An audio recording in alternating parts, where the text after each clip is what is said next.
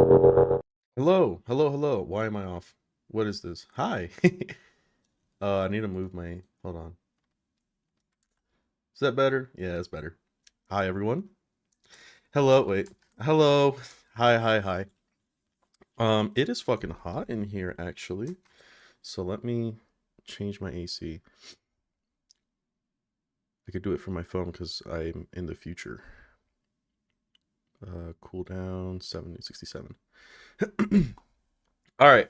I don't remember who asked, but somebody asked if I could cover World Eaters on Monday, and I said maybe. But I try to keep my promises. So here I am. um, I'm gonna be honest. I don't know much about World Eaters. They were like one of my favorite factions, but I just really don't like how they're depicted in um in game right now. Both like I get like the whole run Ooga Booga style, and like people will be like, oh well, it's actually much more nuanced than that. Um, but I just feel like they don't have enough of that. I don't know. They just don't look cool. I think like the AOS corn stuff is way cooler than the 40k stuff. So that's kind of put me off from them.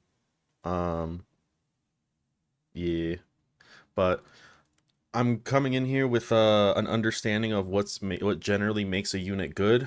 I don't really know. I know that corn has kind of bounced between berserker spam and exalted 8 bounds, and then back to berserker spam, always relying on Angron.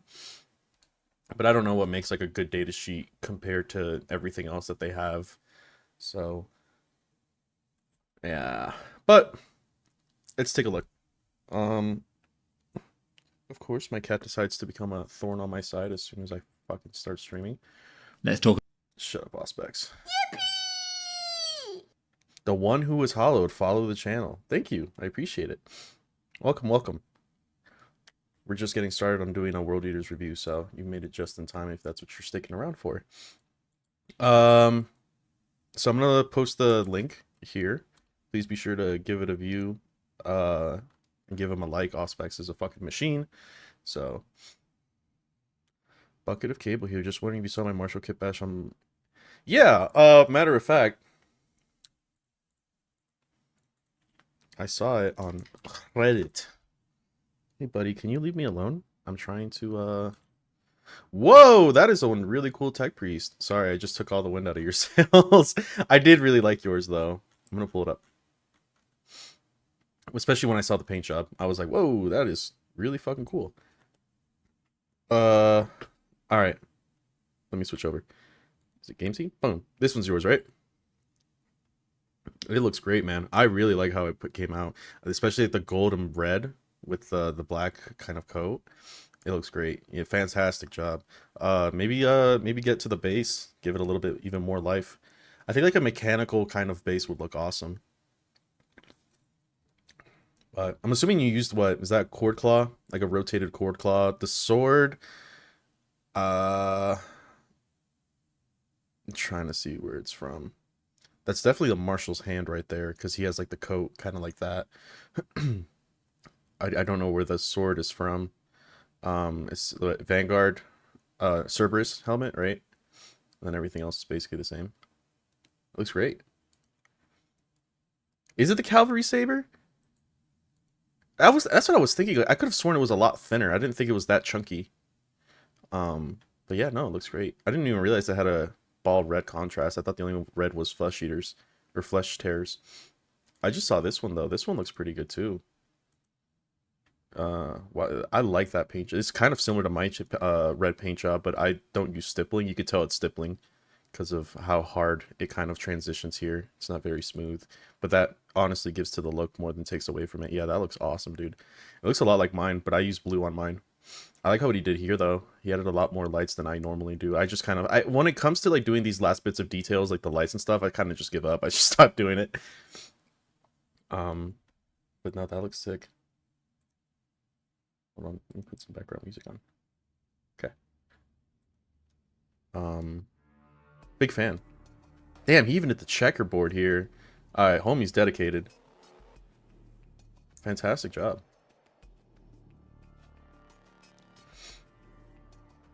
Helldivers God Complex. It's a pretty good song, by the way. I'll check it out. built mine a few weeks ago. Of course, I just got an ad. Just started. I'm sorry. I wish there was a little bit more control I could have over ads. It's just basically saying, like, pick a time, and then it automatically sets how long those ads are. So I can't really control that.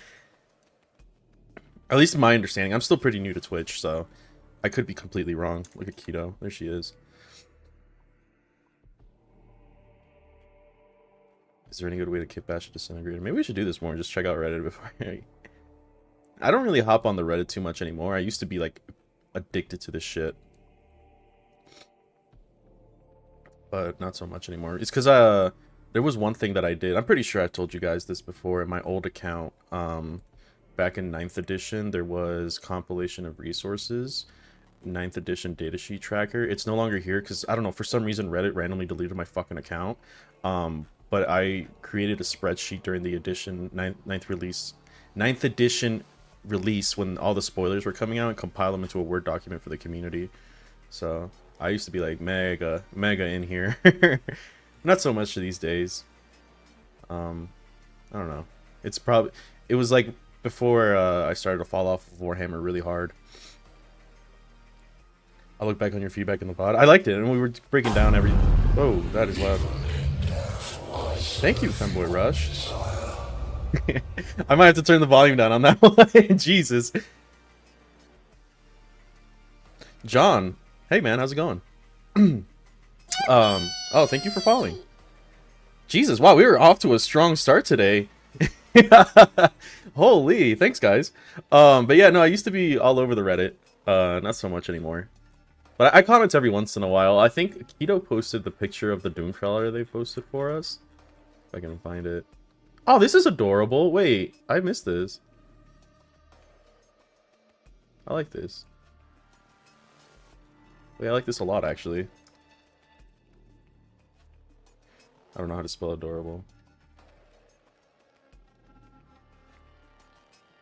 I'm good, just painting some garden, needed the side content. Well, I hope you enjoy and stick around.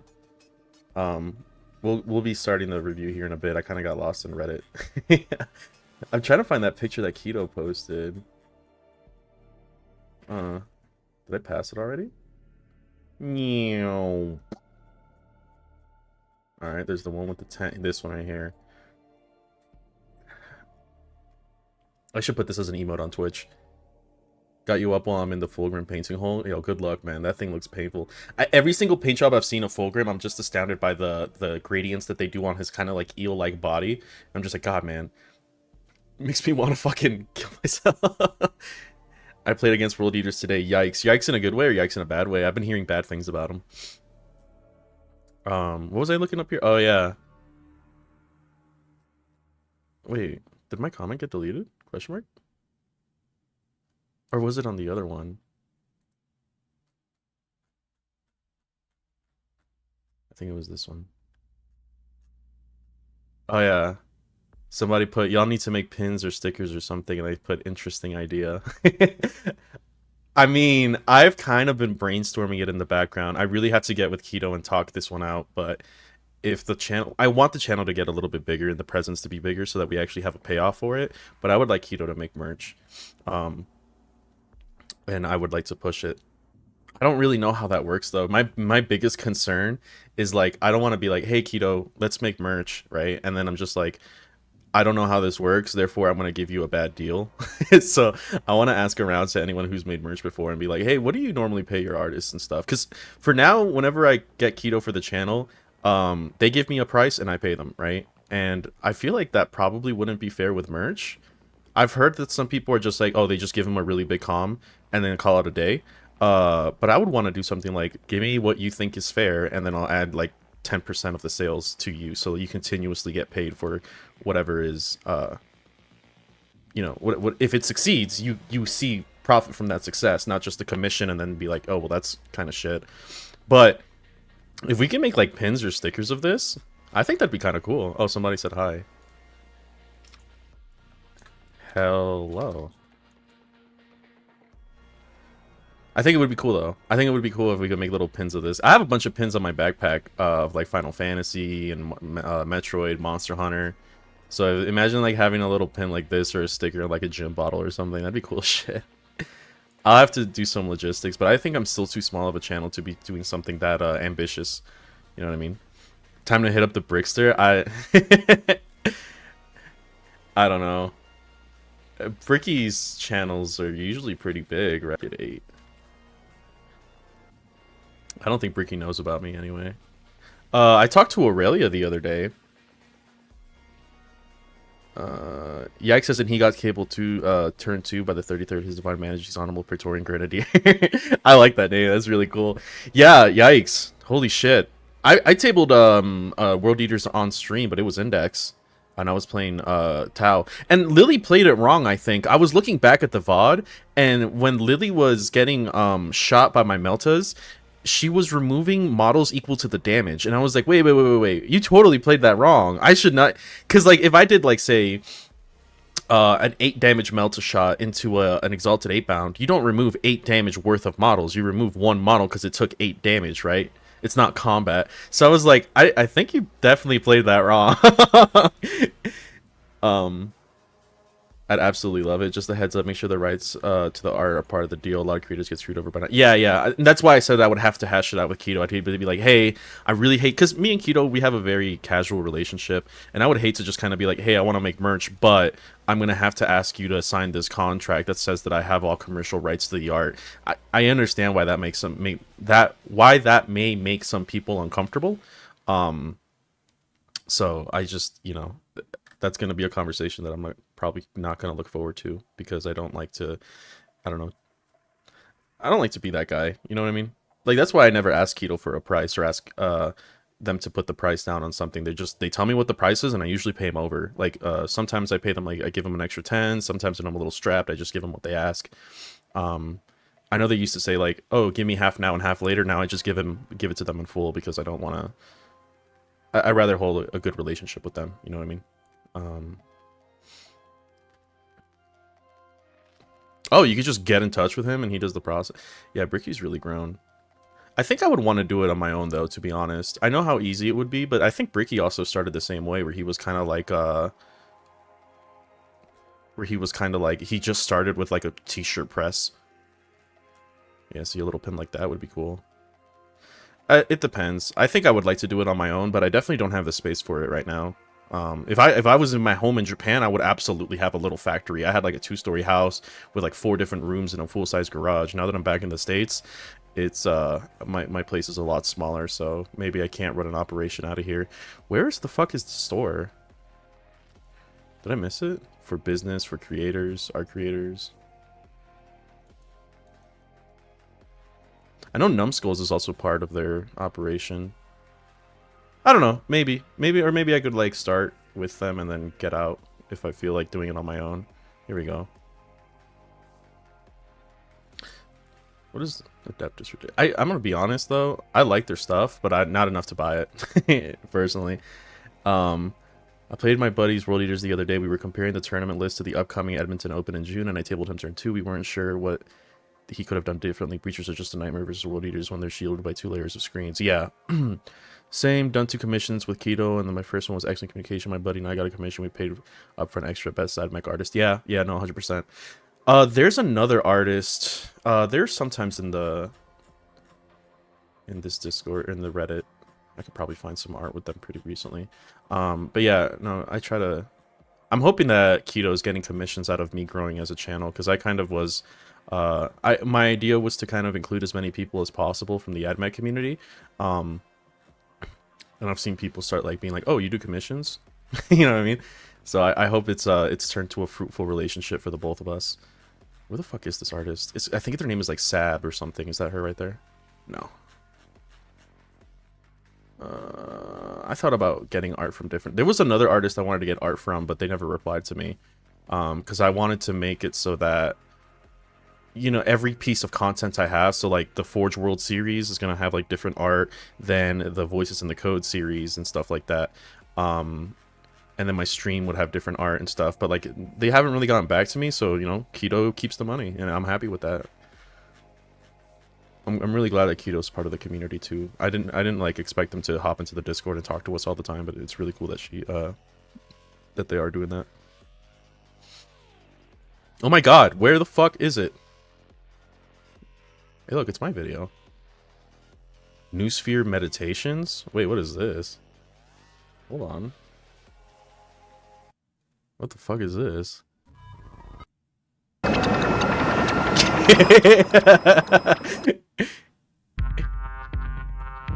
Okay. Cool, I guess.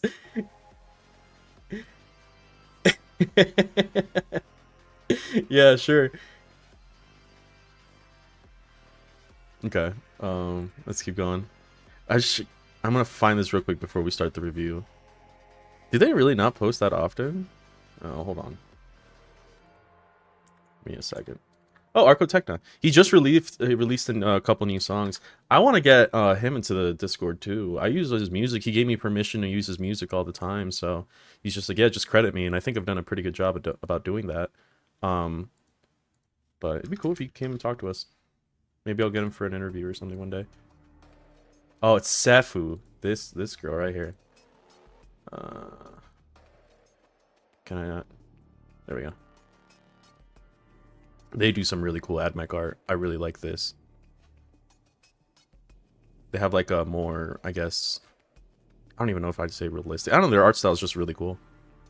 They had also like a Mechanicus Miku, and I was like, this is just like screaming to me. This is like me all the way.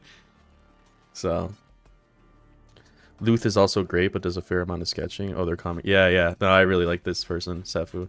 They just opened commissions, if I remember correctly. Yeah, it's just the post I was looking at. 12 hours ago, they opened comms. I was thinking about it, but I was like, I genuinely don't know what I need commissioned right now. So, I don't know. Won't do not safe for work. Oh, no. Just kidding. Yeah, we'll see. Maybe I can try to think of a something to get done so that I have an excuse of commissioning them. But I thought about it. Maybe, because I was thinking emotes for Twitch, but I'll probably have Keto do those. So maybe I'll just get art of something just to support them. But alright, let's start this review. We've been yapping long enough. It's been 22 minutes.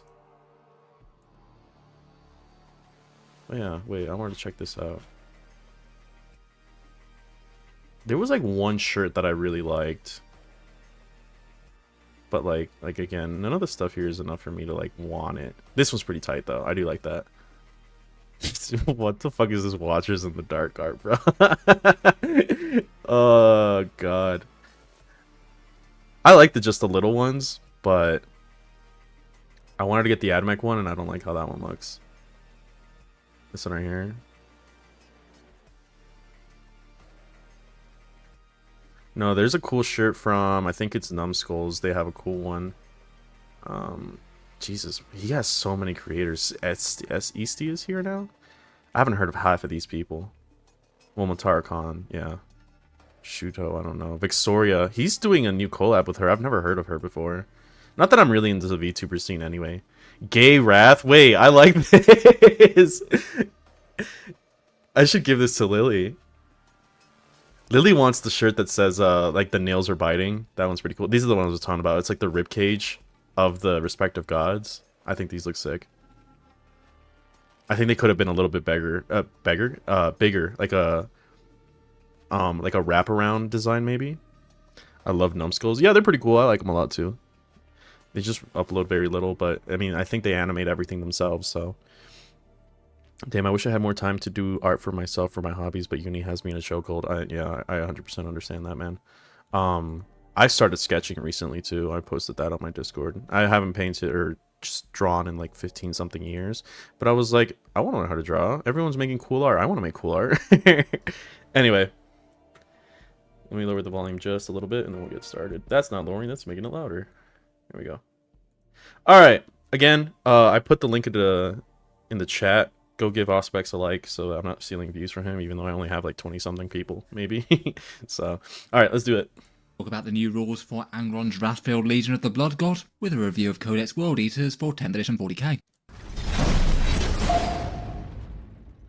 Hello and welcome back to Warface Yes, he Tactics, is where going today to we're talk talking World fast. Eaters, and in this video we're going to do a full review of the Codex rules for the core of the army in 10th edition, complete with new detachments and updated data sheets, some of which seem like fun changes for the better, but there's definitely a fair bit of stuff that's been far less well received. There will be a whole load more playstyles for the army after this though, and fingers crossed they manage to balance them to keep at least I'm going to skip ahead a little bit.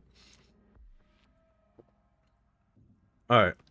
might not be options this battle round, or you might have to pick and choose between a couple of them. The way it works is that you roll a d6 at the start of each battle round, and then depending on the amount of doubles or triples that you get, you can pick various different buffing options, and you can choose up to 2 of those to take effect. There are a few ways to manipulate the rolls with some data sheets or enhancements, though the most common ones got a little bit harder with the icons not triggering quite so regularly anymore, so perhaps sometimes you might be a little bit more likely to be left with the buffs at the lower end of the table. There's 6 different primary options, and the unique Angron one that's on his data sheets. One of the big changes to that though is that if you go for the 666 for Angron and use that to restore him onto the board, it consumes the ability to use the other 2 blessings that you might have had, so now that really is a serious trade-off as opposed to an...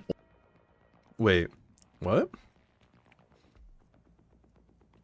666 to resurrect Angron, which if taken replaces the other blessings. Oh. So it's res Angron or nothing. Or, well, res Angron or take the others, but res Angron and take nothing. Auto includes do it whenever you roll it type thing. The blessings chart has been updated quite a bit, and here are the 6 different options. They basically go from a double 1+ to a double 6+, so the ones towards the upper end of the table are a fair bit more achievable than the ones on the lower end of the table. You're odds on to get literally any of them if you really want them, but it diminishes quite a bit if you're trying to get, say, 2 of the ones out of options 4, 5, and 6. The last 3 also have the option to use a triple for it as well, and it can mean that you might have some options locked out or have to make choices between one or the other. I put a very rough percentage odds of them on the right. That might not be 100% accurate, but is in the right sort of ballpark. Basically, a fairly Devastating wounds in melee against enemy infantry only? That seems like shit. I don't remember what the old blessings were, but I remember they had advance in charge. Wait, they don't have advance in charge either. Oh, Jesus. Okay. odds on to get most of them. It's the number 6 that's the least likely. Going through the buffs, and for a double 1 or more, so basically any double that you completely guaranteed, you can get reroll charge rolls. That's not unhelpful for a melee focused army. They're not absolutely enormous. You can command point reroll them. For a double 2 or more, you get a 6-inch pile-in and consolidation rather than 3 inches. That could get more models to the fight, and perhaps more importantly, have your units consolidate into other units to lock them up. Angron might be able to prevent fallback, and World Eater's Hell Roots can activate multiple times, and just causing disruption by locking things up can be really big as well. It's perhaps a bit more technical than the melee damage dealers, though. Some detachments got advance in charge. Yeah, I figured as much. I mean, they can't really make a corner army without that, but the fact that the base army doesn't have that definitely hurts. Still nice. The third one is a fights on death on a 4+. If your units haven't already fought, that's really quite a strong one against a melee opponent, and particularly if it's the start of the battle round and also their turn, where they're clearly just about to charge you with a whole bunch of things. That could be the difference between quite a huge amount of damage falling on the enemy or not. For option 4, that's a double 4+ or any triple, and that gets you sustained hits 1 in melee, a nice easy flat buff against literally anything, usually effectively a 25% damage boost if you're hitting on a 3. Then for a double 5 or a triple 2 or more, then you get lethal hits in melee, excellent for anything that wants to be punching up against tough stuff. If you're playing against knights or say Tyranids monster mash or something, that'll get used a lot. And then finally with the hardest one to roll, with a double 6 or a triple 3 or more, you get devastating wounds in melee against enemy infantry only, which definitely isn't bad, but also kind of feels a little bit weirdly niche unless you're fighting against the right target, say things like Custodies or enemy Terminators or something. That's fair. Sorry, this spinach and artichoke pizza goes so fucking hard, but I still don't like that. You might well be better off with the lethal or sustained. Overall, it's still a good table of buffing rules though. Literally all of them look like they'll be useful in the right situation, though they have lost some powerful options. For the ones that went away, it was basically the big movement-related ones. You can't get the +2 movement anymore, and you can't have the entire army advancing and charging, and that really changes the characteristic of World Eaters in general. They're not quite so much of a crazy rush army where you can have multiple units hitting the front lines turn 1, or have certain units charging things like 24 inches away or things like that, or at least nowhere near as reliably as they have before. Compared with Berserker Warband, where you could combine the advance and charge with the auto 6 advance, units are definitely going to have a lesser threat range compared with that, even if a bunch of the data sheets have gained a bit of movement to help compensate. For example, Corn Berserkers moving 8 inches rather than 6, and the Hellbrute moving 9 inches rather than 6. With boosted movement characteristics like that, they're certainly not going to be standout slow, but it seems that maybe Games Workshop wanted them to be a little bit slower than, say, Emperor's Children with their big advance and charge things, but ideally mightier when they get there. The other one that went away was the 6+ Feel No Pain. That's fair. I think I think they're trying to recategorize the army to be more of like a heavy hitter than it is a fast one. You know what I mean? So like Slaanesh will be the one that closes in on you and can fuck you up kind of hard in melee, but nowhere near as hard as Khorne. But Khorne's now going to take the hit because of that. Which it sounds like they're compensating the units at the very least, which is fine. It kind of reminds me, I think the way that Khorne was designed was good for Index, but at the time you also had to how do I word this? Khorne is known to be hard-hitting, not necessarily fast. At least in every iteration that I've seen. They can be fast, but like I mean, look at fucking like Total War. They like deck literally anything in combat, but they're not fast. You know what I mean? and I think that they had to be fast in order for them to be like reliable.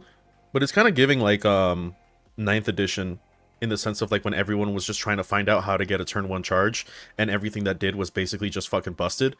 I don't think that turn 1 charges are healthy, especially when your army also claps like 7 times harder than you do. I think it's fine if you have turn 1 charges here or there, but like Slanesh can do it, but you can survive an assault of Slanesh, you know what I mean? It has like a lot of AP, but it doesn't have that much damage. It doesn't have exactly the best strength, but it does have like rerolls, right? Corn is more like, my strength value is 8, and I'm going to rock you when I do hit you, you know what I mean? I hope that they gave him at least a little bit more tankiness to try to be able to survive in the mid board, but it doesn't sound like that's the case. Pain one, which is maybe a little bit disappointing. It was quite nice and flexible to be able to flex into either damage or durability, depending on what would matter more. That was another popular option, and I'm sure that will be missed. Overall, it certainly made the rule as weaker than it was before. It's still certainly a good and impactful army rule, but I feel like very little was likely to compare to +2 to movement and advance and charge for a full melee army. The reroll charges, pile and consolidate thing, and devastating wounds just don't really stack up to that and the feel no pain in my opinion. Obviously, it doesn't necessarily mean that the faction's going to get weaker though. Not if Games Workshop gives units the appropriate points cost that keep them balanced with this. I guess going down a bit. True. That's true, but I don't. The last thing I would also want is Khorne to be so low in points that it's just becoming like it's losing its identity. Because I think they did a really good job with Death Guard, where they raised the points across the board, but actually made them threatening, where that was a big problem with Death Guard before. It's for the units that haven't had data sheet buffs of one sort or another.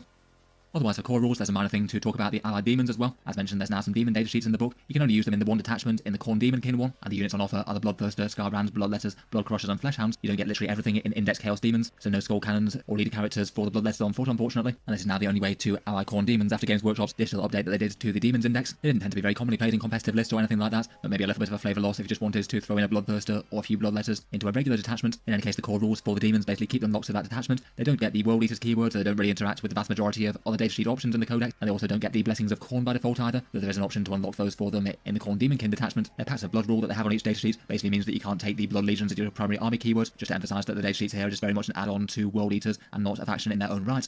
Yeah. Core rules and demon admin aside though, let's talk through the detachment. Okay. General purpose melee, jackals, goremongers, worshipping monsters. So that one you can take demons in? Allied demon detachment with progressive buffs for killing. 8-bound focused and transport focused. Okay. The Grotmist detachment can also be downloaded. The only locked out units are demon. I really don't like what they're doing with demons, man. I think it's just so poorly designed. I don't know why they took that direction. I hate the way that demons are being handled in today. Yeah, right. Yeah, I really don't like it. It's just like, why? I can't imagine that that's good for GW's backend, you know what I mean? Like, oh, I think the idea they have is like, oh, if you buy World Eaters, then maybe you'll be inclined to buy demons because you'll be interested in demons. But I think that demons have their own pool.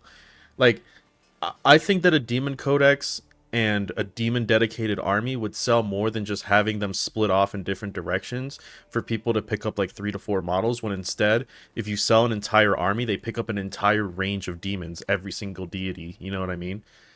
I don't know what they're really doing here. I don't like this. Attachments. There's 5 detachments in total listed here. The Berserker Warband, the somewhat balanced general purpose melee one from the Index, and it does have a few more things that specifically support Berserkers now. The Cult of Blood is a rather fun one with jackals and goremongers, worshipping great monsters and idols. The Khorne Demonkin is the allied demon detachment with progressive buffs for killing things. You can unlock Lords of Realm. Attachments upside out to the studio's run going Yeah. Actually, let me not skip the ad. My bad, Xbox, make your money. Internationally around the world. The studio is run by Quintin, a commission painter with several years worth of experience, and you can see some fun examples of his work on screen now. He's certainly got an awesome colour scheme going for the Khorne Berserkers here. If you wanted some miniatures painted up to a good level, either to a basic tabletop quality or to a standout display piece sort of thing, the idea is that you usually reach out to them, discuss what you had in mind, and they'll give you a quote for them. Here's some ratlings painted to a low level. And then for a top-end example, here's this already converted Space Wolf kill team, every single one basically painted to an awesome standard with a whole bunch of conversion work done. Here's a few more examples. I quite enjoyed the freehand on this Eliminator's camo cloak here, and the very trippy lighting of this Mephitic Blight Hauler. He also enjoys using 3D printed bits to try and make something really unique, as you can see on this Ultra Marine Standard Bearer. In any case, if you want to check out his stuff further, or get those in touch towels with look I'll leave his links funky. down in the video description with an email and his Instagram handle. I'm sure he'd appreciate some more commissions if you do have a project that you think he could help with. Let's get into the World Eater detachments properly though, and first up we have the Possessed Slaughterbound, the 8-bound focus one. These are everyone's favourite World Eaters with 8 bloodletters. So see, what I'm saying is like, I have the hot take where I don't like how 8-bound look. I know a lot of people do. I just think that like the AOS side is way cooler. Like, I like this saw blade coming out from the middle of his arm. I think he looks rad. I think there's something weird about having like the sleeveless arms. It just looks kind of like derpy. You know what I mean? I it it just I don't know. I think they would look cooler if they were just fucking shirtless. Because they look like they're wearing like a shitty little summer vest or like a tank top. And then of course the faces, man. I've never liked faces. I'm a helmet guy. I know that you can put the masks on them and the half masks on them, and I think that looks a lot better. But I don't know. There's something about the 8 pound that I just really don't like. I think it's because like also they look too much like Marines. You know what I mean? Like Possessed look like Marines, but you can tell that they're definitely like not that in a way. Um, I just wish that they looked more unique. You know what I mean? Because they basically are just power armor with parts removed, as opposed to like the Possessed or like power armor with parts added for the most part. I don't know. That's just Found my inside them. rambling. The data sheets have been rewritten a bit, as we'll see, and they all have the possessed keyword now, which a few of the abilities in this detachment are key off. The core rule for this one is Brazen Fury. I don't like that the GWs excuse. Yeah, they should give you Red Butchers. That's one of the reasons what I was holding off buying this army for, because I wanted to build World Eaters. I like them a lot. And I was like, okay, well, it's either World Eaters or Death Guard, and I'm already 3D printing Death Guard. So then I was like, okay, I really like Dark Angels. The Dark Angels box came out, and I was like, should I buy it? And I said, well, I like everything in the box, but then I would have to buy Marine stuff, and I kind of don't care for any of the other Marine stuff that isn't Dark Angels coded, right? So I was like, all right, you know what I'll do instead is I'll pass on this Dark Angels box and wait for the World Eaters box to come out, because certainly they'll give them more support. And instead you got the fucking Slaughter Brute, and it was like, what? You know what I mean? And then I got a better look at the 8 bounds and stuff, and I was like, yeah, there's just really nothing here I care for. You know what I mean? So it sucks. I like Death Guard a lot more. They're like their designs, for, like unit for unit, look way cooler than any of the other deities, in my opinion. So that possessed units can make a surge move of d6 inches once they've been shot, and as with the sort of Berserker Blood Surge kind of move, they go d6 inches directly towards the nearest enemy unit, and they can use it to jump into engagement range. So if the opponent's unlucky, they might shoot an 8 bound unit, and they move really far, get into engagement range with one of their units, and proceed to tear them apart in the fight phase. You can't make those surge moves if your units. okay, so basically they just get a D6 surge move whenever they're shot. And they have to move to the nearest enemy unit. You can't change target. Oh yeah, right there. Basically Blood Surge for 8 bound. Okay. Battle Shocks, which is often a restriction. You can't use it if you're already in engagement range, and you can't make more than one of those surge moves per unit per turn. Basically, the effect is, though, that the enemy will really have to back off from the 8 bound, and they can't just afford to have a unit die, and they won't be able to fight right next to them anything else. For a big 2 command points, there's -1 to wounds. Nice, simple and effective, but also rather pricey durability. -1 to wound. A lot of the 2 CP stuff, or the -1 to wound stuff, has been 2 CP this edition. It's the same with what's our Baleful Halo. At least it's this phase. It sounds like they can also get it in shooting. It doesn't say specifically fight. I mean, it feels weird because ideally you don't get shot. Well, I think a shooting army will be able to draw those lines, you know what I mean? I think that's the idea there. Is that like if you do get shot, then you have this to as a deterrence, so to speak. Because we can't expect like the World Eaters army to not get shot the entire time they're down, unless they do, in which case they're a fucking amazing player.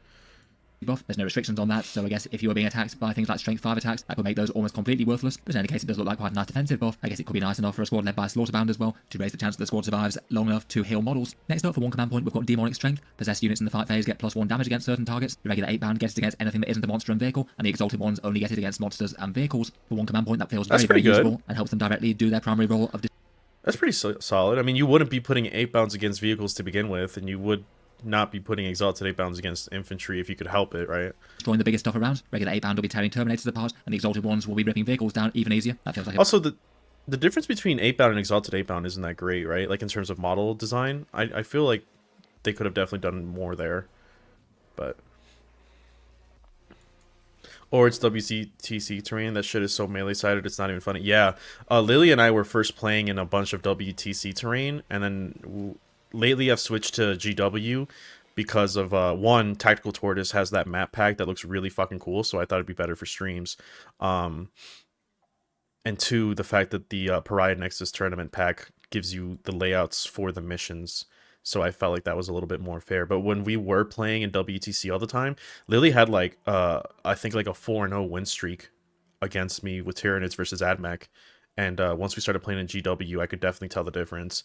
But even then, I think it was just I was playing. No, it wasn't AdMech. I was playing a lot of Chaos.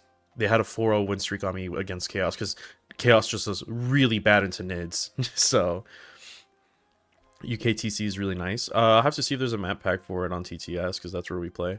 It's very simple and straightforward to use stratagem in this detachment. For 2 command points, there's Immortal Fury. This one's fights on death for possessed units if you haven't already fought. Again, a big and really expensive one, but if you have a squad of... Ooh, just straight up fight on death?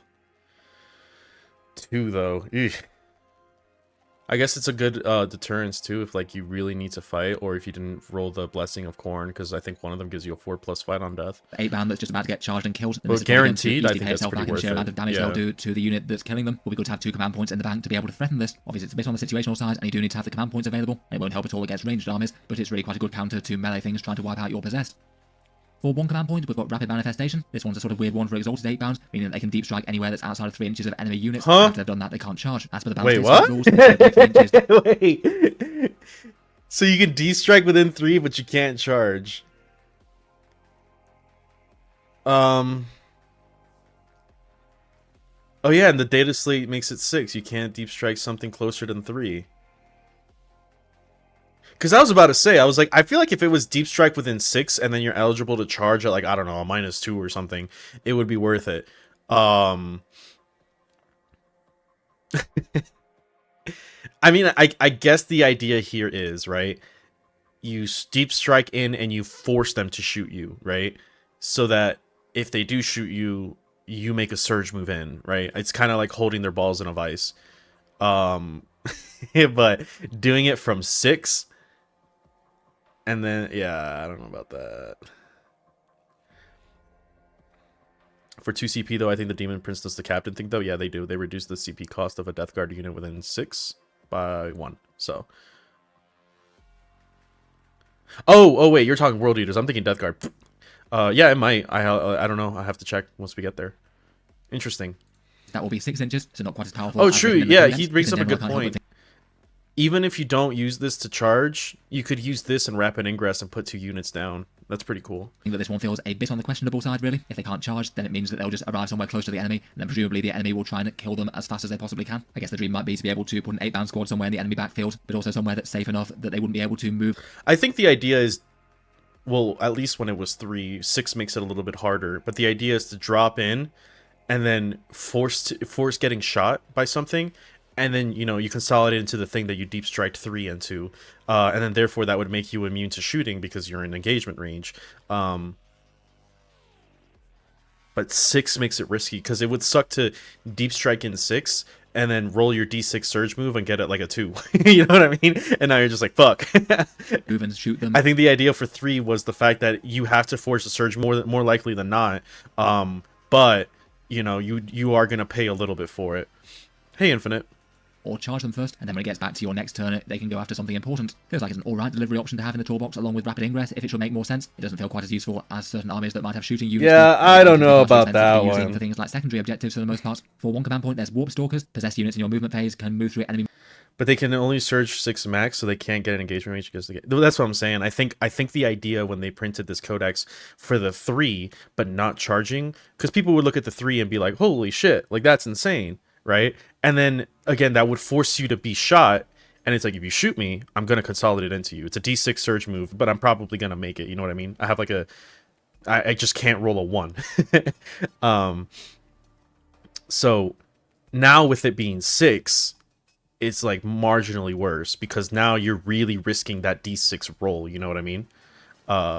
So now I think people will be more happy to shoot you multiple times and probably kill your unit. Whereas before it was like, shoot me once, I will get into engagement range. You might take out an Exalted, but I'll still fuck up whatever's in front of me. You know what I mean? Oh, I see. I forgot Blood Surge are only once per turn or phase or something. Yeah, I believe it's only once per phase. They can only do it once. So again, you're kind of like holding somebody in a vice. You're kind of like, hey man, you shoot me, I'm charging into this thing that I deep strike next to. So, you know, make your bed basically. At 6 inches though, because of the core rules change, it's like you might make it, but if you don't, then you're just kind of fucked. So I think what you use this for is as a rapid ingress, right? Like you want it to be basically like, I'm gonna rapid ingress my exalted 8 bounds over here, and then I'm gonna rapid manifestation my other 8 bounds over here behind a wall, so they don't get shot because I can't charge. You know what I mean?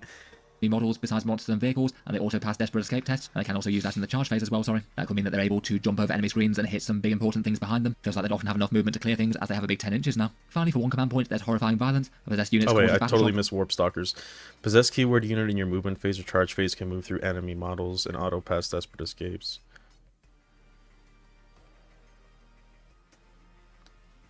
Yeah, that's pretty strong. Yeah, that's pretty good actually. Because if they try to do that trick on you where they if they try to do that trick on you where they stand behind a wall 1 inch away, then you just fucking run through their models and, you know, go behind them. That's pretty scary. Is an engagement range in the enemy command phase, and they take that test at -1 to the test. Oh. Potentially this one. Possessed unit causes battle shock for all enemies with engagement range in the enemy command phase at -1. Does that potentially stop? Because wait, I always forget this fucking rule. When does battle shock takes place? Right before scoring. Oh no, because battle shock gets wiped at the beginning of the command phase, and then this happens during the command phase. In which case, scoring happens at the end of the command. Yeah, so it could fuck things up. That's pretty good. That's not bad. I mean, you're still paying for a battle shock test, so maybe not like fantastic, but this one could be a coin flip chance to basically deny the enemy from scoring an objective in their command phase, which could be pretty big. I guess normally you'd have charged a squad into an enemy unit, trying to kill them as best you can, but fallen short, and then presumably the enemy is still in control of an objective, and then there's a chance to deny them the scoring, and maybe even cause some desperate escape or deny stratagems and things. Still feels a bit on the me side, given it's one command point and not guarantees to have any effects. The timing of it is more helpful than most battle shock things, though. Overall, quite a few interesting things to help. It is good timing, but it doesn't look very good in my opinion. I feel like that demonic strength for the +1 damage against their relative targets is perhaps a particularly standout one for just one command point. The 2 CP fights on death is pretty monstrous for 8 bounds too. That's going to be really big in melee matchups. Otherwise, the rest seem like they're sort of okay utility value. It could be good in the right situation, but maybe a bit less standout. Finally, we've got the enhancements for those. Malicious Vigor is printed at 30 points, though points cost might change as ever. This one's slaughterbound only, and it means that its unit automatically moves 6 inches when making Brazen Fury. That could be okay if it was quite a lot cheaper. It does mean that your opponent would absolutely have to keep away from that unit, as if you're within 7 inches, you're going to get into engagement range. Well, there you go. You take a slaughterbound, right? And then you're like, hey, rapid manifestation 6, right? Can't charge, but if you shoot me, I will make this 6 move. You know what I mean? There you go. I mean, it's 1 CP and 30 points. But I think it's 30 points that you would take regardless. But at 30 points, I think I'd just go with the regular random D6 one and not pay the premium. For 15 points, there's Killing Clarity. The rest are also locked to Demon keyword units, so that's either the Slaughterbound or the Demon Prince. This one, each time the Bearer's unit destroys an enemy unit, gain a command point on a 4+. If it remains... Oh, okay. 15 points, that seems usable enough. Maybe alright as a points filler, they're not crazy standouts. Hopefully if you've got a unit of 8 bound led by Slaughterbound, that's going to kill at least one unit over the course of the game. Otherwise things are probably going very badly already. 15 points for a chance at a command point seems alright, and on a good game they might get multiple. Maybe feels like points filler as opposed to easy include though. Next up, we've got Frenzied Focus, which is printed at 20 points, also locked to Demon things, and you get critical hits on a 5+ in the Bearer's unit. That means that the Blessings of Khorne, you could have both sustained and lethal hits potentially going off on a 5+ if you manage to roll high. For a Slaughterbound in an 8 bound unit, that one seems like a pretty reasonable damage enhancement, if the thing that you most wanted to add to your unit was yet more carnage. Finally, for 10 points, and perhaps my favourite one for fun factor, is Violent Death. Again, it's Demon Prince or Slaughterbound, and this one allows you to trigger the Bearer's Deadly Demise on a 2+ when it's slain rather than a 6+, and when you do get that, trigger Bearer's and it does D3+1 rather than D3. Oh, do Slaughterbounds have deadly demise? Oh, that's right, they do. 10 points? I mean, these enhancements seem okay. I think I like the Auto Advance 6 and Frenzied Focus the most. Violent Death is pretty cool if you're taking a lot of Slaughterbound. But I think I would rather have the CP one personally. What is that? How does that set? Exanescence? Exanescence? Thank you for the follow. Hi, also I was wrong with the 6-inch deep strike they can surge into a unit because if they roll 6, they... Yeah, right. That's what I'm saying. Like, the chances of you to be able to get the surge move in with the 6-inch is very, very low. But it is doable. You need a 5 or a 6. You know what I mean? Because if they end 6 away, engagement range is 1, so they need a 5 to be within it, right? Then they can pile in, and then they can fight. But that is marginally worse than trying to basically call their bluff to shoot you because you're 3 inches away. You know what I mean? Now that we look at this enhancement here, right? Shit. Right here. Malicious Vigor. say you take that unit in Deep Strike and that Slaughterbound that's leading those Exalted 8-bound have this, then you can call that bluff, right? Then you could do it exactly like how I think it was intended, where you're like, hey, you shoot me, I will automatically move 6. I Deep Strike 6 outside, so I will make it to engagement range. Try it, you know what I mean? And yeah, maybe you'll lose one Exalted 8-bound, depending on the shooting, right? But the idea there, I think, is to pressure them. It's either get rid of me now and I will definitely get in and fuck you up, or don't get rid of me and I'll get a charge in to whatever I want. You know what I mean? But you're kind of holding something hostage almost. So I think Malicious Vigor with that will be pretty good. I think so. But I think if that core rule thing wasn't a thing, it would be a very strong stratagem. Like, sure, they can't charge, but you're banking on getting that surge move in. You know what I mean? Okay. Shut up, Soul. Why are you crying? Hey, baby. Alright. Certainly could be really disruptive. It includes upper damage detachments that has them worshipping some great idols This of is a Khorne. lot. I'm just going to read it. Core rule is Idols of Khorne. 3 single turn buffs that apply to Jackal within 6 inches. So this is like the Chaos Cult. See, I like Jackals and Goremongers. I would actually probably build this. I tend to like the Horde stuff, but I hate Hordes. Declared in your command phase and lasting until the start of the next one. Once used, you can't use the same one army-wide again. The options, +1 to hit and wound, range and melee. Wow. +1 to move and +1 to advance, or 4 invuln save. Jackals and Goremongers gain battle line. Yeah. It is really cool. Shut up, cat. Why are you crying? Maybe because you told me to shut up. No, he's an attention whore. This little fucking guy. Lone Operative Demon Princes feel like they could be particularly suited to handing out. Oh, do they have Lone Op now? Damage buff is good, but working with some pretty tame stat line. Yeah, I was about to say, +1 to hit and wound sounds awesome until you realize you're fucking smacking somebody with a cultist. I guess it makes it better that they're Khorne cultists, but having to coordinate with idols might not be super easy if they're charging about for this.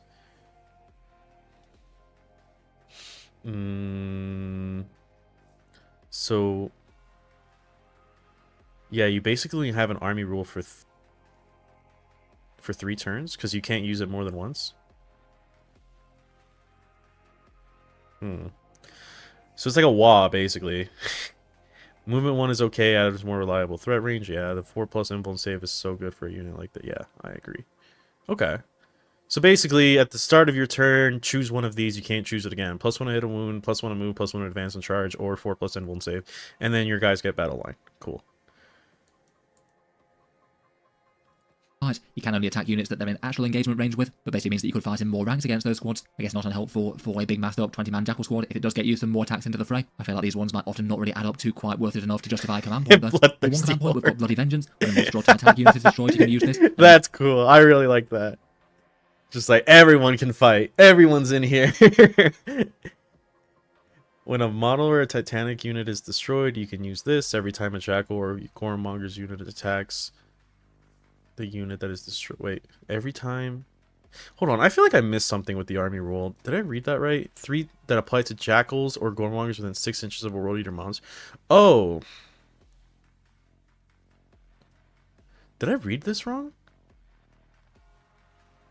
So it's army-wide, but... Hold on. Howdy.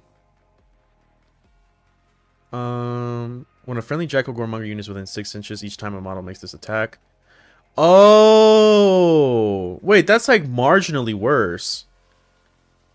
I thought it was just army-wide you get this stance, but it's army-wide you get this ability if you're within range. Oh man, that fucking blows. Okay. I'm pretty new, so I don't know a whole lot about what's better, but do Khorne units have natural invulns? Because if so, +1 hit a wound seems like the obvious choice.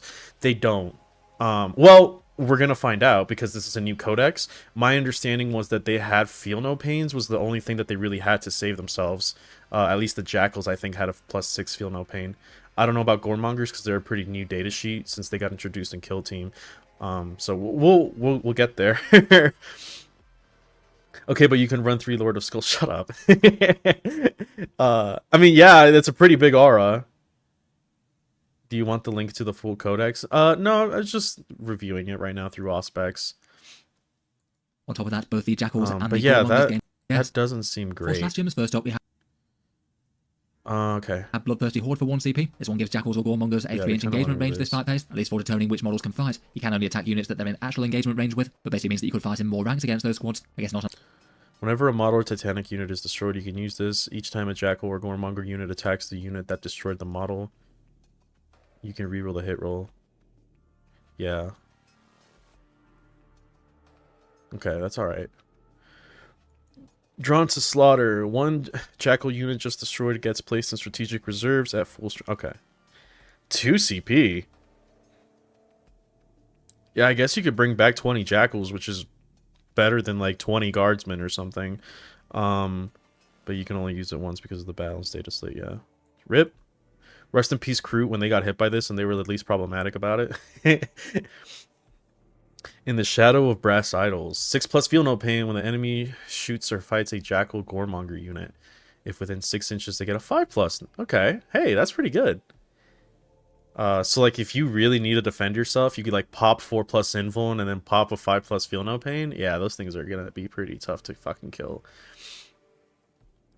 Not great unless you get the 5+, and that's fairly good durability boost, but only against damage 1 attacks. Yeah, because your models are 1 damage. Crew did nothing wrong. I 100% agree. They were they got caught between the crossfire of Gene Stealers and Guardsmen. Fail not the Blood God. Reroll hit roll of 1 to Goremongers and Jackals. Boosted to reroll all hits within 6. Okay, damage buff against light. That's pretty good. 1 CP reroll all hits. Ideally, like, I know that there's the limitation of, like, being within range, but I think that you'd want to play within those auras, as that's how you get the army rule. So I hardly ever think that's a restriction for the most part. But just basically 1 CP reroll all hits. Great. Again, these are going into Goremongers, Cultists, and Jackals, so I don't know. Brazen Idol. 1 monster or Titanic can choose an idol ability to be active this turn. Replacing any other actives can only be used once per game. Means you have them working after using them up in later turns. Or double down on 2 turns of 1 good one around. Yeah, so it's kind of like, shit. God damn it, I can't remember it. It's like Halo, in a way. Kind of. Or you could basically say, hey, this one unit, I'm going to give it 4+ feel no pain, or 4+ invuln and +1 to hit and wound. Or you could be like, I need a 4+ invuln save over here while I'm in my +1 and hit a wound turn. Seems best for a 4+ invulnerable for a super tough horde in the early game. Yeah, maybe. But 2 CP is extremely Lessons of the Blood God to shoot for could be the devastating against the unity. Like you want to go for the 4+ invulnerable one for that. So you could have Granted, if you said that the Demon Prince is similar to the Death Guard one here, where it reduces CP cost by 1, this is pretty nice. This is all pretty, because you want them to be within range of a monster anyway. That has 4+ invulnerable save Jackals and Goremongers for 2 turns and a 1 CP. Over 5+ fit army of light infantry could be meaningful. And then finally that Brazen Idol one seems pretty good, keeping the unit hard to remove from the board. Finally, we've got the enhancements for the Cult of Blood. Butcher Lord is 10 points printed, and that's an infantry character, and you can use it to lead either Jackals or Goremongers. I wish Death Guard had something like this, because a lot of the people that can lead Poxwalkers don't have Infiltrate, so they have to start in the back. Could have a scary first one charged with Goremongers. Yeah, I haven't seen the Goremongers data sheet, so it remains to be seen. But like, yeah, putting a Master of Executions in with Goremongers seems pretty fucking strong. If the Master is still, fairly dangerous. Chosen of the Blood God. Monsters only +3 inch to aura ability. Demon Prince buff goes a bit further. 15's not bad. The character joins Goremongers, then it gains Infiltrate. Infiltrate definitely feels interesting on a fighty character. Oh, yeah, because it's all aura abilities, so anything that the Demon Prince has aura-wise is also increased. That's pretty good. I like that. At least to be able to threaten a 10-inch move and then charge right from turn 1. It would also mean that character will be able to make use of the stratagems and detachment rules as well. So you could be getting reroll hits or that +1 to hit and wound on the detachment rule is what you take it as monster only, and you get +1 toughness and a big 5+ feel no pain. For 25 points on an expensive Demon Prince, that seems very usable indeed. You effectively get +50% durability there. Never mind if the toughness actually matters against anything, in which case it'll be a bit more impactful. Finally, for 20 points, there's Strategic Slaughter. This one allows you to redeploy 3 Jackals or Goremonger units after both players have destroyed, and you can use that to put them in strategic reserve. I guess that could mean that you could counter-deploy the after opponent. both players have been destroyed, nice to be able to do that with it. Infiltrate units in particular. You could have a unit of Goremongers stretch out and deny half the board to enemy infiltrators before redeploying them somewhere more useful. That is really smart, actually. You could deploy your Goremongers up front with Infiltrate, block any sort of like infiltrate that they have, and then move them back afterwards.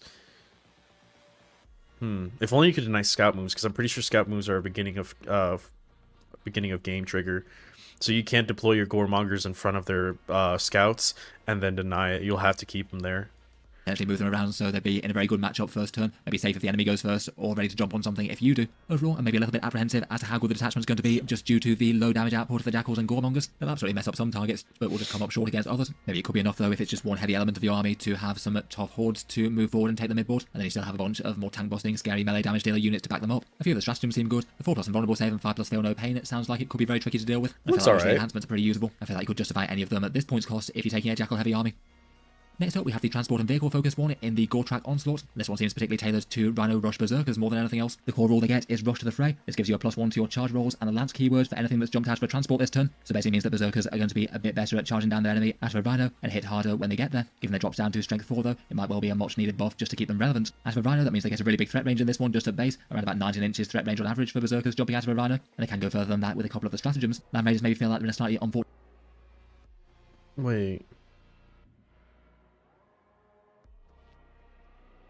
Wait, what? Am I missing something?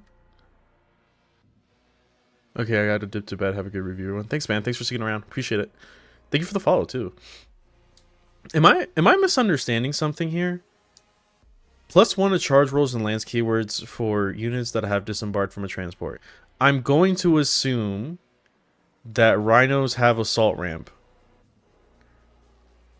Because you can't charge. Unless, like, you set them up and then next turn you don't move the rhino, disembark, and then try to charge that way? Land Raiders perhaps slightly unfortunate place justifying their expense. Not really much more speed in this one. Right, I don't know if they do though, because like Death Guard had a new... I mean, rhinos don't typically have fire support, and now Death Guard ones do. 1 CP give rhino assault ramp. Okay, that's still not great though. I'm assuming what you do with this, right, is turn 1, rush up the rhino. Turn 2, don't move the rhino. Disembark so your units can charge. And then, you know, like, you kind of have to survive the turn, so to speak. And then if you really need to, then you can move up a rhino, disembark, use 1 CP, get the charge, get Lance in charge. Interesting. Fortunate place for a bunch of units, just given that they don't really get World Eaters units to the fray faster now that their base movement characteristics are significantly increased. Maybe they could be interesting enough to field in their own data sheet right though. Now they've been given some big rapid fire las cannons. They could get Lance. Yeah, Lance is pretty fucking awesome. I can also move in just 1 inch charge due to the detachment rule, so you could expect... Lance is pretty cool. Can disembark and charge from a rhino that has made a normal move this turn. Okay, there you go. So 12-inch move, +3 draw, plus D6 +1, average threat range is 23. Pussies, dude. Allow me to introduce the Rust Stalker. Oh shit. Oops. I fat fingered something. Hold on, where was I? Yeah. Allow me to introduce the Rust Stalker with its incredible charge ranges. Oh my goodness. In your movement phase, you can disembark a unit from a rhino that hasn't moved yet. Okay. That unit can get out within 6 and do so directly in engagement range if desired. Ooh. But that's not good, because you would lose the charge buff, right? Yeah. +3 to strength to range rivals. Melee could be used for a few shenanigans if enemy is close enough, but usually won't make much sense as it loses lands and fights first. Yeah. I guess if you really need to tie something up. But in that case, just fucking charge it. Okay. That's interesting. I don't know why the fuck they would write that. Maybe I'm missing something.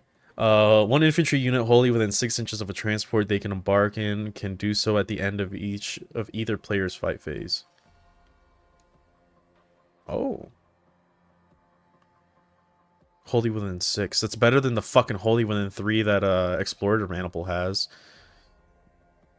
Good manipulation for a big threat next turn. Before you stick close to the vehicle. 1 infantry unit wholly within 6 inches of a transport they can embark in can do so at the end of either. Okay. Do you have to be... Can you... Wait. No, I'm assuming you can't do it while in engagement range. Yeah, it doesn't look like you can. So you get Lance just for getting out of the transport this turn. For aggressive disembarkation, I don't think you would, because Lance requires you to charge. And that doesn't count as a charge move. Wait. Or get Astro Rhinos, one infantry of the Dream back into units. Terrain features in your movement phase that could be helpful for. Smash through vehicles can move through or advance through terrain features in your movement phase. Okay, yeah, typical shit. One enemy shot by an enemy unit in the shooting phase can normal move 6. Oh, wait, one vehicle shot by an... Oh. Okay, so you basically get a surge move on your vehicle?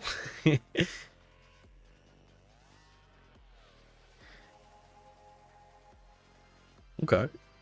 Yeah, you get like a surge move for a vehicle. I don't know if that's worth a CP, though. So you get land... Oh, it's the detachment rule? Did I misread it? Let me see.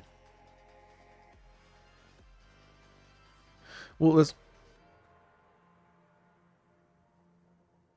Right. I guess what I was... Sorry, I don't know if I'm talking about something else that you are. But what I was saying was, in here with emergency disembarkation, you can get in, you can get out within 6 inches, and you can be in engagement range if desired, right? So if you drop 6 inches into somebody's engagement, you don't get fight first and you don't get lance. Because yes, you get lance for jumping out of the vehicle, because now you gain that ability, but in order for that ability to trigger, you have to charge, right? Which you're not charging, you're just normal moving into engagement range. So you wouldn't get it there. That's what I was talking about. That's also why you lose fight first, because you're not charging. It's just kind of weird.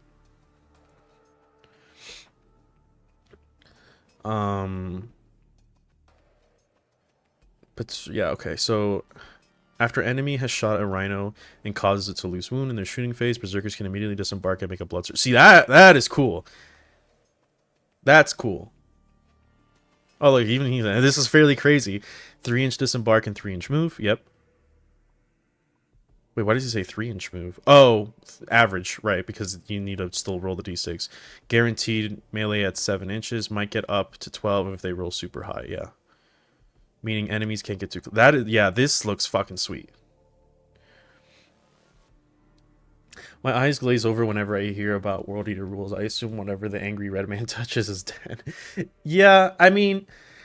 I think Angron is pretty simple to play for the most part. It's just kind of like what you're choosing to kill. You never really have to think much with him, but I think everything else you do, right? Which is like, this I think is really fucking strong. Fury Unleashed, definitely something that you're always keeping in the back of your head and like calculating like just how hard can I abuse this. This is wild in my opinion. From an enemy unit that was just about to charge them. Definitely a bunch of interesting stuff that you can do with that, and go for transports as well. Finally, for one command point, there's Fury Unleashed. This one feels like maybe the wildest one out of the entire detachment. After the enemy's shot a rhino tank and cause it to lose some wounds in their shooting phase, a berserker unit inside can immediately disembark and then also make a blood surge move. This means that you could have corn berserkers effectively charging something in the enemy turn a really long way away, as it basically means they could disembark 3 inches and then they move 2 inches plus d6 inches from the blood surge, and with 1 inch engagement range to work with as well. That means that they should be able to be guaranteed to make melee at anything within 7 inches of that rhino, and could be all the way up to 12 inches if they roll high. Feels like that could be one of the single strongest out of the stratagems, just given how big a threat range that could be. If you can move a rhino with some berserkers up to the midboard, your opponent would have to back off a really long way if they don't want to get things berserker to the face. Overall, I feel like quite a lot of the stratagems do revolve around the same sort of units. It really does feel like berserkers and rhinos would be the way to go here. The long delivery ones feel quite good, and otherwise that smash through one feels like it could be a particularly big win for things like Mauler Fiends and Hellbrutes, and make them far more usable in this detachment compared with elsewhere.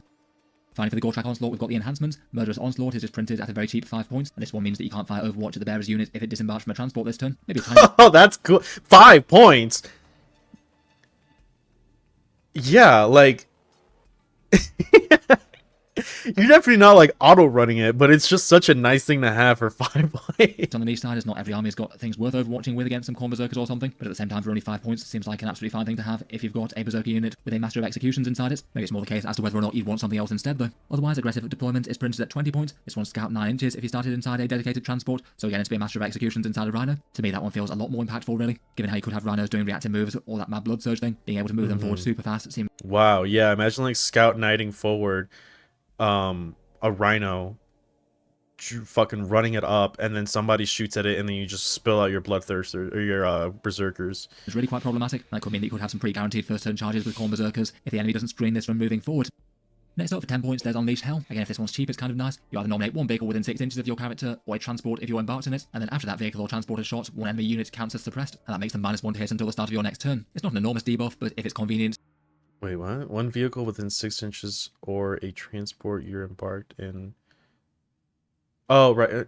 For some reason, I thought this was still stratagems. One enemy unit hit by that vehicle shooting at the start is -1 to hit. Eh. To have that going off anyway. It's not nothing and worth it for 10 points, I think. It's perhaps more the question as to whether or not you'd actually be able to use that while the character's still going about and doing its main purpose, as you're not really going to distract from that for a small little extra like this. Finally, for 25 points, there's Infernal Infusion. This one's one of the scarier ones, and it's a once per battle fights first. Doesn't necessarily have to be anything to do with transports, this one, unlike most of the rest. They've been doing that a lot lately. A lot of like once per battle fight first. I guess they're really trying to get rid of the idea of like a unit always fighting first. At least recently, because like I mean, Judicars still have it. Lictors still have it. I feel like those are at least Judicar or Lictors are kind of fine because they're a single standing unit. But for any like Lord, it seems like they're kind of making fight first once per game kind of thing. Maybe they're trying to limit it from kind of being unfightable unless you shoot it, you know what I mean? Massive for something with a threat for heroic intervention. Still could be very good on core berserkers. Because they did the same with the apprehensive as if they're going to be quite enough threats fuckers to really deter charges properly. Maybe could be one to go for with a slaughterbound and 8-bound. They did the same with the fetid blight, not blight drone, foul blight spawn. If you wanted it. Overall, definitely interesting stuff here. Long threat ranges and the lance keyword are all directly helpful. The stratagems I think are broadly quite good. Getting berserkers into melee, the move through wall thing. It's okay, it doesn't look that interesting in my opinion. Unleashed. Enhancement, because this core rule for this detachment is Relentless Rage. It's certainly still one of the stronger detachment rules. +2 strength and +1 attack in a turn in which units charge. Jesus Applied to everything. Christ. Maybe feeling like it is going hand in hand with a couple of World Eaters units losing strength, including those core berserkers. I guess the 8-bound as well. Yeah, it was +1S, +1A, now it's 2. Jesus. Huh? Berserkers went down to strength 4? What?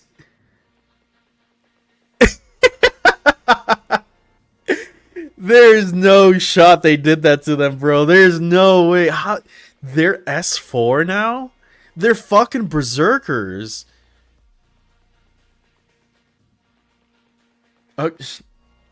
What?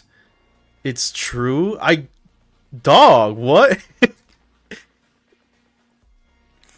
I'm a World Eaters player. That's kind of dumb. What's the thought process behind that? Is it because you can run? I heard you can run them in 10s now. They come in minimum of 20s, right? They're like they used to be 5 10s, now they're 10 20s. They're basically cultists. Maybe that's it. We'll keep going. But Jesus, in this attachment, core berserkers would still hit at strength 6, at least on the turns when they can get the charge. It's definitely a good start power-wise. Then 4 stratagems for the detachment. First up for 1 command point, there's Blood Offering. This one affects World Eaters that are slain on an objective that you control, and you basically mark that objective, and you get sticky objectives on that until the opponent controls it at the end of any phase. Okay. That is pretty nice for World Eaters' aggressive playstyle. Yeah. Onto objectives, kill things that are there, and then if the opponent just wipes them out and shooting, maybe not wanting to get too close to Blood Surging Corn Berserkers or any of your other melee nastiness, you can still potentially be controlling objective, even when everything's dead. Quite nice with Jackals as well, as if the opponent doesn't shoot them down, you still got sticky objectives on things. For 1 command point, there's Hack and Slash. It's an extra AP -1 in melee for a unit that's made a charge. Goes very well with the attachment rule. Just fucking awesome, yeah. Berserkers with a whole flurry of kind of low AP weapons. Hard to go too far wrong with that and a whole bunch of units though. For 2 command points, there's Frenzied Resilience. That's -1 damage in the fight phase, and that's a big expensive one. You wouldn't be able to use that all the time, but it could be really big against damage 2 or damage 3 attacks. Maybe particularly for bigger. They're looking pretty good so far. That makes the difference. Could be nice on Corn Berserkers as well though. Say damage 2. These are just solid toolkit. Model per hit. Having those be half as effective could be really big in a pinch. Kind of a shame it doesn't work against shooting attacks though. Next up for 1 command point, there's Skulls for the Skull Throne. So they come in 10s or 20s, and the transport detachment gives them lance, and index gives them +2. That's why. But still, that seems kind of dumb. I don't feel like the data sheet should be bad, and then they should get pushed to a normal level by being played in the detachments. The data sheet should be the baseline level, and the detachment should like emphasize something from their abilities or their data sheets to make them stronger, the more focus. You know what I mean? It's kind of like 8-bound. I don't know what the 8-bounds are right now, but like 8-bounds are good. Give them a fucking blood surge for the detachment, and now they're better, right? You didn't have to push them down in order for them to become bad, only for them to become marginally okay. You know what I mean? After killing a character or monster in the fight phase, roll the blessing dice, and then you can spend them on 1 extra blessing of your choice, and then that lasts until the end of the battle round. This one's a bit more niche than it was before, given that previously you could trigger it whenever you fought and killed any units, not just monsters or characters. It's definitely potentially big though to have a big game-wide buff, ideally killing something early in the fight phase potentially, and then you could activate more damage buffs for other units on the board, or maybe use it to get the boosted consolidation if that's going to be a big factor, or even the fights on death if you think that's going to be a thing. Kind of a shame. They will go down in points next data slate. I mean, I don't know, man. I don't think that they won't, but it's just like I hate that solution of like, oh, we fucked up with making these guys this for whatever reason, therefore now they're just going to become hordy. It's like, okay. It's exactly what happened to AdMag. And that you can't use it to flex into the Feel No Pain, though, and potentially prevent... I think points drops are fine when a unit is already strong because of their abilities, and now you have to rein them in, right? But like when they are just baseline shit, and now you bring them down to where they start losing their like identity and their like what the points cost threshold for a unit should be, then it just that's when it starts to feel bad, right? Because now you're just like, okay, so you mean to tell me that my Khorne Berserker, the guy that's supposed to be good at melee, is S4 because they expect me to use him in certain detachments or whatever, even though he's my fucking battle line, and now they cost, I don't know, 70 points compared to a Legionary's 90, and now I have fucking 30 of them and they don't do anything, you know? Looks over at my own. Yeah, it's the same thing that happened with before we had the data slate rewrite, where like I think Rangers and Vanguards were both 80, and it's just like, Jesus Christ, for 10 of these guys, I mean, it made sense, they didn't do anything, but at the same time it's like, well, what else are you gonna do, write their whole data sheet over? No, you just got a codex, so maybe you should, you know, focus on the codex and then adjust the points afterwards, rather than being like, oh, we're gonna fuck up the codex and then we're gonna adjust the points afterwards to a point where they just don't make sense. That's how we got Death Guard being so cheap. There's a reason why like people were freaking out about Death Shrouds being so low points, because it was like they didn't fucking do anything until they got to a threshold where they did. But then you're looking at your Terminators being like, why are my Terminators like 130 points? You know what I mean? Like, that's kind of cheap. Yeah.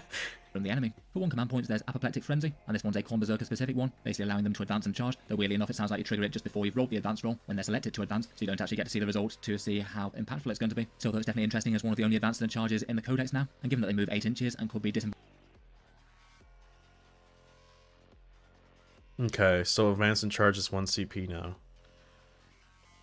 On this only one detachment. Okay. Marking 3 inches at the front of a I was kind of against the idea of them losing advance and charge, but I did kind of say, like, I think Khorne is more of an identity of hitting hard than it is about moving fast. So I think this is fine. I can understand why people are upset after getting so used to having advance and charge, because it is good, right? But I think that's more Slaaneish's thing than it is Khorne's thing. I think Khorne is more just like, you know, +1 strength, +1 attack. That being said, paying CP to get something that you had before does feel like shit. I get that. I think that's one of the things that kind of sucks about index season, is that when you're playing off of indexes, they're made to be strong for the most part. They're made to be strong because it's the only thing you're going to have for a while, right? So like with AdMech, we lost Vengeful Fallout. That's the one that allows you to shoot back when you've been shot. That really sucked to lose, right? And it is strong. Now, we didn't get it back in any way, which kind of blows, but I understand why like they would remove it when other things are being added, because it's like, hey, now you have more options, we need to thin things out, right? Same with like the Omni Sterilizer, right? They kind of broke that one apart with the autoclanovic denunciation or whatever the fuck it's called, in Halo's Creed, where it's basically just, you know, +3 attacks, +1 damage. And then you have the one in Radcore that gives you the anti-infantry and anti-vehicle and anti-monster. Like, they broke it up because Omni Sterilizer was very, very strong. So, still though, I think it would be cool if there was a lord that gave you advance and charge. There remains to be seen, but at least that way you could say like, hey, my guys still kind of have it, you know what I mean? And then if I need the option to give it to something that can't be led by this lord, I can spend a CP to get it, but it comes at a cost. But the fact that Auspex is saying that like advance and charge, this is one of the only advance and charges in the book, I don't know about that. That kind of sucks. I feel like in exchange, Khorne would have to get a buff to its damage to make them threatening when they actually do get to you, much like Death Guard. But then now we have S4 Berserkers, so it's like, what the fuck? I don't know. Very long charge with them indeed, maybe an average 21 or 22 inch threat range or so. Finally, for one command point, there's Berserker's Wrath, and again this one's very specific to Khorne Berserkers. You get an automatic 8-inch Blood Surge move rather than rolling forward, so basically if your opponent's within 9 inches, then you just walk into melee with them. That's certainly how to make opponents think about where they put models. Khorne Berserker units could basically... I like this attachment so far. It just seems really good, just like fucking solid. The board, if the opponent can't afford to be locked up in melee. I guess you wouldn't get your +1 attack and +2 strength from the detachment rule for intervening into melee there, but it's still really big. Overall feels like some good stratagems, plenty of them supporting berserkers rather well. The extra AP one's really easy to use, the blood offerings one is good for sacrificial units, the blessings one is a bit more niche, but when it triggers it can be big, and then both advance and charge and blood surge means berserkers are a lot more likely to make melee with things that they want, and does seem good support for them. Then finally for the enhancements, we've got the Berserker Glaive. This one's 25 points printed, +1 attack and +1 damage to the bearer's melee weapons. It's pretty well unchanged from the index, aside from not affecting extra attack type weapons. Definitely a solid melee boost to a fighty character, whether it's a Master of Executions or You get Demon Prince or +2 something. The attacks Helmet Brazen now. Wire gives you a -1 damage. So That's yeah, pretty on the strong. charge, your Demon Prince or whoever you put it on, I guess would be what, +2 attacks, +2 strength, +1 damage. That's pretty solid. Demon Prince, they're not quite as strong as the index version when it was half damage. Battle Lust is Oh, 10 what points, did I but miss? that's pretty strong on a Demon Prince. -1 when bearer is attacked. It's pretty good. They're not quite as strong as the index version when it Yeah, was fuck. half damage. Battle Lust is 10 points, and this allows you to reroll charges, or gives you a +1 to charges if you already have that active from the blessings. Previously this one was a 0 CP Heroic Intervention one, which rarely got used. I guess reroll It's okay. 10 points, not bad. As for berserkers, mean that they are wielding Fulgurites on 5, giving them the Halo. If you give them the Halo's Creed toughness boost. No, it would be 4s because they're T3. So yeah, they'd be T3. You give them that +1 toughness. That's T4 versus S4. They'd be winning on 4s. I'm almost positive their Fulgurites are T3. Let's check.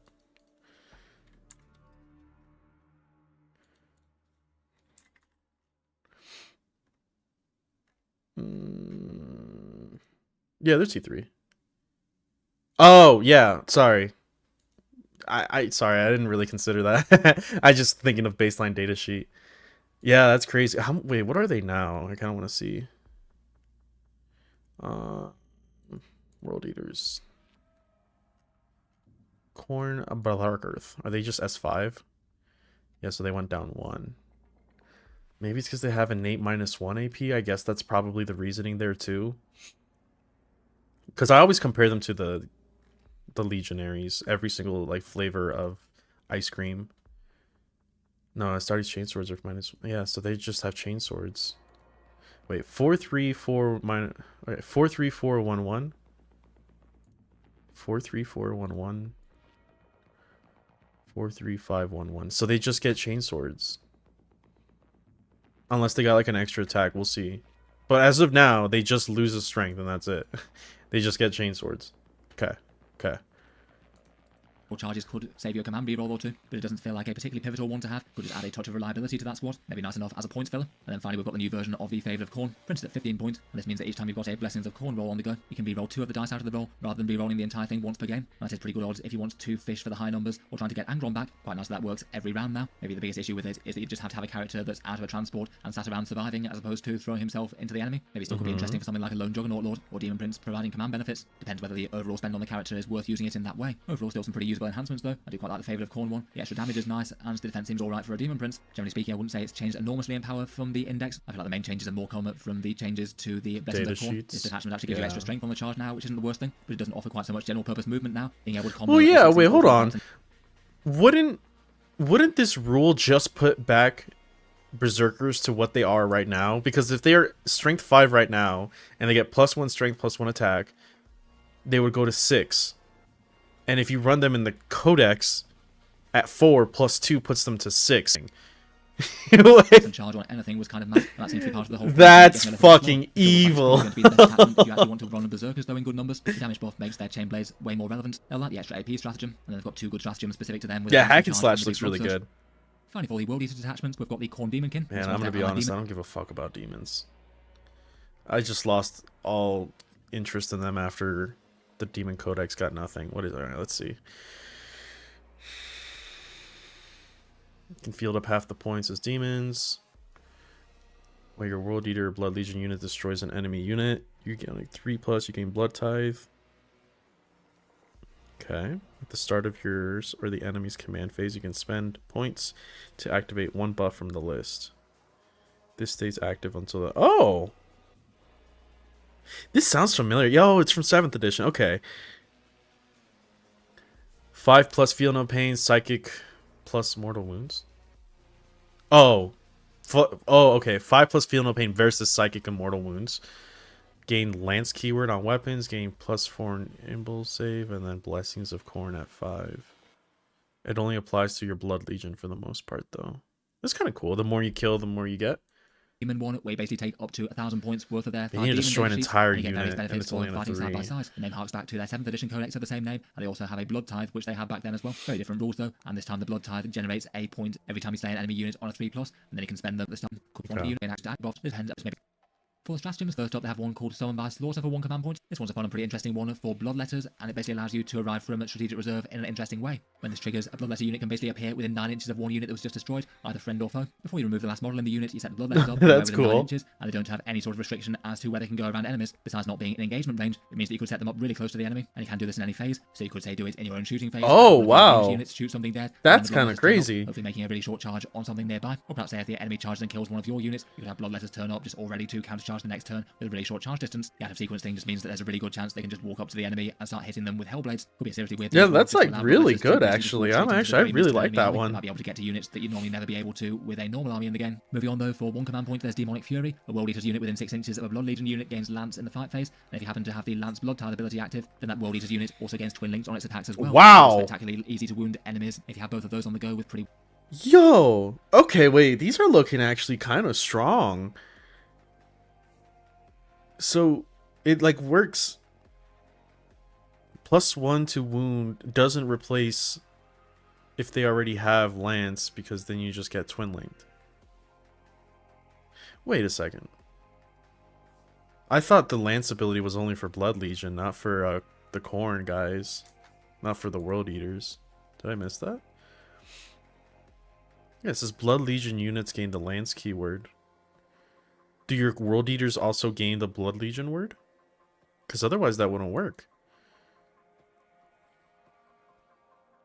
Because it says World Eater's unit within 6 inches of a Blood Legion's unit gains Lance. So the World Eater gained Lance, but they can't gain Lance from Blood Tithe unless they gain the keyword. Okay, I'm assuming they gain the keyword. Bloodletters to basically just warp straight into the very midst of an enemy army. They might be able to get to units that you'd normally never be able to reactive invulnerable save to. Just spectacularly easy to. After your Blood Legion or World Eater's unit slays a character or monster in melee, you get D3 extra blood points and can immediately spend points on an ability if you had. That is really fucking awesome. Wound enemies. Keyword This is actually looking really solid. 3+. This one feels like the easiest way to gain buffs really quite early in the game, considering.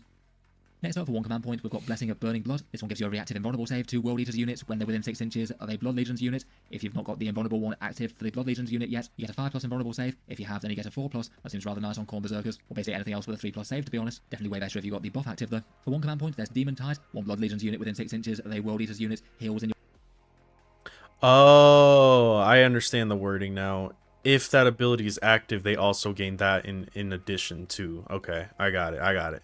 Your command phase, you can either restore 1 mounted model to the squad, D3 beasts, or D6 infantry. You're not able to restore characters, and potentially you could use that to shorten charge distances a bit by pushing them at the front of the units towards the enemy. The timing also means that you might be able to use it to swing an objective to your favour as well. Maybe a little bit on the situational side once again. Your opponent would have to damage a unit but not kill it. That one's but it definitely okay. could come up. Finally, for 1 command point, there's Murder Call. At the end of the enemy fight phase, 1 Blood Legion's unit returns to reserve if it's not in engagement range. Seems reasonable enough to weigh up that on the ball position with where you could deep strike. Probably most meaningful on something that actually does really big melee damage like a Bloodthirster. There's a good chance you wouldn't get in with a 9-inch charge though when they came back. Bloodletters or Bloodcrushers would have icons that make deep strike charges a bit more reliable, and you could even use that other stratagem to arrive Bloodletters on usually. I feel like with their fairly good movement characteristics though, there's at least a reasonable chance that you could charge something normally on the board and not have to resort to this. Maybe it could be handy late game for objective play, but if you have Flesh Hounds on the board, they can do that anyway for free. Overall, I feel like there's some pretty cool stratagems for this one. That Summon by Slaughter one for the Bloodletters is kind of unusual, but there's a whole bunch of different ways that you could use that. If they're at least somewhat efficient for the points, that seems good. The Lance and Reroll Wounds one, if you can get the Lance buff active, is a massive amount of melee fights for World Eaters units. The Generating Blood Tide one seems handy enough, and healing units and return to reserves are both good options. I feel like in general it's quite a strong stratagem section, just hopefully it's enough when combined with the Demon data sheets and their points cost to actually make them efficient and worth it.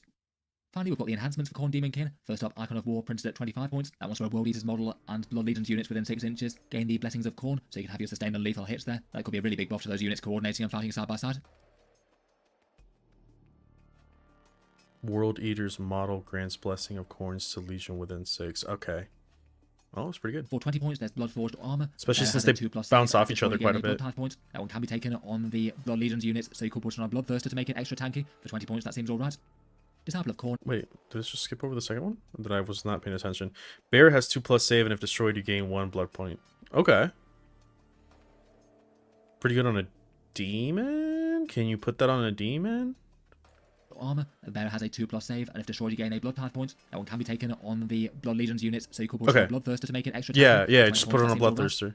Disciple of Khorne is 15 points printed, and that's one that Games Workshop previewed, allowing a Juggernaut Lord to be attached to Flesh Hounds or Blood Crushers. When he does so, he gains the Blood Legions keyword instead of World Eaters, and also gains Deep Strike. Unfortunately, with his buffs and his damage profile, I'm just not sure that he's really adding all that much. I feel like this is something that you do for flavor purposes, though not really much else. And then finally, for 30 points, we've got Blade of Endless Bloodshed. This one's really quite a big damage dealer enhancement. +1 attack, +1 strength, and +1 damage for a World Eaters model. And if the bearer's unit destroys an enemy unit, then you automatically generate a blood type. That's pretty good. You don't have to roll on the free plus. I feel like for 30 points between attack, strength, and damage, that's enough to justify it just on its own right. You could make it an all very fighty Master of Executions, or could be alright on a Demon Prince perhaps. Feels like that's Yeah, put it on a Master. I feel like there's definitely interesting rules here, and maybe a bit apprehensive that the blood ties might be so slow to get going that it just doesn't make a massive impact. But I feel like the stratagems might be the real strength of the detachment. Spawning Bloodletters, the big damage World Eaters one, reserve shenanigans, and a few more. They can seem alright, maybe just more okay than really stand out for the points cost at least printed though. Again, it's really unit specific. It really depends. Will be interesting to check back once Games Workshop does publish them. Okay. Berserker Warband. I like it a lot.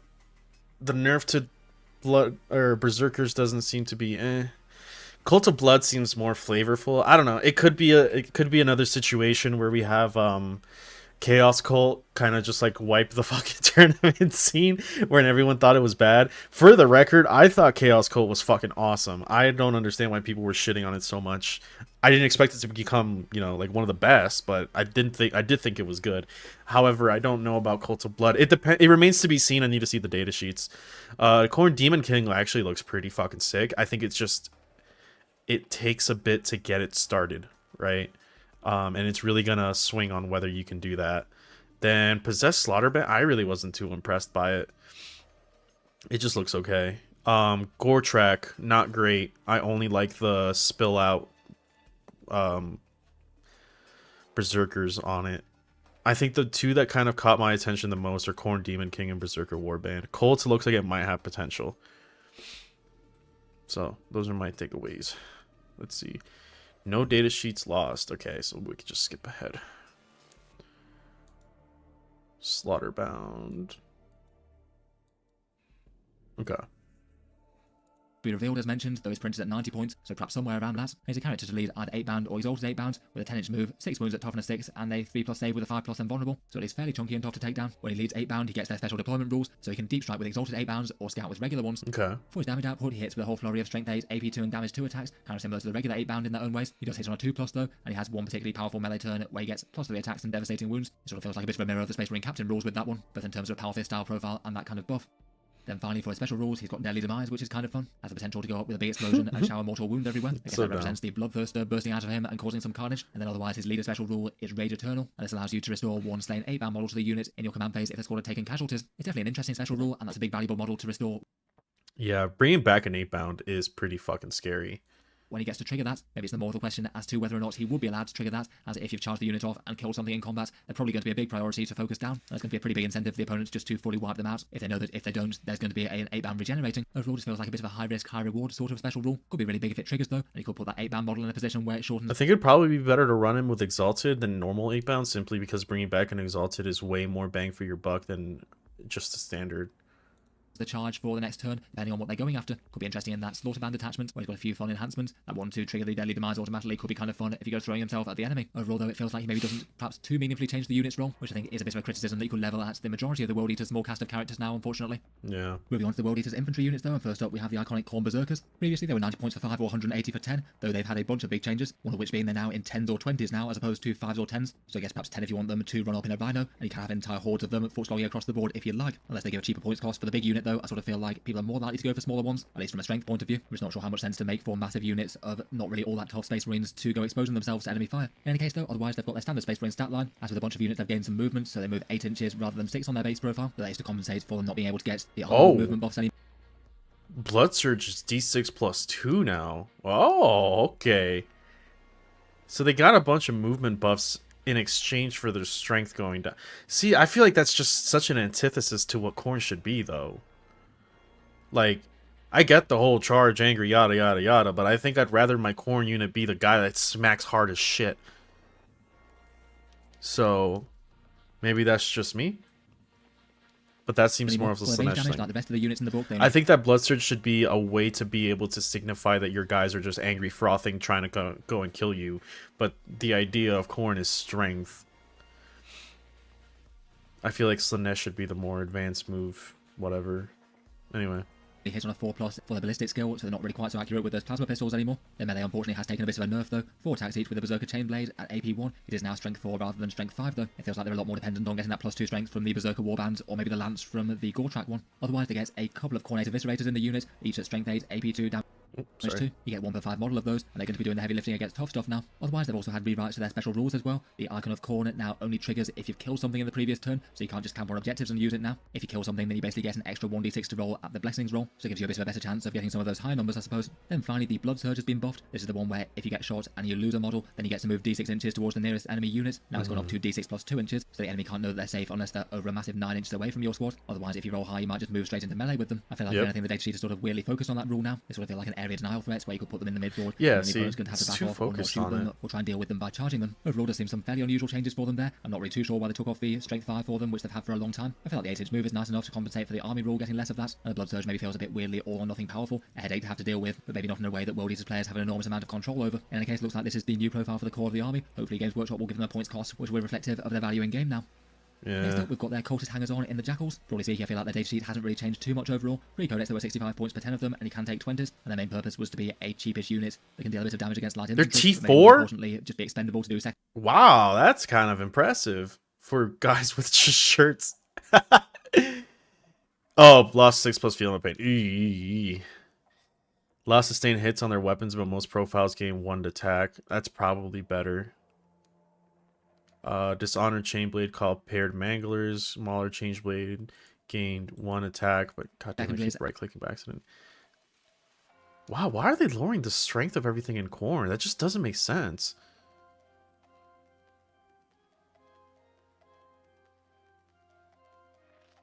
Icon of Corn change. Yeah, special rule now cancels if enemies control at any phase, not just turn. No longer battle line. Okay. And provide their sticky objective on primaries, despite having had a whole bunch of changes to their datasheet. I feel like they broadly still do that. It's not looking good, boys. If I'm being honest, it's looking a little bit dreadful. They had on most things, but instead of that, they've got an extra attack on most of their profiles and a few other minor changes. They dropped the Mauler Chainblades down to a strength 4, and the Skull Smasher only has 2 attacks rather than 4. They get the new Icon of Corn rule, the same as the Berserkers, and there's a tiny tweak to their spell. All the bigger units, keyword. They had a new Kill Team and their objective control rule is a helpful one. Next up, we've got the Goremongers for 85 points. They're the new Kill Team datasheet added to the Codex. 8 Dackle Cultists with a boosted move of 9 inch, and their main thing is to have the Infiltrators keyword, which means that you can have them starting in the mid-board and seizing board control, and potentially meaning that you've got some guaranteed space for units to scout in, say your regular 8-bound squads. The damage profiles aren't particularly crazy. They get a fun Blood Harpoon that's got a single strength 5 and damage 2 attack, then a bunch of volume attacks in melee. Their Chainblades get Lance, and then otherwise for their special rule they have a reactive move. When the enemy moves within 9 inches, they get to move d6 inches. That's always handy to have in 40k. The potential to back away from enemy charges or try and hide from things. They are likely to be able to trigger that given that they infiltrate. Overall, doesn't really seem like one. Okay, so it's just basically a fucking annoying infiltrate unit. You'd want to go too heavy on, but really nice to have in small numbers for utility. And with their fast movement, they could do some pretty annoying move block things to keep the enemy in their deployment zone if they can't get around them. Next up, we've got the 8-bound squads, 2 varieties of them as before, and 3 6 models per unit. These guys have got a similar sort of basic profile, but their special rule and damage profile has been changed. The flavors of them move 10 inches, and a toughness 6 with 3 wounds, a 3+ save, and a 5+ invulnerable. They both have the same defensive profile now. The exalted ones no longer get a feel no pain. For the regular 8-bound units, they've got it 1 consolidated melee profile. It no longer matters what you model them with, which on the one hand does mean that you can assemble them with what looks coolest, though on the other hand I think I do like that. it was kind of fun to have some punchy champion special weapons to choose from. In any case, now they all have 5 attacks, hitting on a 3, at strength 8, AP -2, and damage 2. So a whole bunch of power fist equivalents, basically. They can scout 6 inches, which means that turn 1 they can scout forward 6, move 10, and then have a potential to charge things even in the enemy deployment zone. And when they get in combat with the enemy, they have their Beacons of Rage special rule. Previously, they had a reroll wounds of 1 or reroll all wound rolls buff. Now it goes to an aura of 6 inches for World Eaters units to get a +1 to hit against non-monsters and vehicles in melee. And if you also happen to be attacking one of those that's below. Wait, what? World Eaters within 6 inches get +1 to hit non-vehicles in melee. Okay, so you're hitting on 2s. And if attacking such a unit below half strength, +1 on wound 2. Okay. It's kind of boring now. Half strength as well, you get a +1 to wounds 2. It feels like Games Workshop's trying to push the regular 8-bound into being the sort of infantry killer ones, and the exalted ones into being the vehicle killer ones even more. Overall, definitely looks like an interesting enough unit at the right points cost. They move fast and hit really hard with a nice general purpose profile, and getting scouts mean that they should be in a threatening position to be able to do those charges. Otherwise, the Exalted 8-bound, as mentioned, they've got similar sort of profiles now. No feel, no pain, and rather than having scouts, they have Deep Strike, so it could be an option for a rapid ingress threat potentially. Again, they have just the 1 consolidated profile for all of them, and they get 8-bound Chain Fists instead. They have 4 attacks that hit on a 3, at strength 8, AP -3, damage 2, and they get both anti-monster and anti-vehicle 3+. That means that compared with the regular 8-bounds, they're not going to be quite as hard-hitting against lighter units, but will definitely be far more threatening against things that are, say, toughness 10 to 12, both wounding them far better. Same strength? Strength 8, minus 3 AP, damage 2. I guess they wound monsters and vehicles on 3s. Oh, they don't have feel no pain anymore. Man, what are they doing to these guys? Consolidate melee profile into general. Yeah. No longer has aura of past leadership test to fall back. Swap for forcing monsters and vehicles to desperate escape on fall back. While it's not great, desperate escapes for vehicles and monsters, if they fail that and they just fucking die, like, that is kind of huge. Like, you know what I mean? Like, say you tie up a Tyrannifex and they're just like, I'm gonna fall back, try to desperate escape. Well, Tyranids is probably a bad example because they have synapse, but like, let's just say, I don't know, a monster or a fucking land raider. Like, you tie up a land raider, you could sit there and just do 2 damage to it every once in a while, but if they have to fall back and then they just fail that, it gets destroyed, and you're just like, lol. Just killed a land raider. I don't know how I feel about damage 2 though for the Exalted Ape-bound, considering they're so expensive.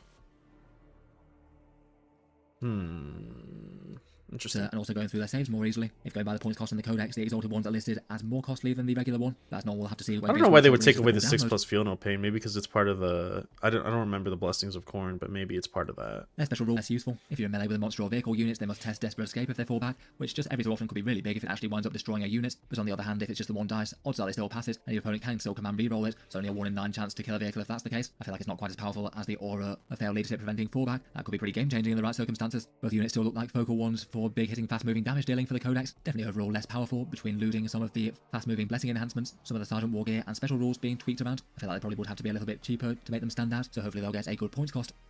Next up, we've got the World Eaters Terminator Squad, 180 points for 5 of them, or 360 for 10. They have a few similar sort of changes to the core Berserkers. They move a bit faster, having 7-inch movement rather than 5, and they still have their chunky Terminator defensive profile, 3 wounds with a 2+ save and a 4+ invulnerable. Per point, they often tend to be one of the more durable units for their various different armies. The ranged weapons all hit on a 4+ now, rather than a 3, and as with a few other things in the vehicle section, they've gained some extra rapid fire on some of their weapons. Their regular Cold Bolters get rapid fire 4 now, so that's 6 shots with a 12-inch range, which is rather fun, and the Reaper autocannon has picked up rapid fire 2. In general, with average hits, both of those are more than enough to trade off for the 4+ to hit if they're within rapid fire range. Otherwise, for their melee profiles, they basically lost a pip of strength. They're now strength 5 with their accursed weapons and strength 8 with their power fists and chain fists, maybe kind of similar to the Corn Berserkers. Finally, their special rule has been changed around. They now reroll hit rolls when they're shooting the closest units and reroll charge rolls when they're charging the closest eligible targets. I guess trying to emphasize having a bit of both shooting and melee. It feels like their shooting might actually be in the position where it actually scares some lighter units there. 6 attacks each, rerolling all hit rolls means that you're going to hit quite a lot of times. Hopefully you'll blast away some lighter stuff before charging something else. That rule replaces their damage buff as they took casualties, which occasionally could be really big, but not if the unit either got less targeted or wiped out fully. I feel like they maybe seem a bit less likely to be one of the focal units of the army as they were before. No, probably not. That points could change things if GW wanted to.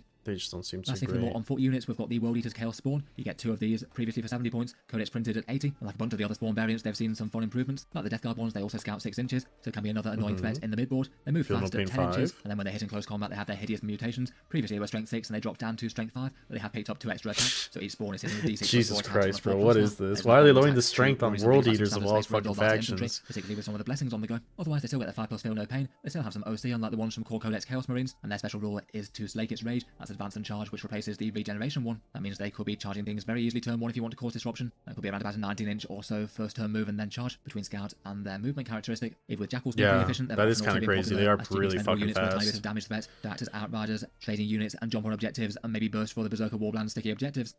Moving on to vehicles next, and first up we have the Hellbrutes. The general themes of the vehicles have been buffed pretty much. Some of them move faster, particularly the melee-orientated ones. They generally hit on 4s, but they got some meaningful rapid fire boosts on various different heavy weapons, and pretty much all of them gained attacks in melee as well. Some of the tanks hitting weirdly hard, at least on their Codex listed points though. This also seems to have come hand in hand with points increases. Again, we'll see as to how accurate they are, but I really wouldn't be too surprised if their points increased due to them getting a fair bit more dangerous. For example, the Hellbrutes listed 165 points, when pre-Codex it was 130. In any case, the Hellbrute is a sturdy Dreadnought equivalent, 8 wounds at toughness 9 with a 2+ save, and now it's got a 9-inch move rather than a 6-inch move, and that was one of its biggest weaknesses at stopping it getting into melee so easily. It's got a huge amount of different options between heavy weapons and melee. I'd probably say that it makes sense to go for 1 heavy weapon and 1 melee weapon for the most part, though if you double up on melee you do get an extra +2 attacks as well with its new devoted to destruction rule. Previously they'd give you twin linked, which wasn't quite so useful on big high strength profiles. For its ranged weapons they hit on a 4+, but lots of things get rapid fire. Say for example the missile launcher is rapid fire 1, so just 2 crack missile shots within 24 inches. The same for the twin las cannon, 2 las cannon shots within 24 inches that are twin links. Seems pretty good even with the 4+ ballistic. Alright, so this is like a lot, but I think the really thing that only matters here is the melee, because one of the biggest criticisms of Hellbrutes is that they're really good,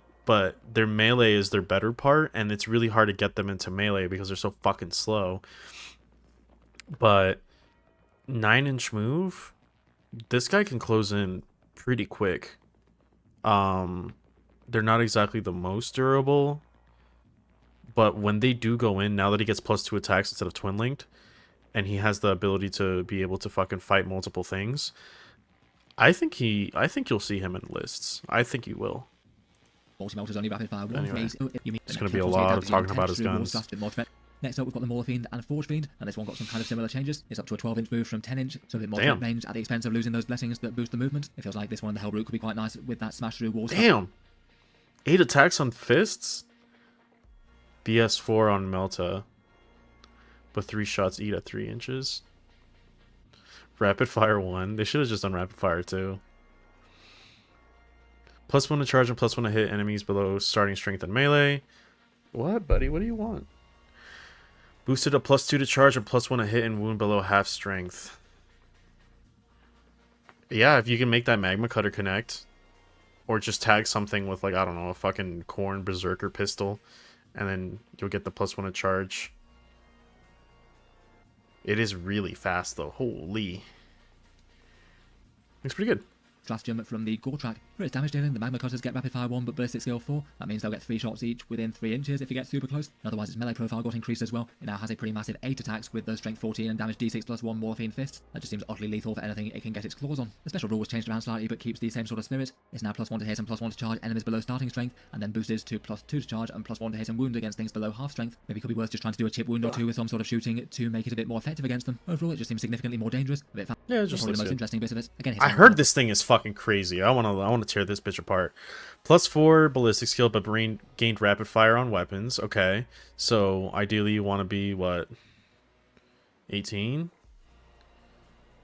and you get rapid fire 1, so D3 +1 on ectoplasma cannon. That's the only one that really matters. Hades autocannons are okay. Rapid fire 4 though. Ooh. Okay. Special rule is now a big hit. Reroll hit rolls against enemies within 4. Wow. Imagine if you had dark packs. That'd be insane. That's pretty good. I think I almost like it better with the autocannon. Oh, autocannon only has -1 AP. Okay, no, I think you still go ectoplasma. Now has a lot of shots and hitting more accurately than before. If it can get close, movement increased to 10, boosted attacks and melee to 6 and 8 depending on the outlaw. Jaws gained AP 1. Okay. Yeah, it has a really good melee profile, at least for what its intention is as a gun.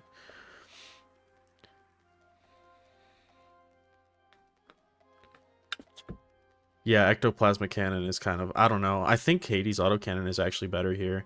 It's not, it'll be like kind of a marine hoser, closer to something maybe like a venom crawler than a dedicated like tank buster.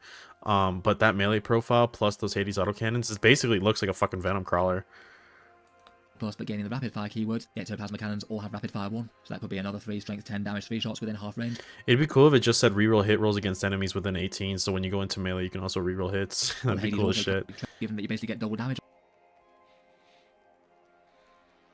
Defilers. I can't believe people still run these things. I just don't like them. Codex printed at 245. Wow, that's a boost. Ballistic skill 4 with several weapons gain rapid fire, notably last cannon, battle cannon, reaper autocannon. Okay. +1 attack to 6. Gain the new intercept stock keyword that could reserve. Intercept. On that. Select one enemy unit within 12 of the model, and you can either shoot or declare a charge. Oh, that's cool. Definitely not worth 245, yeah. Hey Magos, we're just looking over not Death Guard. World Eaters, and so far it's kind of a flop. It's not looking very good. Autocannon drops to be Helldrakes aren't gonna be good. I'm sorry, I'm just gonna skip them. Just being honest. Within 18 inches, you get to reroll wounds and damage rolls for ranged attacks targeting monsters and vehicles up close, which I guess isn't useful for the big twin link last cannon, but could help out the sponsored ones or heavy bolters if you take them. You probably. No, it's still pretty good. I mean, rerolling damage I think is the bigger part of that. Rerolling wounds is just a caveat.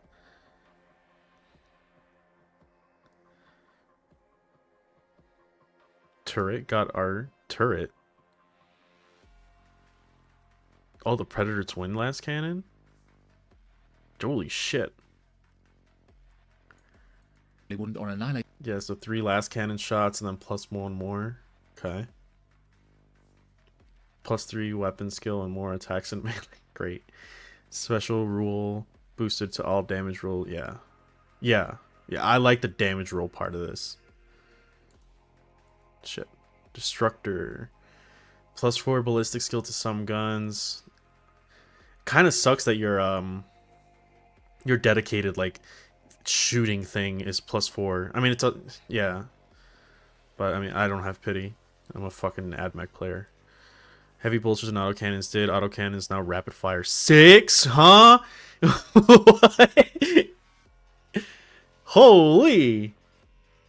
1 non-monster vehicle unit hit is suppressed while suppressed -1 to the hit rolls. That kind of sucks though, man. If it was still the AP rule, 10 autocannon shots at -2/3 damage is gross. This is the AP one though. The World Eater's Rhino is still going to be a really interesting one for the Corn Berserk. I gotta sneeze, hold on. Hey. Okay. Rhinos went up by 10. Weapons are now all ballistic skill 4. Combi bolter rapid fire is harder. Rapid fire 4. Okay. Plus 3 attacks and melee. That hit on 3. Swaps. Okay, so they did change the rule. Like I was saying. An opponent's movement phase when an enemy ends a normal unit. Wait. An opponent's movement phase when an enemy unit ends a normal, advance, or fallback move within 9-inch, any embark units can disembark. Okay. That's okay, I guess. Still likely a go-to way to get Corn Berserkers to the fight. Yeah. Reactive disembark may feel a bit niche. Used to contest objectives, threaten heroic adventure. Yeah. Yeah. I guess it's just a nicety. I don't know. Looks okay. I mean, it's a Rhino. It still seems likely to me to be the best way. Seems that have changes the most land rate. The Land Raider changed the most. Ballistic skill 4. Okay. It is in 10th now. Gained rapid fire 2 on last cannons. Based. Is it the Soul Shatter? Yeah. Potentially 8 shots. Wait, what? Wait, how are you getting 8 out of that? It's 2 shots.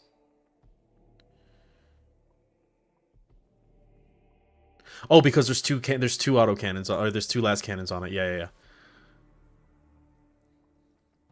Rapid fire on combi bolter and heavy volter. Melee 9 attacks. Surprisingly savage firepower, averaging 4 last cannon hits within 24, and melee is fun if it's cheap. Maybe some units for delivery over rhinos. I think the last cannon part is really fucking crazy. Crazy how a lot of their shooting gets nerfed in ballistic skill, but has some insane fucking rapid fire stuff. Their shooting is almost more scarier than their melee in some regards. Isn't it cool that AdMech, the premier shooting army in GW's versus the same ballistic skill as a nerfed World Eaters, the first thing that you think of when you hear melee army? Thank you, GW. 100% agree. Hey, here's this dedicated melee army that shoots just as good as the premier shooting army of the Imperium. Have fun. God, I fucking hate it here, bro. It's awful. It's so bad. How am I supposed to enjoy this? Oh my goodness.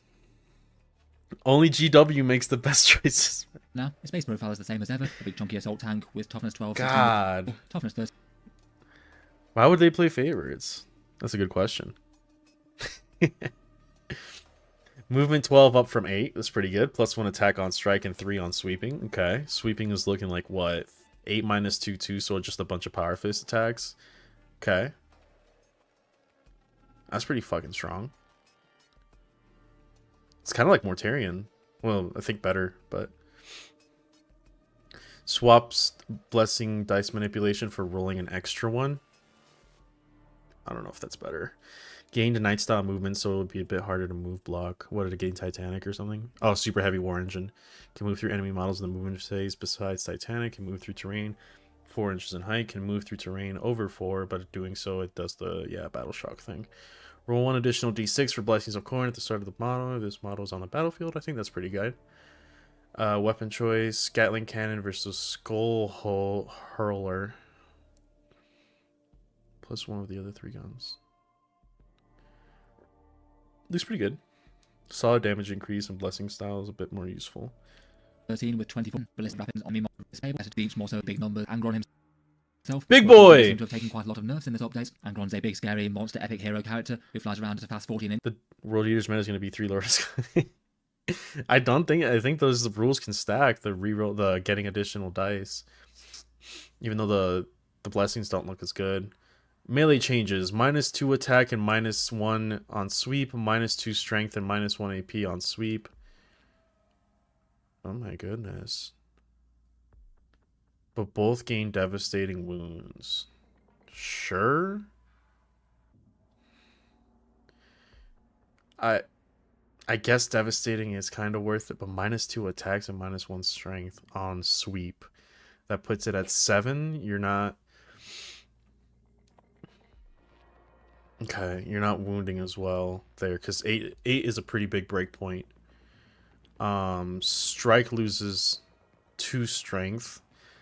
That's a bit more. I think I would lose 2 strength to gain devastating there. Because 16 is kind of a weird breakpoint. There's not much things at 16. So I think that the strike is better and the sweep is worse. -1 AP on the strike does kind of suck too, because at -3 you are giving something a save. Like a Land Raider, you'll be saving on what? 5s instead of 6s. But you do have the chance of just saying you don't get to save at all. Here's a devastating. So. Reborn in Blood, nerfed. Replaces other blessings this round. Yep, that's the roll 666. You have to take Angron back or you don't get anything. Can't be used to rapid ingress him.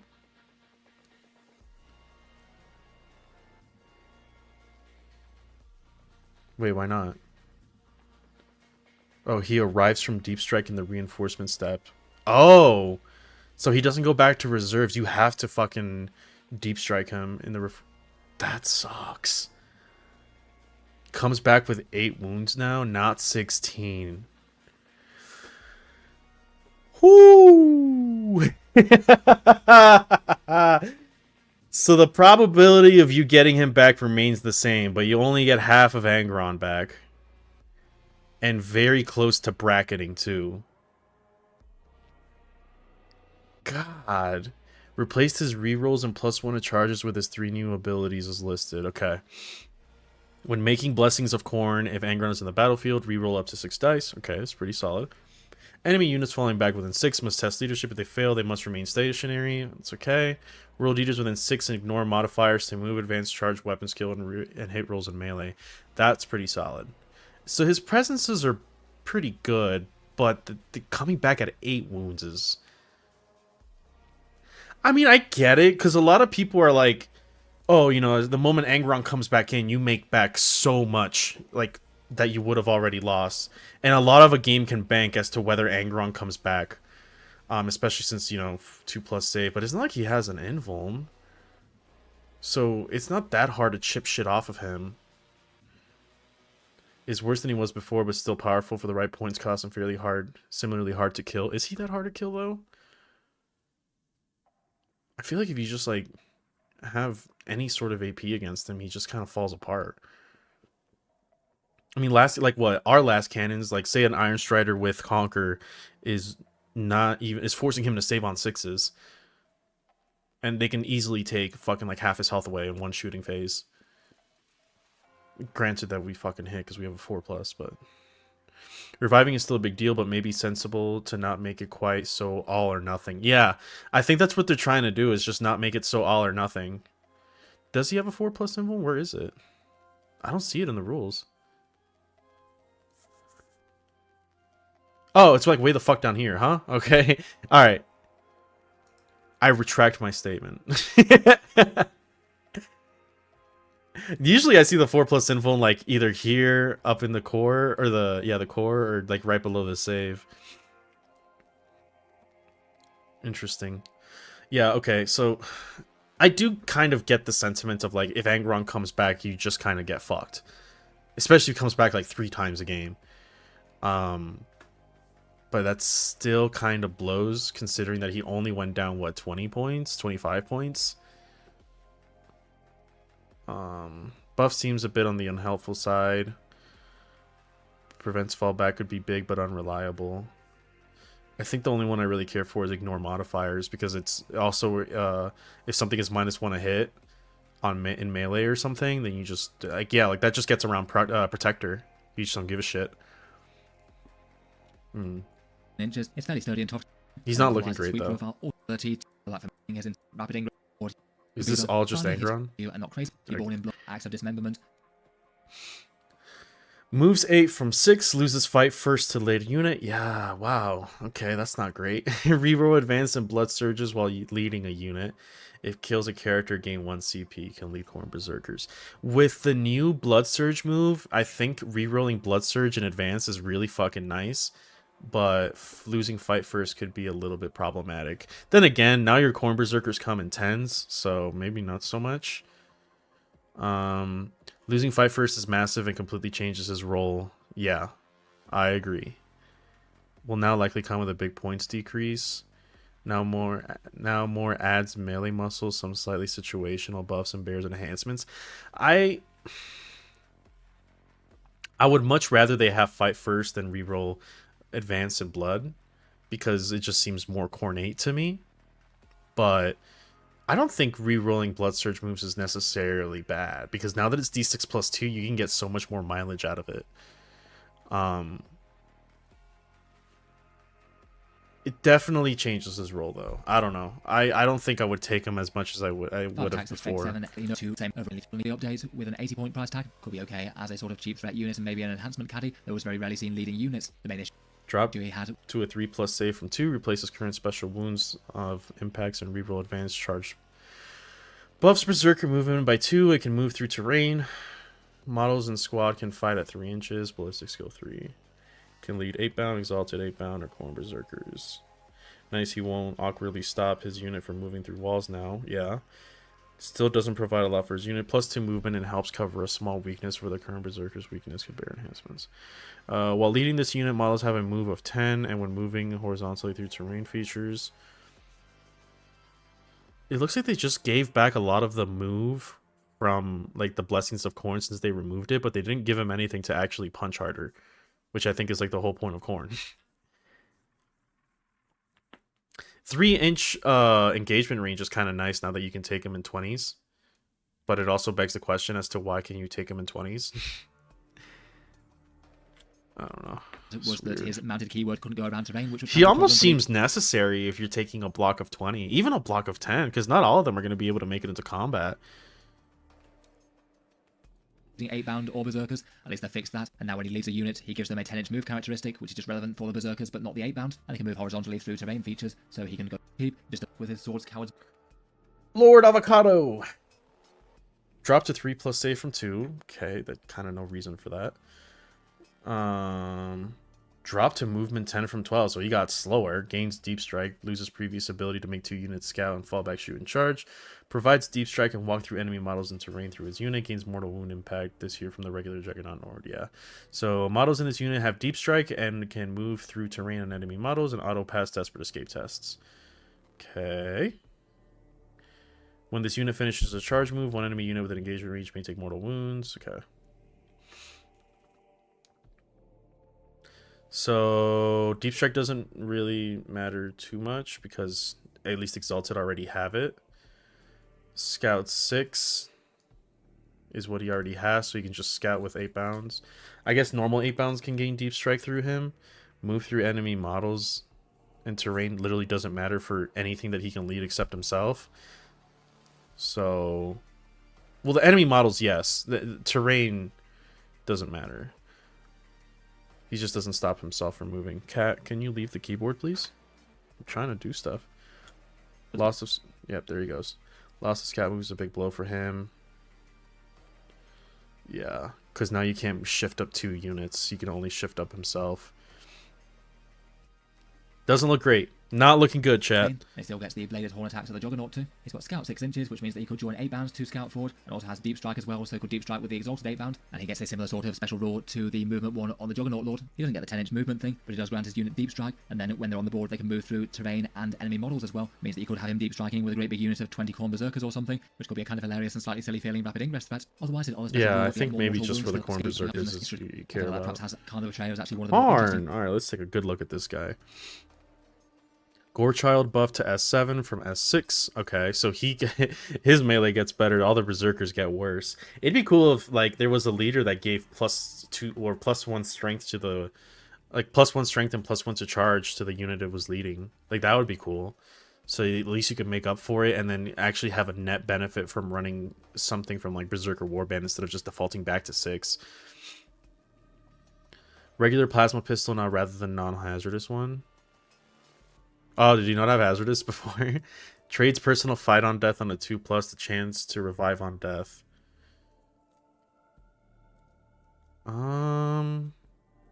That's probably better. Except he doesn't get to fight back the turn that he dies because he would be removed. Can lead Corn Berserkers. Seems solidly strong, particularly if he does dropping points. Revive on death might encourage him to field him solo. I think so. I mean, reroll hits and wounds of 1 is still pretty good. I don't think you would run him alone.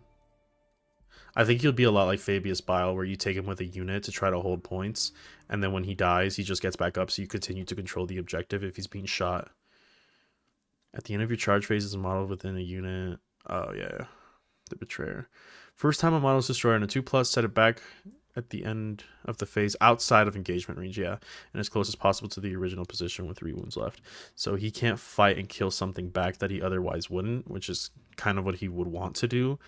But I guess he's a little bit better for objective play. Like, I think you just take him with the Berserkers and kind of play him on like sides and flanks. So then if he gets shot off a point, he just gets back up and then continues to control the point for you. Because they're not going to charge in there where he has like a block of 20 that can reroll hits and wounds of 1 and try to fight that point off of you. I don't think so. And if they do, then he gets back up and just fucks him up. So, okay. He seems okay. It's like a side grade, in my opinion. Maybe felt a little bit on the pricey side for him, but the Codex has him listed at just move of the Berserkers and fights with the fact that the Berserkers that he leads are worse is not great, but he does have more of them. He has more bodies in the way. Now, and not is always locked on overcharging 1. Gorechild has seen a small improvement. He gets 8 attacks at strength 7, AP -2, and damage 3, so quite a nice general purpose. A bit more. Doesn't hit quite as accurately, but gain rapid. Alright, ballistic skill 3 and rapid fire 1, moves 10 inches rather than 8, melee changes, +2 attack on strike and sweep. So he stole the fucking attacks from Angron, I guess. To 8 to 16. This is looking pretty good. His sweep is looking a little weak. But 16 attacks is pretty good. Strike now S8, not S10. Why? Why do they keep removing strength from World Eaters, dude? That's like their whole point. God damn it. It's so stupid. Gain discount stratagem number 1 operative near infantry. So he's just the same as the Death Guard one. I think he's really going to be good in Cult of Blood. I think he'd be awesome there. Same with the Berserker Warband. Basically like 0 +1 AP with Hack and Slash. Pretty solid. So I guess they're just making the Demon Princes like the new Lords for Chaos, basically. Except for the CSM ones. Melee profile has had a bit of a side, a big 14-inch. Rapid Fire 1 Cannon. Okay, it's 4 attacks, not great. Moves 14 rather than 12. Same melee changes. Mortal Wound Sweep attack. Replace the Orthocorn to slay something. Enemies within engagement range must test Battle Shock at the start of the fight phase. At a -1 if below at half strength. After ending a normal advance move, select 1 unit you moved over and then they suffer 4. Okay. What is that Mortal Wound Sweep attack? Replaces the... What's he talking about? Maybe I'm missing something. Could be okay with certain enhancements, but it needs to be sold on its combat stats. And I think you just take the Footlord. It's way better. Scarbrand. They just not change, basically, like the last time. Gains Blood Legion and summon. Avoids getting Yeah, extra he attacks looks like into he's not base, changing. and quite commonly gets fielded with that Great Axe of Khorne. 7 attacks at strength 16, AP 4, and damage D6 plus 2. Buff Easy to enough 9 to attacks elect from some 6. 9 at 8 minus 1, 2. Okay, so it's like a weaker. It's okay. pretty serious melee threats in a single round there. His aura buff is for Blood Legion things to get +1 to the hit roll nearby. And Yeah, I also mean, throws I some don't massive think you Khorne really if he can care. take a 5+ invulnerable save, so not really all that hard to kill. They're 11. OC1? No! Remove Shadow of the Warp related. Yeah, it's the same thing. It's all the Indeed, of same. course, desperate escape tests. They want to charge. Maybe if you shoot OC1 and the 5+ invulnerable save, they move quite fast at 12 inches, and they gain their special rules Yeah. to be able to jump on a second down a fair bit more volume fire. No major changes from them compared with the Imaginate Reserves changes. with the Demon Reception. Maybe not quite so bad as certain. I don't know, chat. World Eaters was already kind of like a middling army, and they didn't really gain anything from this. They only lost things.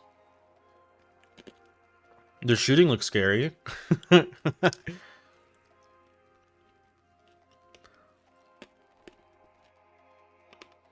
I love playing World Eaters for the ranged warfare.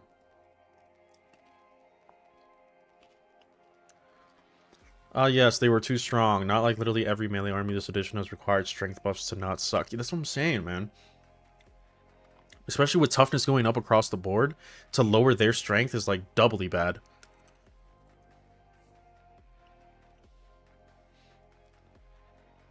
Us Thousand Suns players are sweating right now. Are you?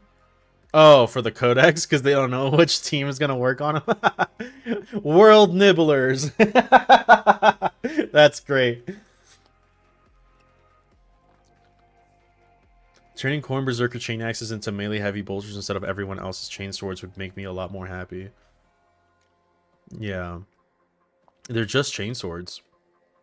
I mean, I guess that's kind of on point, because what's the difference between a chain axe and a chain sword?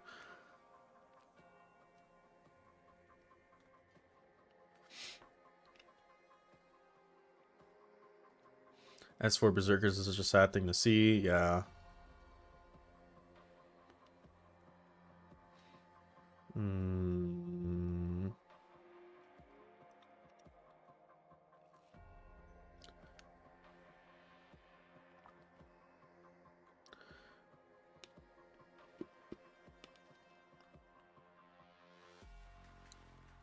Oh, come on, give me something good. Garbage of a Codex. I don't know about that. Not just not great. The loss of feel no pains on the army is a tragedy. That is what kept us from falling apart in the face when it was your opponent's turn, plus the master execution losing strike first, taking him from an auto include of wasted points feels rather harsh. Yeah. Fight first, losing it on him kind of sucks. It just kind of seems like they want to push Berserkers a lot, like just mass Berserkers.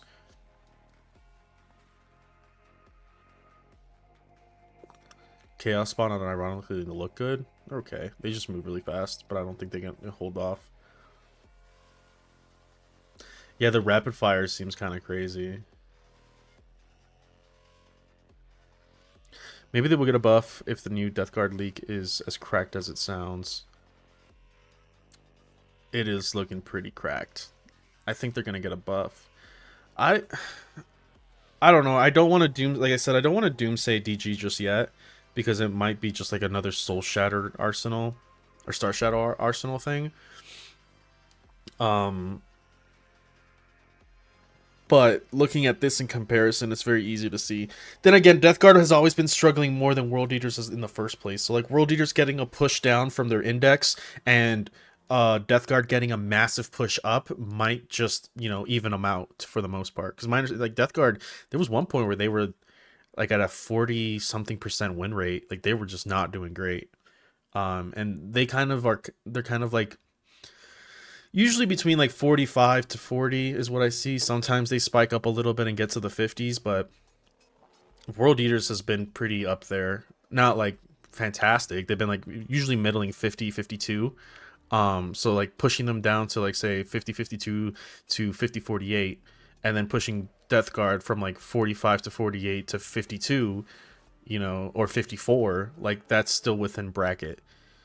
I just think that World Eaters was like good already, and they're getting pushed down a little bit, and Death Guard was way too volatile and being like bad to okay, and now they're just going to be like really good. So they're going to kind of swap places in a way, but they're both going to be like net positive in terms of performance, I think. Sorry, Death Guard is going to be a net positive. World Eaters is going to be a slight negative. I think this World Eaters got less exciting changes because they were already built pretty well, whereas like Death Guard has always kind of been struggling. So I think it's just like looking at it from that perspective. But that's not to say that World Eaters don't have a right to feel a certain way. I think they absolutely do. Kind of unfortunate. Okay. With that, we're done reviewing this. I give it a solid like 6. I think Death Guard was like a 9, probably a 10. It's like a 6. But if you were here for the review, thank you for sticking by. I'm gonna play Helldivers probably, just to chill here for a little bit because I have nothing better to do other than edit videos. But that's tomorrow's. That's on tomorrow's agenda, not today's.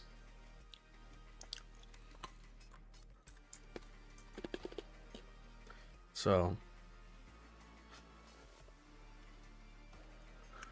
And we could talk about what's going on, either both with these guys or just 40k in general. What am I looking for? Oh, here we go.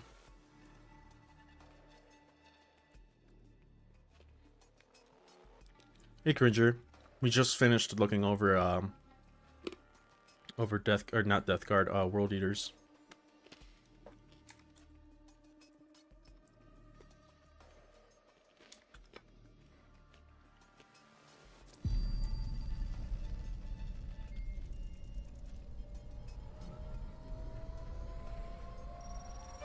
But I'm starting with Helldivers because we're done now, and I kind of just want to stay on stream. Super Earth. Yeah. Our home.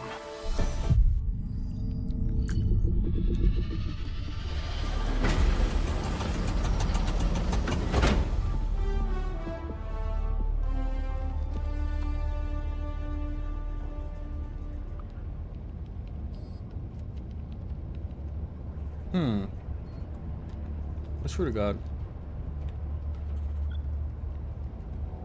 Sometimes I hate OBS.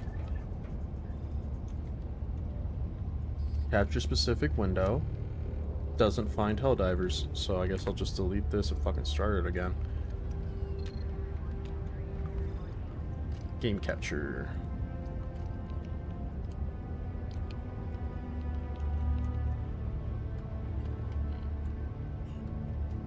Oops.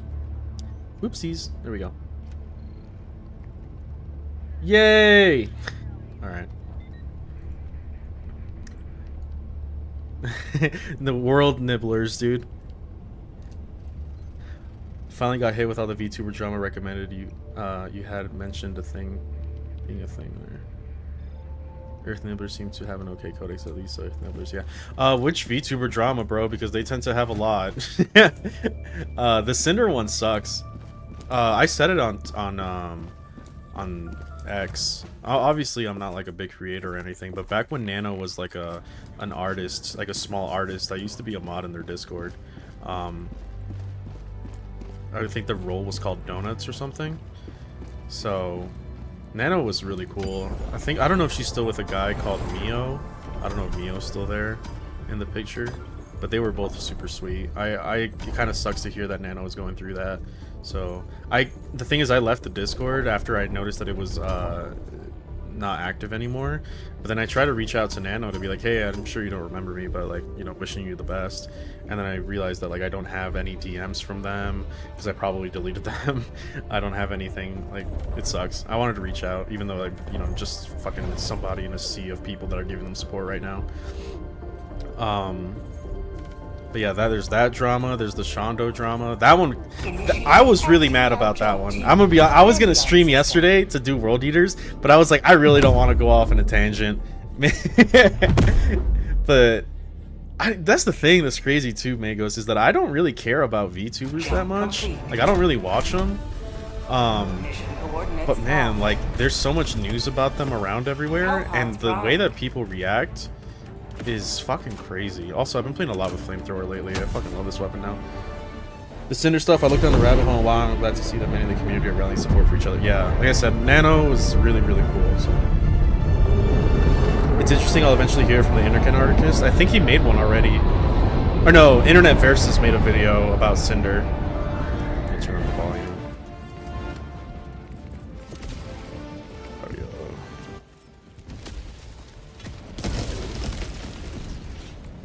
Let our enemies show Oh shit. territorial ambition.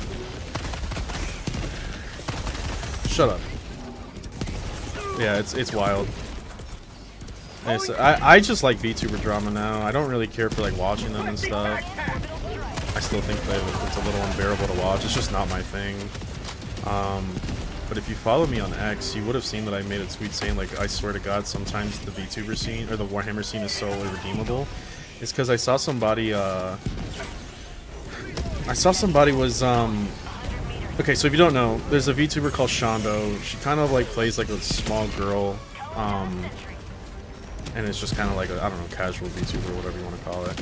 But a lot of people throw criticism their way because they think it's like pedo baiting, and like you're allowed to have that opinion, I guess. I don't see it that way. I just think of like a character, because if you want to call it pedo baiting, fine. I don't think that Shondo is inherently sexual, and I think everyone understands that it's not a fucking child behind that VTuber avatar. But I can understand why people feel that way, right? So that's like a criticism you keep or whatever, right? Alright, I'm heading to bed. Good night. Take it easy, yeah. But yeah, the issue that I had was that Shondo went AFK for a while because she was dealing with some family problems. And she recently opened up to it, right? She was like, yeah, I was dealing with my mom and stuff and my family situation. Basically, the TLDR is that her mom killed herself, right? And that's not good. I think we can all agree that somebody ending themselves is not a net positive, right? Unless they're like a scumbag. But this is Shondo's mom, right?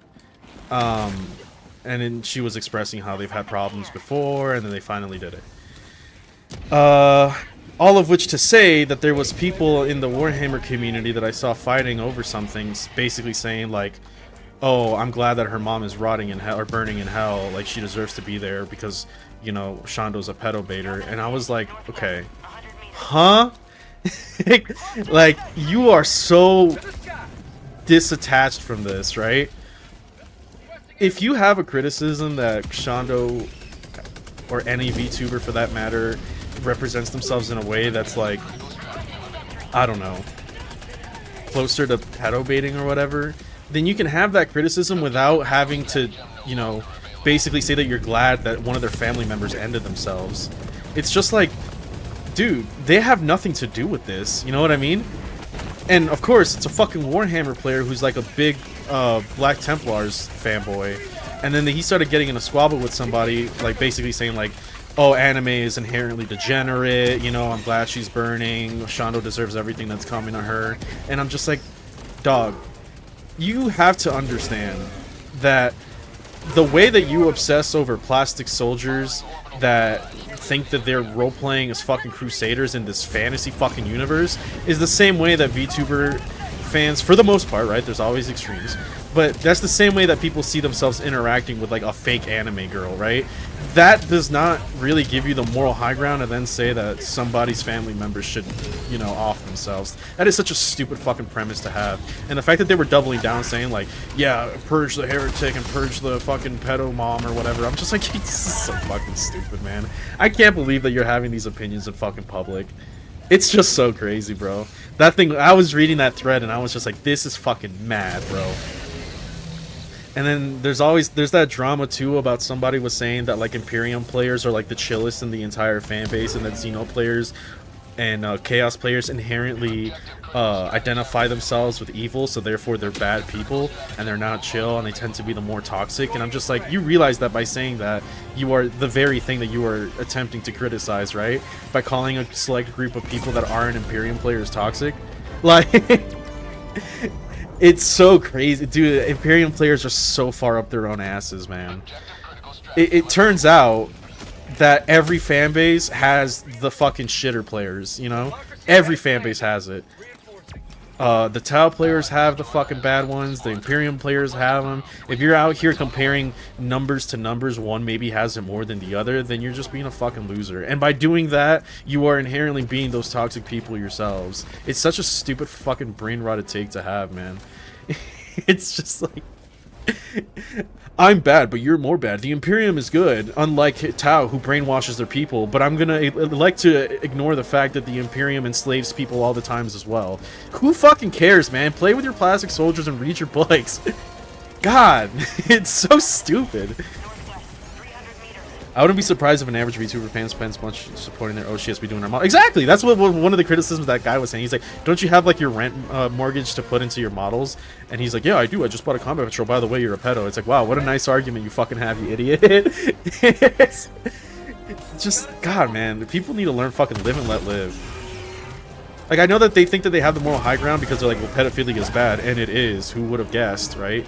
But like, Shondo being a VTuber does not inherently make her or her fan base pedophiles. Like, that's such an allegation to have. It's such a stupid allegation to have. Just the same way that you can't say, oh, well, you're a Black Templars player. The Imperium doesn't give a shit about human rights. Therefore, you don't give a shit about human rights and you're okay with enslaving people. That's a stupid fucking standard to have. But that's the same standard that he's drawing there. It's just that he's too fucking brain-rotted to understand it. It's so dumb. The most gentle person I've ever played 40k with is a World Eaters fan in Maine. Yeah, and it's not like it's an exclusive... It's not an exclusive trait of anyone. It's a personality trait, it turns out. You know what I mean? Who would have guessed? We're not defined by our factions, but by who we are as people. Crazy, crazy idea to have. My hobby spending is more righteous than you. Yeah, it's crazy, dude. I was just like... And that's the thing, is that I would have just like shunned it as like a not really, it's just like two Twitter spurgs fucking fighting each other over, you know, who has the best hobby. But at the same time, it's something that I've just seen a lot of lately, like just like a lot of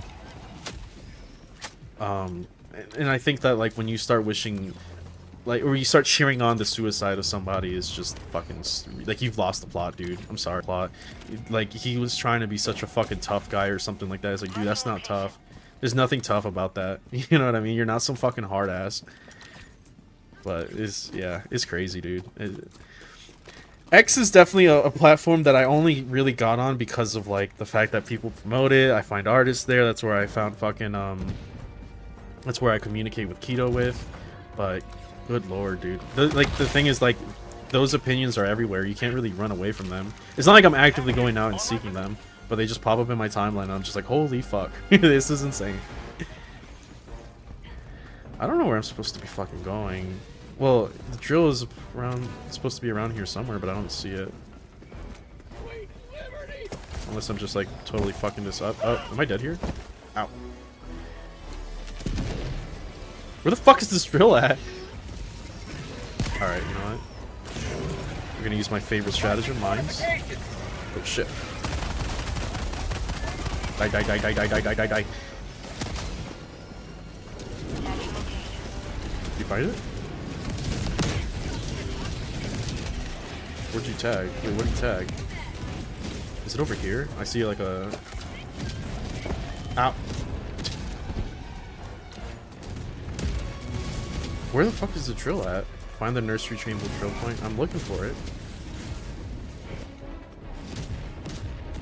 Boom, wait, boom, wait. What? Orbital inbound. Okay, so it's not here.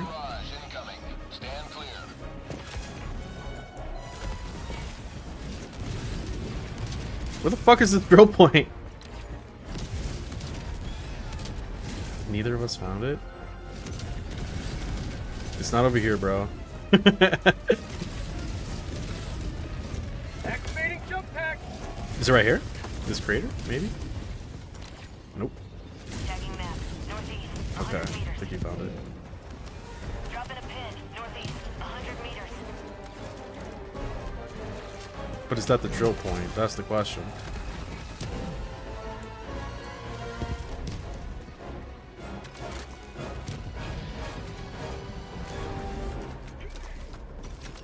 That looks like a drill point. That looks like we already fucking drilled in there. Dude, I don't think it's over there. Didn't I already? Wasn't I was already here?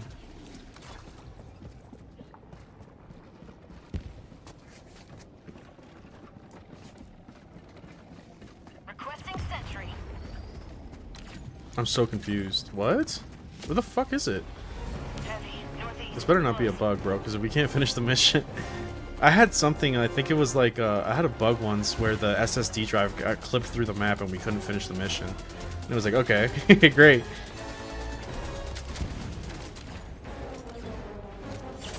Feels good. Stable. East. Entrenchment tool.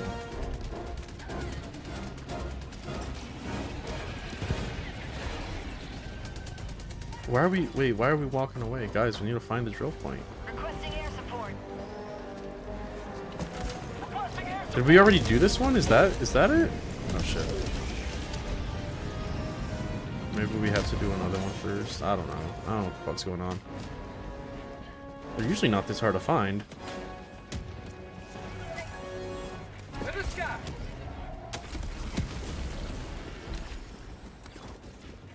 Hmm.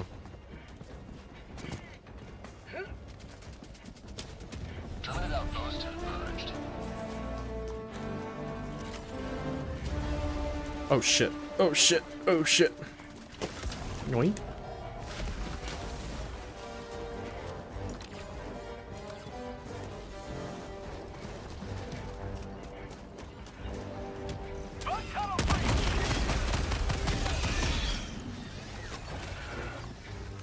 Objective critical stratagem available.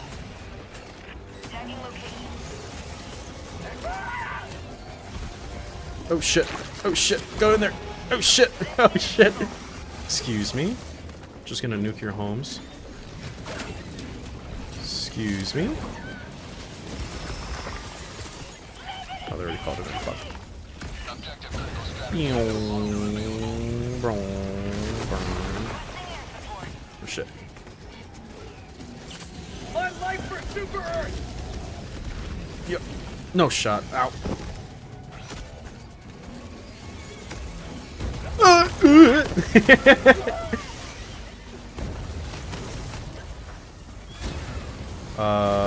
I hope. Does someone have a rocket launcher? Critical stratagem available. Objective located. East 100 meters. Oh shit! Oh shit! Oh, excuse me? Oh, that's an awful lot of them.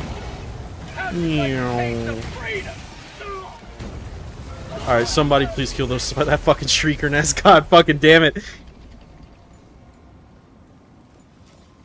Calling in reinforcements.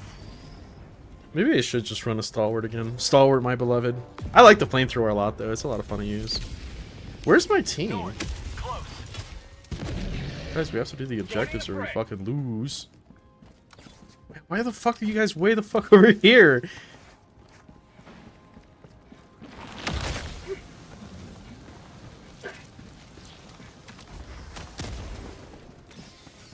Objective located. Did I bring a robot? 100 meters. No, I normally bring a fucking Emancipator War suit.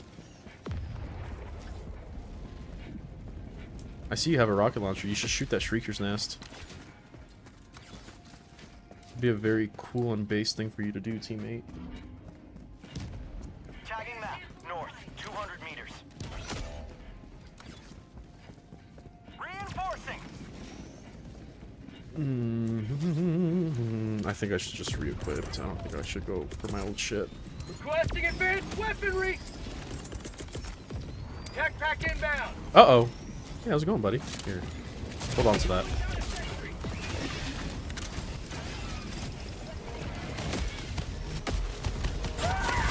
Oh, oh, oh! I killed him. Oh, shit!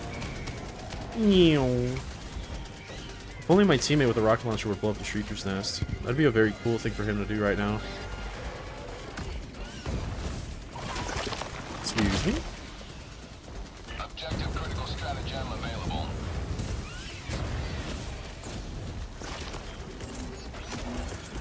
God damn it. God damn it. Reinforcing. There we go. Objective critical stratagem no longer available. Terminate hive structure destroyed. Do you finally break it? Ready to breach. Requesting orbital.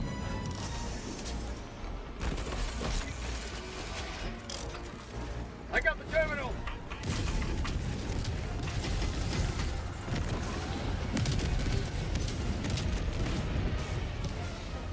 Is that a breach right there? That's a breach. Calling down fortifications. Bug tunnel breach. I should stop them. Mines are fucking good, and anyone who hates on mines just doesn't know how to not walk into them. That's my honest hot take. Oh shit! That still hits me? Die.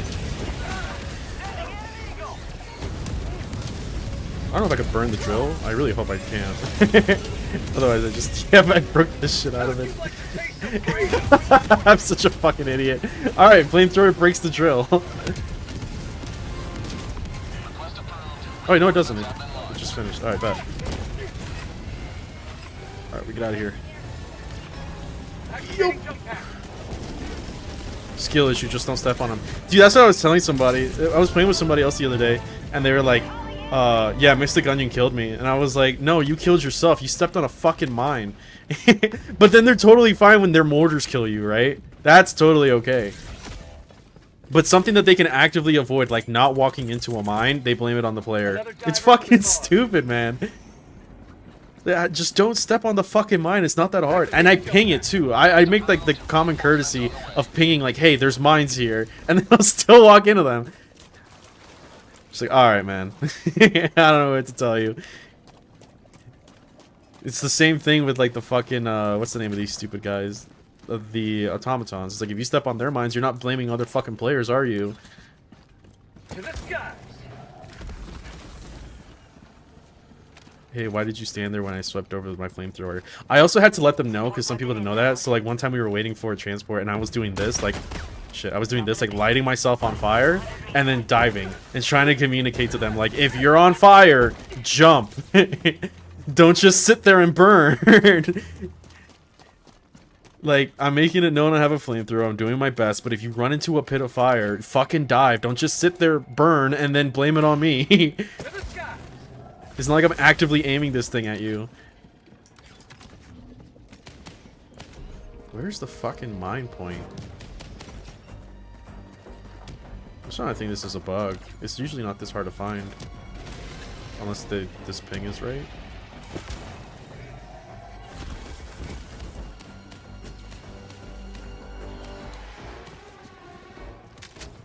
Natural selection will sort out who is worthy of the machine guns play. Yeah, until they start fucking, until they start respawning and then just jumping down and instantly killing you because they're fucking salty. And you're just like, great, thanks teammate. Maybe just don't step in front of the fucking fire next time. The very obvious fire patch that was there.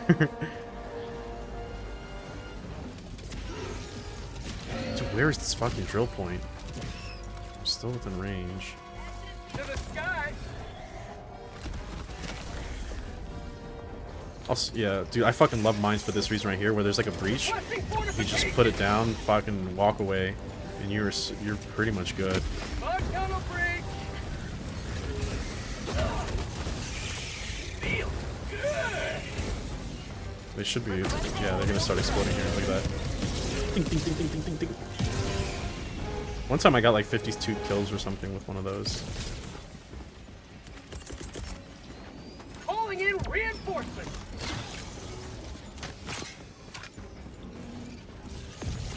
How petty, best just throw mines down where they land on respawn.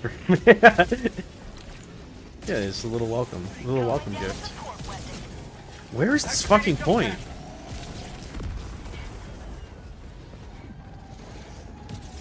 Dude, I feel like I've already walked around everything. Oh shit, I almost lit this guy on fire. Let's just walk away, I got it, just walk away.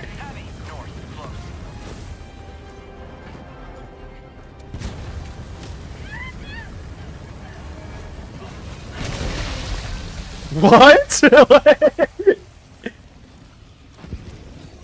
What the fuck just happened?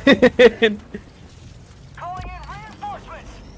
Keep reloading. Bro sees me just lighting this guy on fire, and he's like, let me stand as close as possible to this fucking charger, just in case. Just in case you need my help. God, bro, some people, Has dude. landed.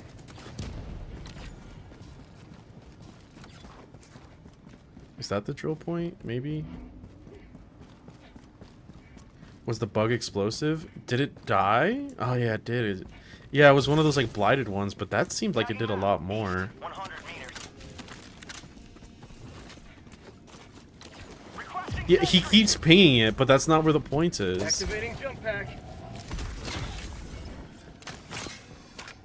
Unless the point is like on top of this fucking structure right here.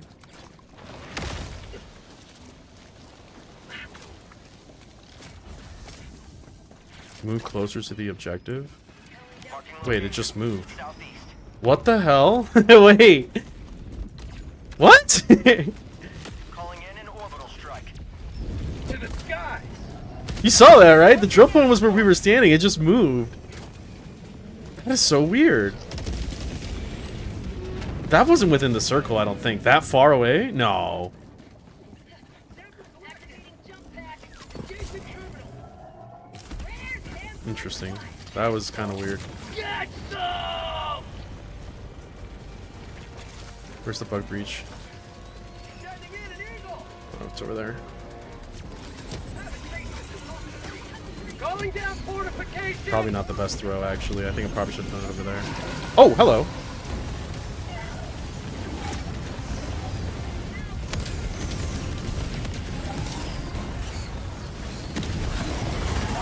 And down it goes.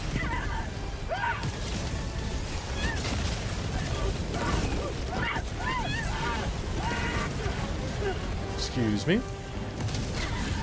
Where's this impaler at? Oh, shit. Hi.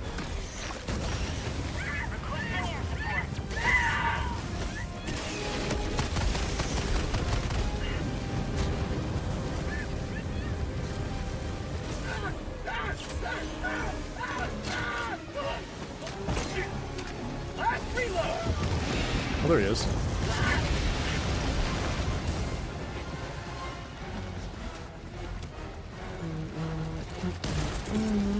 Reinforcing. I got the terminal. Buddy. Are you serious right now? Request approved. Reinforcements have been launched. Okay, where are we at? Freedom has prevailed. Now head to the extraction point. Now head to the extraction point. Sure thing, mister. Dropping a pin. North. 300 meters. Activating jump pack. Hey, fuck.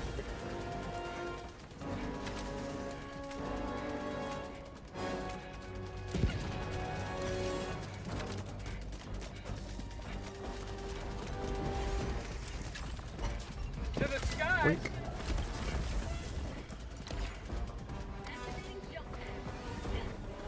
I'm gonna run Stalwart next mission. I haven't played Stalwart in a while. I've been like super flamethrower pilled lately. I just like the fact that it like kills chargers and Bile Titans as well as long as you point it long enough. Whereas like with Stalwart I have to take something like do anti-tank. Request approved. Reinforcements on the way. Requesting advanced weapons. Marking location. Thank you. Calling in extraction. That armor looks cool as fuck. Extraction request confirmed. Shuttle inbound.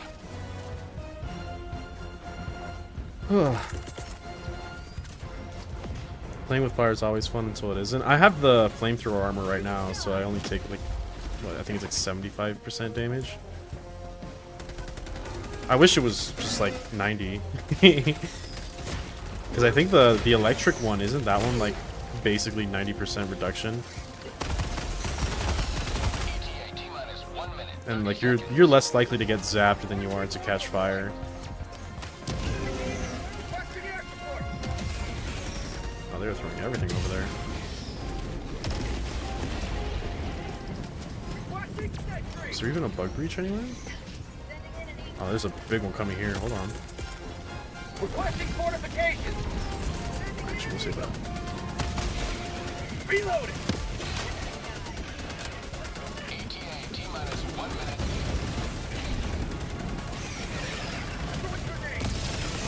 Boink, boink, boink, boink. Beautiful mines. I love those things.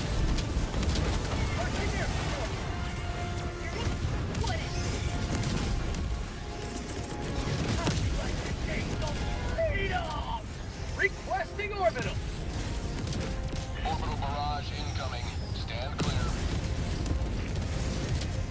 ETA T-minus 30 seconds.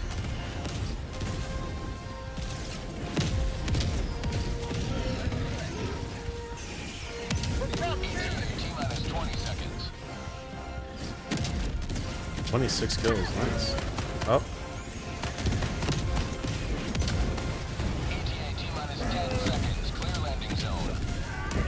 Dive, bro, dive!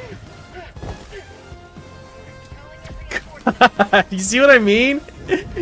He just walks up to the fire puddle, didn't need to be there, just walks up to the fire, kills himself, doesn't die.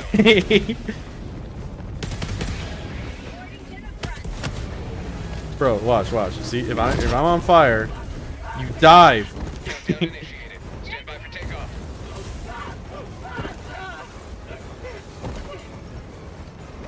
God, it's not that hard. I'm gonna go put some plates up. I'll be right back. I'll play this for you guys at the time. You have maintained our way of life.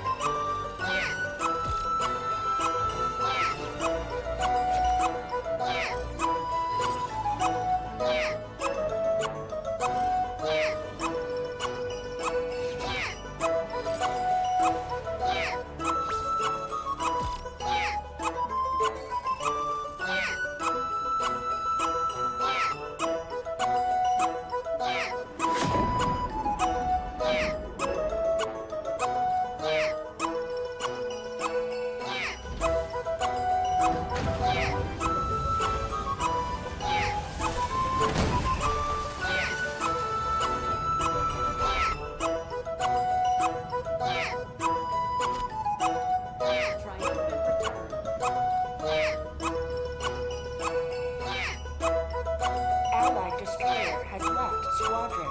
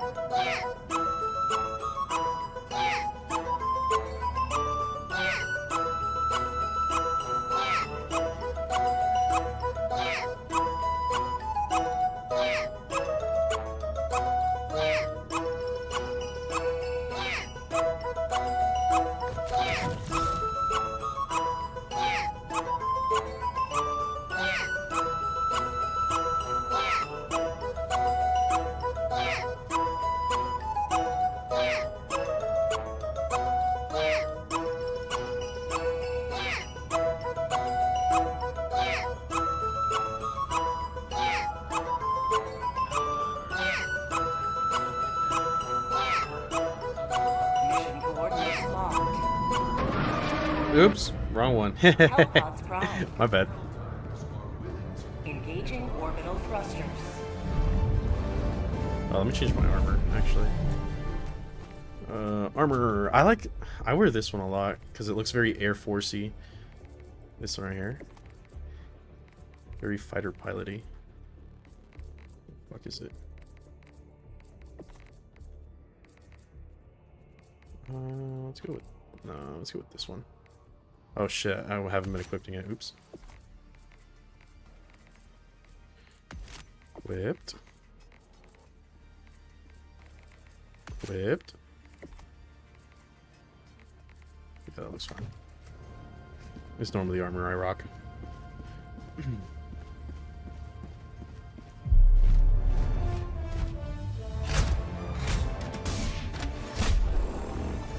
Wait, I'm playing Suicide Mission? I'm not playing... Dog, I'm trying to play some hard shit. Hold on. Let's go find an actual lobby. Of men, not kids. I'm trying to see if my brother's online. Doesn't look like it.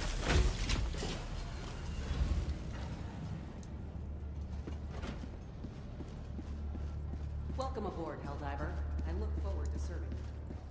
Thank you, kind lady. Super Hell Dive. I don't think I've ever done 10. I think I've only done 9.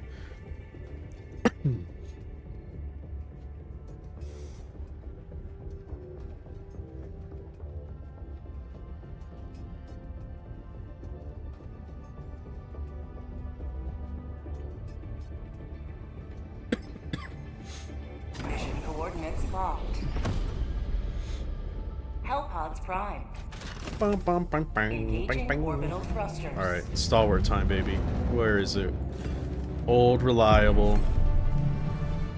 I think I might want to run anti-tank mines here. I need to run heavy shit if I'm going to run stalwart. Autocannon might be nice, but I think barrage is probably better for... Let's try 120. Let's do 120. And the speed boost. We like to be fast. Move fast, don't die.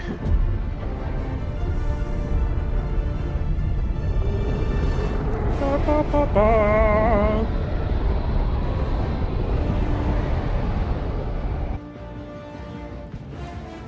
I should learn how to play the Helldivers theme on my saxophone. Oh, one reinforcement left? I see we've gone into a hot mess. Requesting tac pack. Dodge, duck, dip, dive, and dodge. Yep. That is correct. Yep. Put this bitch to 1,000. I see you. Ah, it's so beautiful. I fucking love this thing. It's gonna suck not being able to jump, though. I love the jump pack now.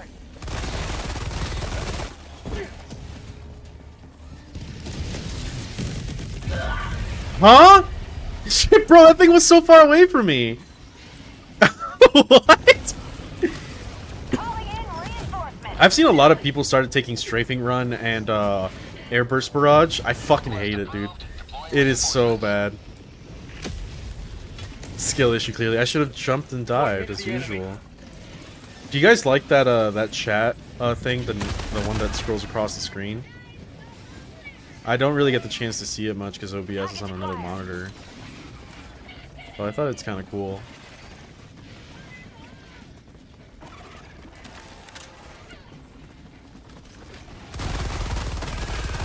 Die, die, die, die, die, die.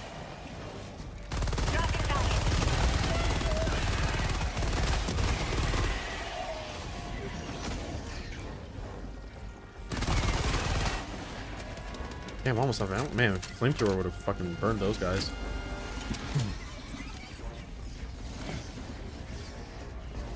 So why are we here? Why are we in the middle of this hive? Oh, Jesus. Oh, fuck.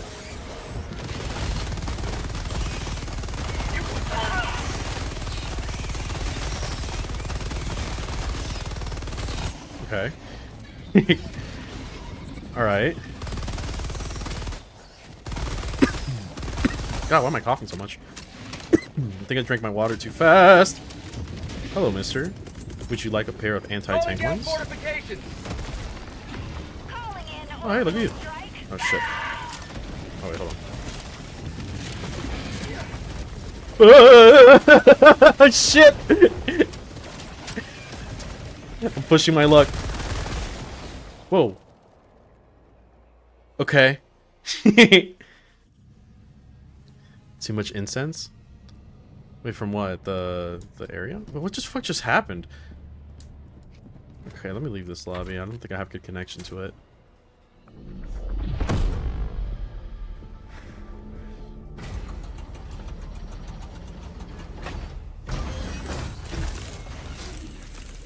Well, that was certainly a first dive. Oh, why I was coughing too much. No, it's because I've I've dialed back on smoking ever since I left Asia. So I started picking up vapes to kind of like still get a little bit of it, but not, you know, not like not too much. Actually, I don't like how that planet looks. Let's go here. Oh, well, too late. So I picked up vapes, but I think a combination of like still smoking a little bit and being in a place with such high elevation where it's harder to breathe, it's just not good for me. So I told myself after I'm done with this vape, I'm just gonna stop. It's pretty easy. I don't have a very addictive personality. I've been on and off smoking for a while now. I can just get rid of it. Especially like the thing that woke me up is I was doing a physical test here, and I was like huffing and puffing, and I've never had that bad of a performance before, and I was like, absolutely not. If I have to drop smoking, I'll absolutely do it. It's no problem. It's just something to do, really. That's all I really smoke for. Like I said, I've been on and off of it. I know that I can quit whenever I want. I know that's like a cope thing to say, but I really can. I've done it plenty of times.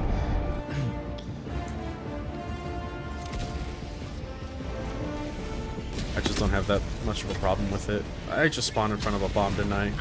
No,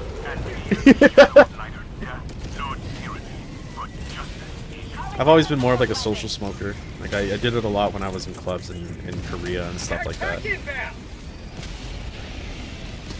Reinforcing. Oh, they're already reinforcing. Request approved. Reinforcement. My addiction is normally coffee, and even the coffee, I have like cycles. Like I'll drink it every single day for like 6 months, and then I'll just stop because I don't feel like making it anymore. It's just too much work sometimes.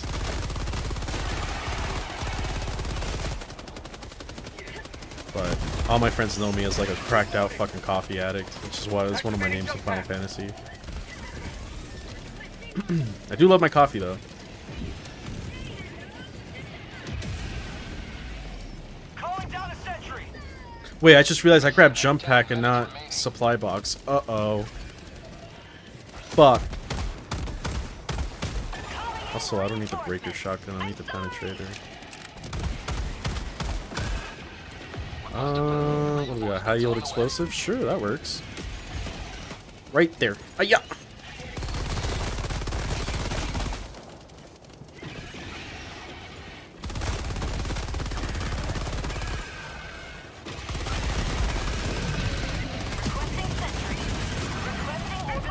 What happened to the high yield explosive? Was it stasis actually? Oh shit! Oh god!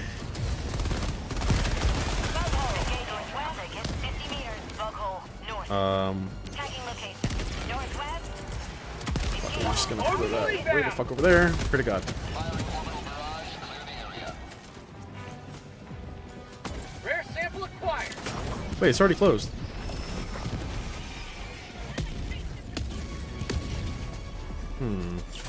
My life for Super. I probably shouldn't be this close, actually.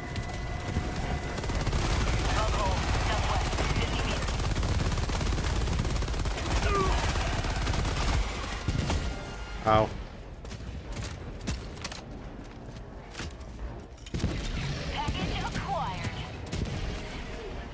Where's the last hole here? That hole's already closed. I wonder why. Is it bugged? Bug outpost destroyed. Mega nest. There's a thing called a mega nest. Southwest, far. Package. Affirmative. Calling down supplies. Package acquired. High value sample collected.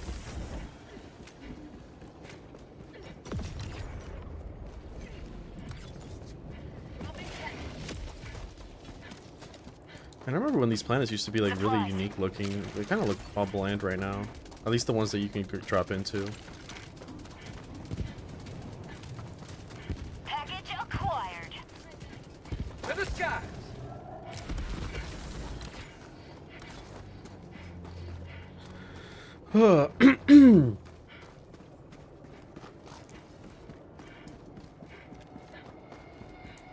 Is this like an ice planet? I don't know if this ice or like just dirt. Penis rock? It looks like it. It doesn't have any samples. Maybe not. Rip, not the dick rock. Actually, I want to get the hover pack too, so I can like live out my Django Fett fantasies and just flamethrower while jumping. Is there like an airborne flamer unit in 40k? Like the Devastators or whatever? Got a sample. Oh wait, the Taraxi. Oops. Requesting fortifications. Yeah, those things. Do my best Taraxi cosplay. Yeah, the sterilizers. I want to see how well this thing actually works. Oh, damn. Okay. Calling in orbital strike. How could I forget our Sky Boys? I fucking... They never do anything for me.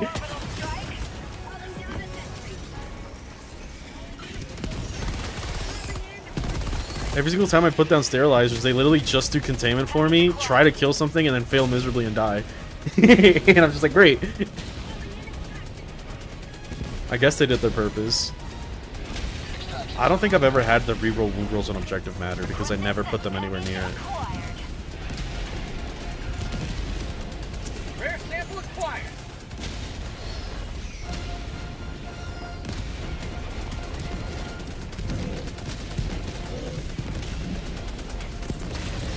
Sentry. North. See, this is why I wish I had a flamethrower. I could kill 2 of those things right now. Now I'm just like praying to God this does something. Calling down a support weapon. What it's really good for is killing stalkers. Stalkers are fucking annoying, but the stalwart just fucks them up. Calling down a support weapon. Reinforcing. I wish these anti-tank mines also had a shorter cooldown. Whereas like situational and as little as you get, you can kind of pretty long cooldown. I was about to say sterilizers. I kind of forgot for a second because like, I don't know. Just, I want them to be good, man. I like sterilizers, but they're just not great. I would say that they're a bit lamentable. Tongue in cheek. Requesting fortifications. Can you get away from me? Wait, there was a break action shotgun over here. I wonder if I can kill him with that. Let's see. Let's do a little bit of experimenting. Alright, time to put you down. Well, that certainly does fucking nothing. Out of ammo! I can't reload. It's bugged. Great. Yeah. Wait. Wait. Wait, I have thermite. Alright, bitch. Requesting sentry.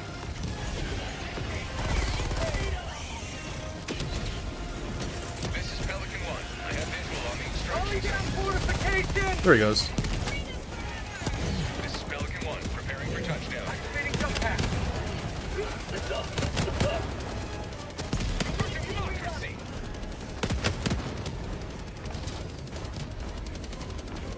Where the fuck is the way up here? What the fuck? To the sky. How the fuck do you get up here? Is it... Are their bodies blocking the way?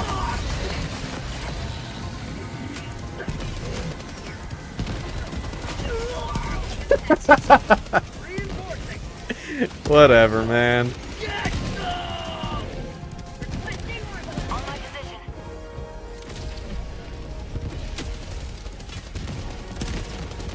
Joining the fray. Call down a sentry. Recoilless rocket. I'll take that. Wink.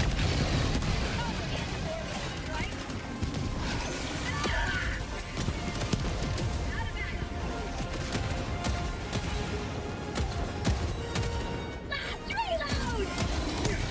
Out of ammo. Light him up, buddy. Alright, we good. Pelican 1, preparing to depart. Shuttle launch in 20 seconds. I should do that and run a recoilless with a friend. I love team reload, but I wish like you could just steal off their backpack rather than having to like mix match your own. You know what I mean? Victory for the right side of the increase in melee focused armies, I like the option to bring them down for Overwatch with extra bodies on a point. I feel like they almost never fucking do anything though, even in Overwatch. Like that's the problem I have with them.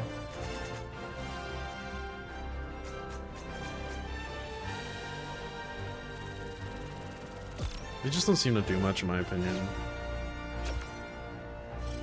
What are the flamers? The flamers are S4? S3? S4?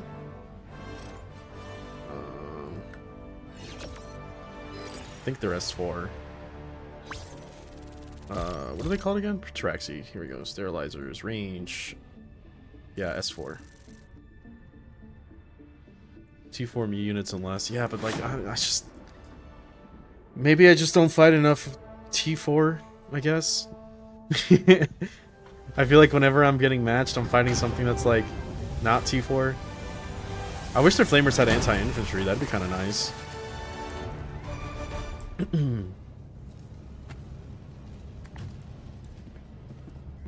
Like even like when I put them against Gaunts, they didn't like clear a stack, and I was like, well, that kind of blows. Actually, I need to unlock something over here.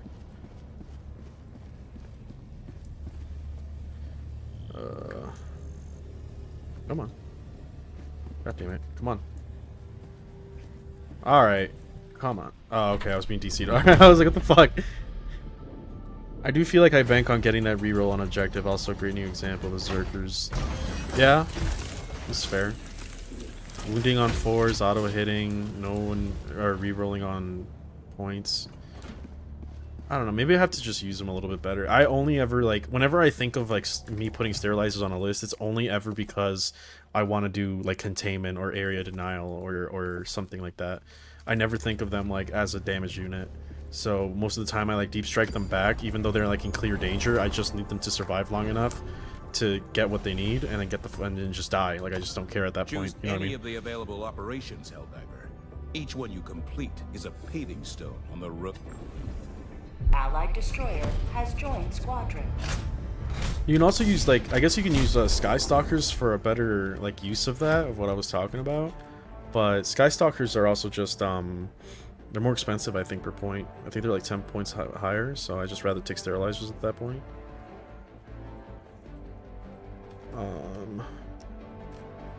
What were we fighting again? Fuck. We're fighting... What? Shit. Allied destroyer has joined squadron. I wish I would tell you what you're fighting. I keep forgetting. I think I'm fighting Illuminate, right? I like Flamethrower versus Illuminate. Any excuse to run Flamethrower, I guess. Synchronized. Gatling Sentries based. I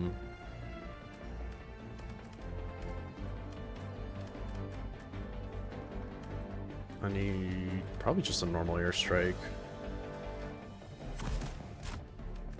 to break those Hellpod launch initiated. break the thingy mabobbins. What are they fucking called? Spaceships.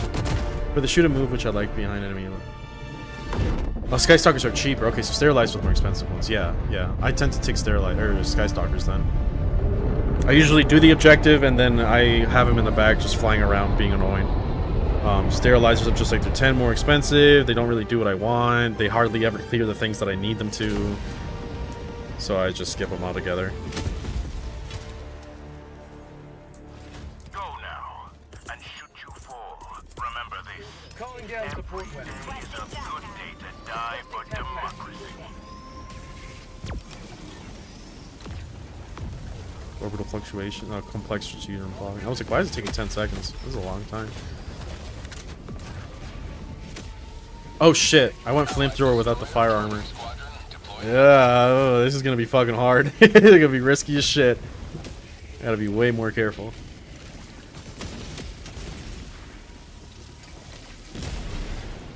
Requesting tac pack. Calling down a support weapon. There we go. Let me not go in front of this thing.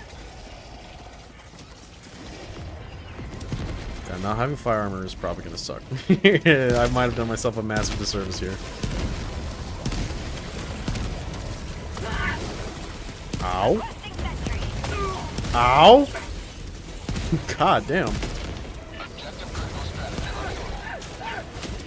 Wait. That hurt.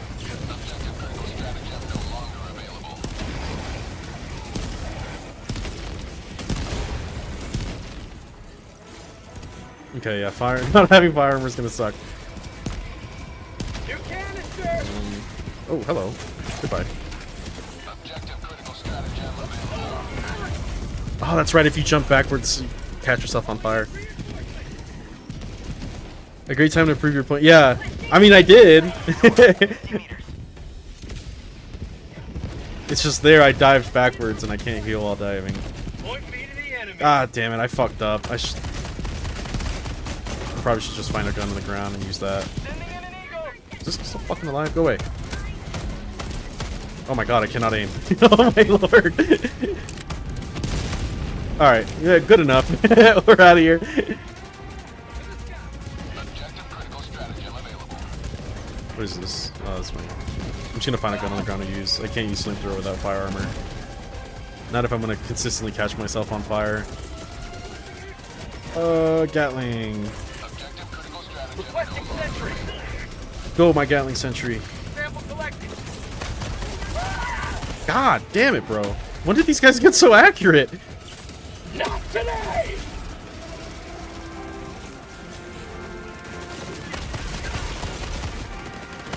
I keep fucking up my loadouts today.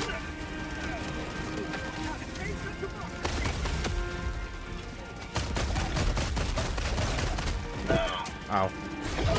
I got fucked myself. God damn it. I'm playing so poorly today. Oh, to democracy!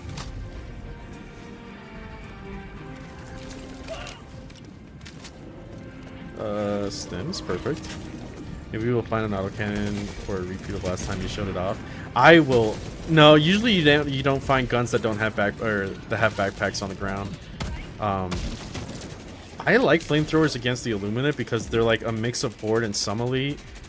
And the elites, like, they're pretty armored. You see how long it's taking me to fucking kill these guys. So autogun is nice against them. Or autocannon is nice against the elites, but not against the hordes. Flamethrower deals with both of them, albeit that it kills the elites a little bit slower, and you might have to trade some health for it. God damn it! What is wrong with me?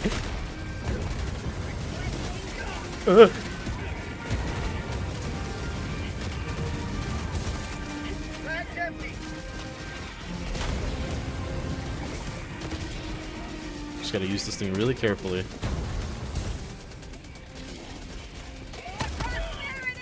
Reloading! Ow! Heavy machine gun, when I used it against them, was pretty good. Light machine gun is probably a little bit worse because it doesn't deal with the walkers. Oh, thank you. Wait. Wait. Yup, dude, go away! God damn it! Canister's empty.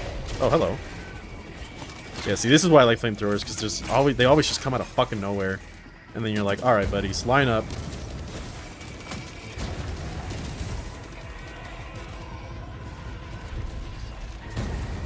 Oops, wrong gun. Requesting airstrike. God! No! Shit!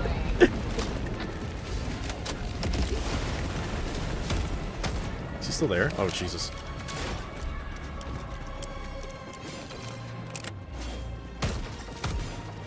Calling in reinforcements. Okay, they got him. Reinforcing. Yep.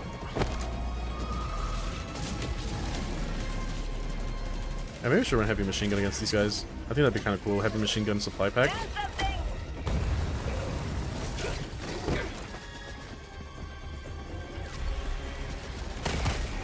Marking location. Oh my lord, bro! Holy shit! I would be much more aggressive if I had fire armor. God damn it. Reporting to the front. Oof, yeah, he did not like me, bro. Found something. He really did not fuck with me. Calling down the sentry. Reloading. Is he still not dead? Oh, Jesus. bitch.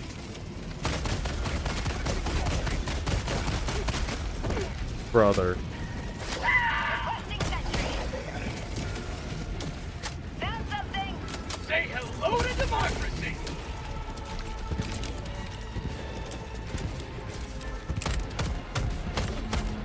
Mag's empty! Fuck. Sending in an eagle! That should kill him. Oh. Unleashing democracy.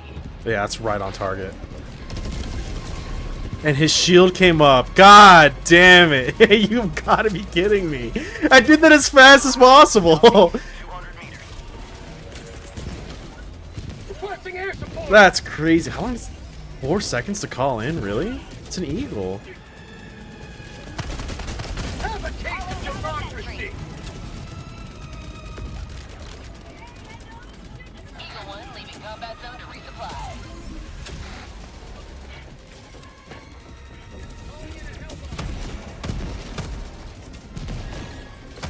Calling in orbital Gotcha, bitch.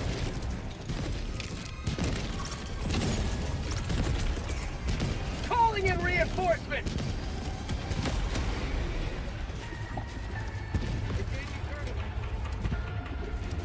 Elbow on, clear the area! Let's get the fuck out of here. Reloading! The hell is that thing? Ew. Oh, hello, mister. Ah! Burn, bitch. Liberty dispensed. Calling in orbital strike! Reloading! requesting Perfect grenades. sentry.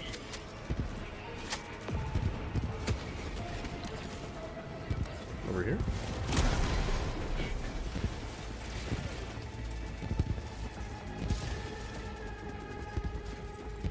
Objective critical stratagem available.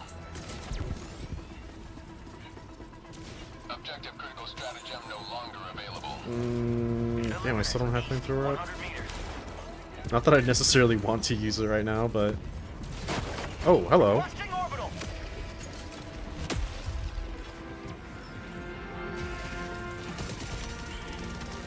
Is he still alive? Requesting advanced weaponry! My homie from above the grave? Hell yeah. Oh, shit.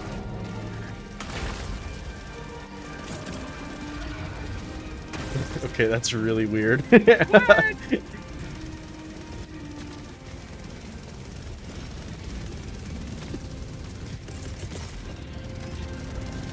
Requesting sentry!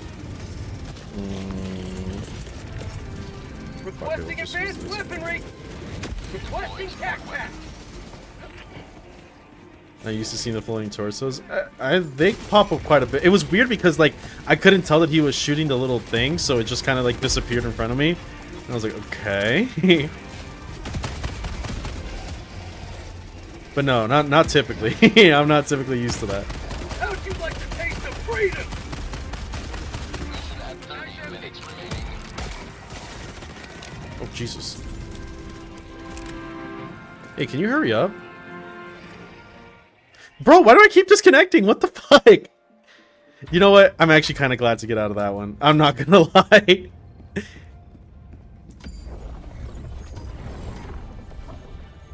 There we go. I don't know why I keep DCing. My internet's totally fine. Because I didn't salute the flag. Does it actually make it go by faster? Allied destroyer has joined squadron. Engaging orbital thrusters.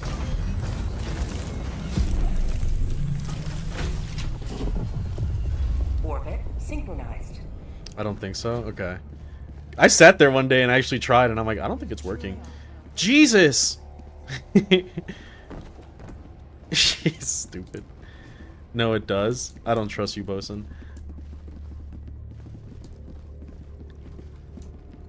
Is it really? Am I being gaslit?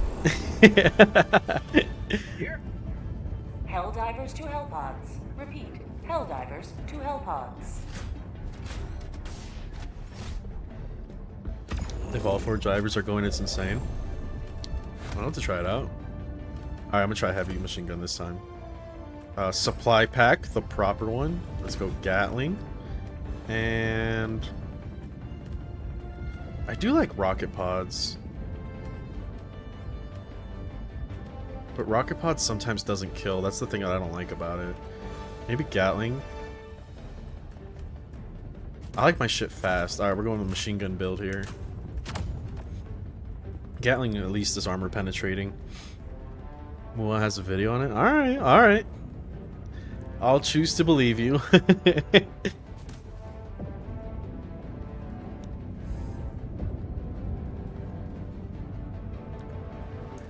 Trying to see if my brother was awake if he wanted to join. I guess he's at work or either sleeping, one of the two.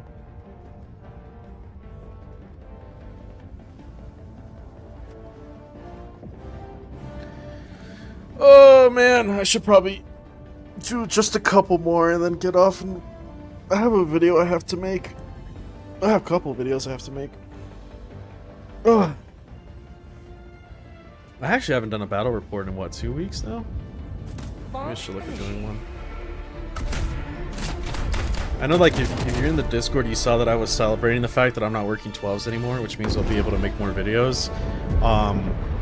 But then they messed up the schedule for somebody. Like, they were making her work, what was it, like 10 p.m. to 7 a.m. and then immediately expected her to come in the next day for a 1 to 7. And she was like, no. And they were like, oh, fuck, my bad, that was a mistake, right? And because of that mistake, I ended up catching 2 extra 12-hour shifts. And I was like, guys, come on. I was so excited to get out of 8s, and now you just threw in an extra 2 12s. I was like, this fucking blows. Why am I fucking suffering for that? So, here we are. But after that, I should have a lot more time. There's still a couple of 12s in my schedule, but I think I did the math. I'm getting back like 90 hours this month, which is fucking incredible. Warning, you are leaving the mission area. Okay, my bad. Damn, I didn't realize he put us that far up. What the hell is that wall there? Rest in peace, backpack. Or jump pack. Oh, are we doing the defense mission? Ooh. Ooh, I did not bring a good loadout for that. I didn't realize we were doing that. My mines! I want my mines back. Yeah, you kind of put us in a shit fucking position. Calling down a sentry, north. Glad to hear that. I really liked your Forge Word video. Thank you. It didn't do as well as I was hoping it would, but it is kind of niche. I understand why people wouldn't watch it. The call video did it like super good. Calling down a sentry. Shit, man, I didn't even get any chance to set up. Not that I had much, I guess. Oh my god! Oh my god! Boys, they didn't even fucking close the doors.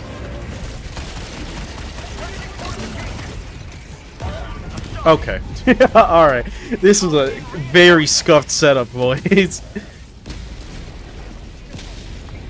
A 380 in a defense mission? Dude, we don't have much room to move around. Joining the fray. What are these guys thinking? Request approved. Deploying reinforcements. Jesus Christ. It's still going on? A super bad setup there. What the hell? Oh god. Squared! Alright, we're gonna close these doors. After I put this down. Orbital inbound. Go away. Goodbye. Orbital inbound. God, heavy machine gun has such a fucking hard sway. Alright. Damn, bro, this thing moves slow as fuck. Calling in reinforcements. I guess I have to ADS with that. I don't really use heavy machine gun, I just wanted to try it out. Or did I die over here? Oh, yeah. Oops. Ready to liberate.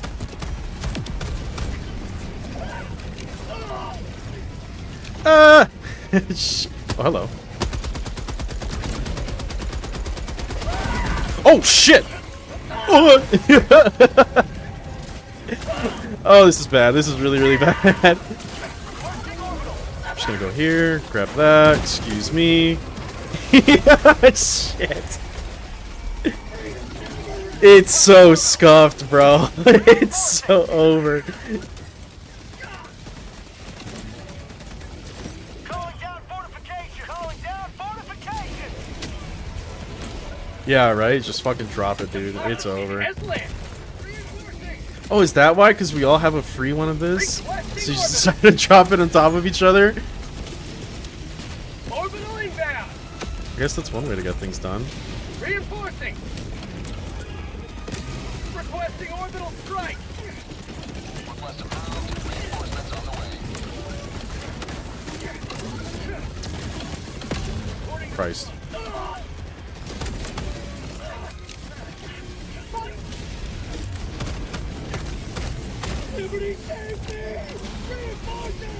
Guys, the generators.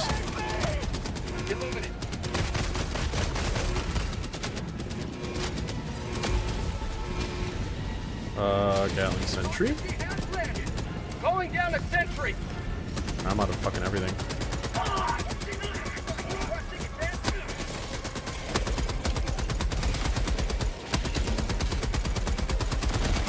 Come on, freak. There we go.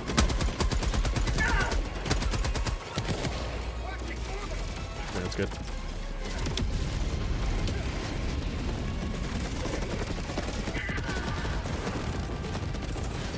Shit.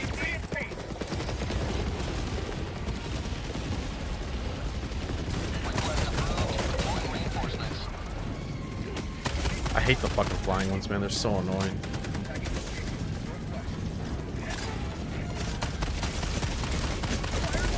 I should get a penetrator next time. I don't think Breaker's really good against these dudes.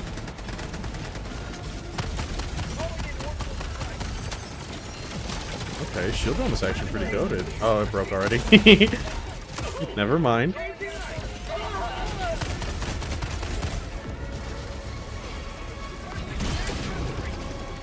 No, I didn't get it. Fuck. Magnum! Reloading!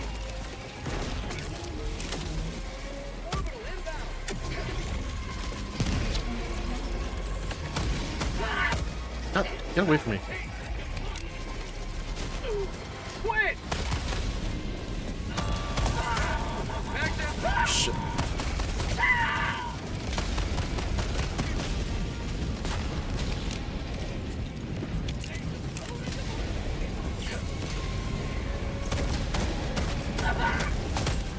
My god.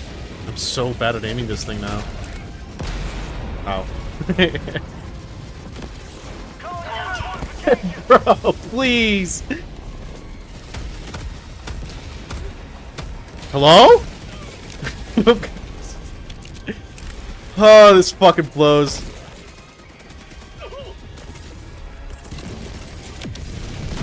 Yep. Requesting orbital! Firing orbital barrage. Clear the area. Holy, holy, holy! Me in my little corner.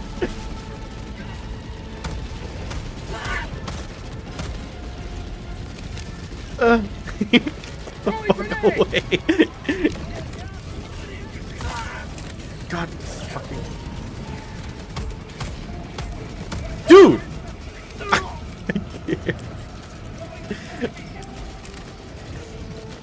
You know what? At least I'm taking the aggro off of everyone.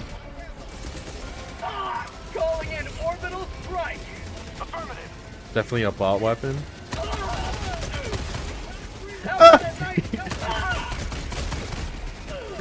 Guys, please, something. Oh shit! Sweet liberty, my arm!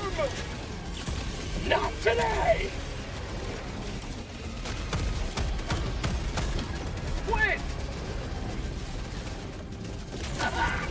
Oh fuck! No.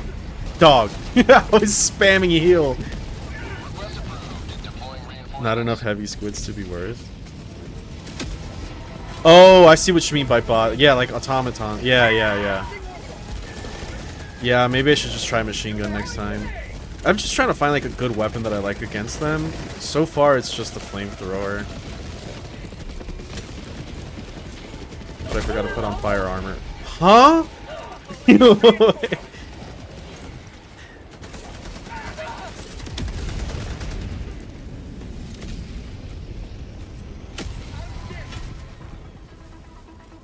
liberate. The problem with flamethrower though is that it's a little hard to fight the air ones, because you gotta get like pretty close to them. Maybe there would be enough of your diver to finish this area in a true honor.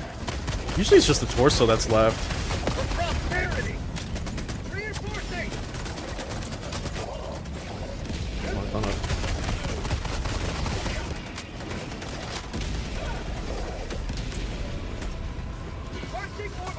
Can't kill harvesters if you aim for joints. The heavy? Really? I've been trying to aim for their eye. Requesting orbital. Port weapon. Alright, I'll try that. Requesting advanced weaponry. Requesting fortification.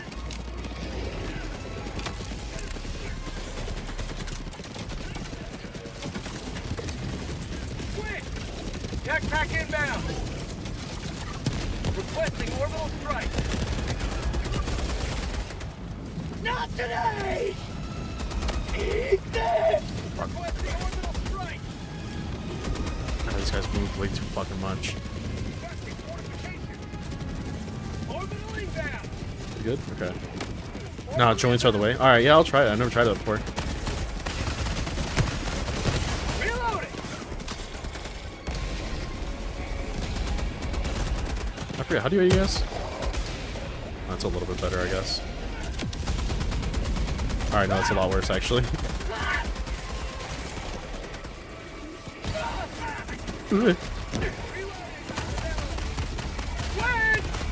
Flamethrower goes so hard right now. Bro!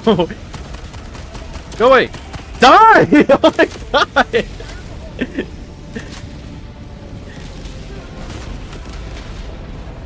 Piece of shit, dude.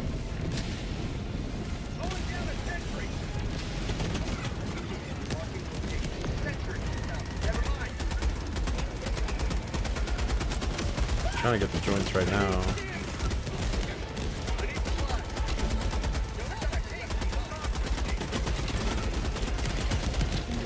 I don't know if that was me, but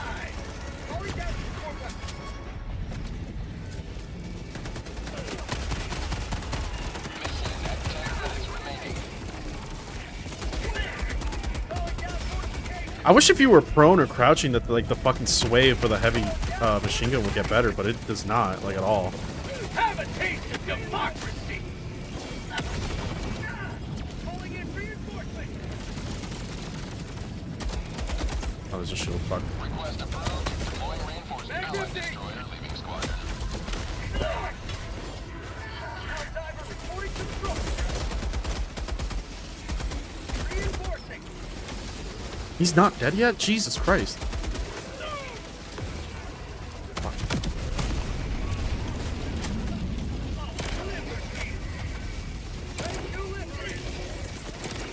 Calling in orbital strike! Jesus left. Yeah, I think I like the HMG encampment better. I think that's just a better stratagem. Destroy our way of life! Calling in reinforcement!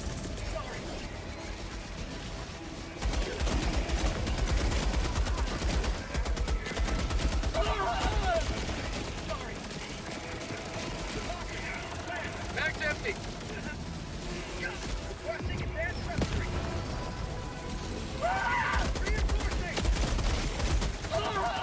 Reinforcing!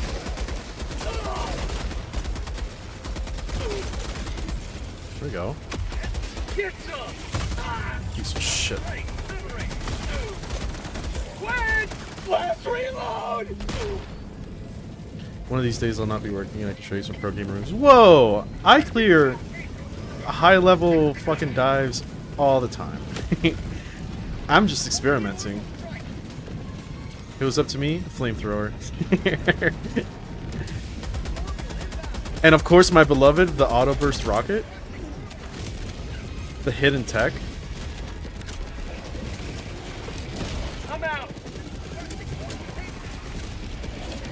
one have the machine gun? Oh, here we go.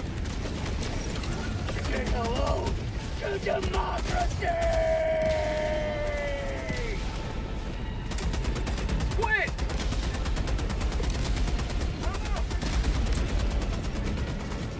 To be honest, between the joints, I don't see much. I am missing half of them, though. It's kind of skinny. There we go. Yoink. Orbital inbound!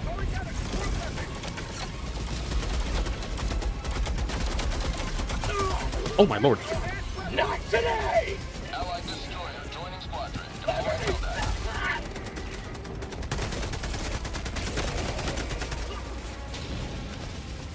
Ugh.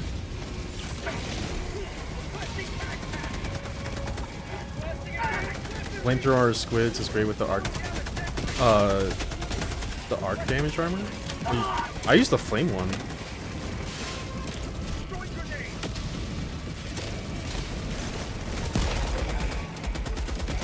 I didn't know that the arc armor reduced fire damage as well. I just been using the fire one that came with the battle pass thing. God damn it! God damn it! You have been a stalwart line of freedom. Extract when ready. Ooh! Extraction request confirmed. Shuttle inbound. Thank you. Pelican 1 awaiting Helldivers. Please enter the extraction radius. This is Pelican 1, preparing for touchdown. Oh jeez! Please don't hit me, turret.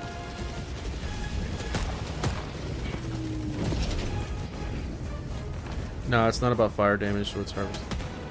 Pelican 1 preparing to depart. Shuttle launch in 20 seconds. Reinforcement budget depleted. I like my fire thing because I could just like get up close and burn everything, and if I start catching on fire, I don't really care. Pelican 1 beginning ascent. Usually they don't zap me because I run the flamethrower with the jump pack, so I just like jump in, and by then they're out of range already, or I'm already in range. Deep strike is what we call it. Dark days when Jesus abandons us. I agree. Bam, ba, bam. Ba, bam, bam. I wish the screen would go by faster. It's so fucking annoying. I get it.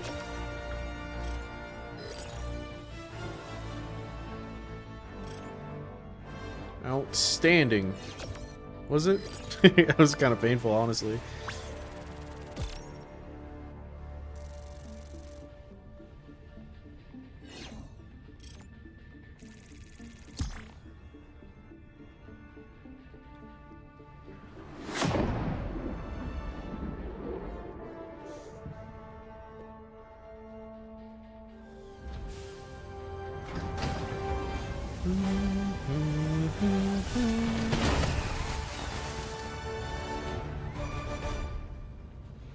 We'll do a fire build again.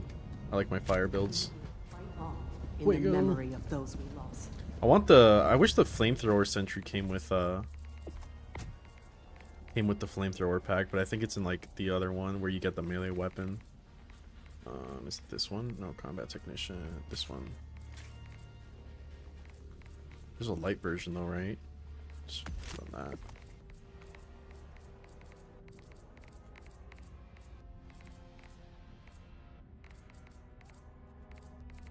This helmet looks pretty cool.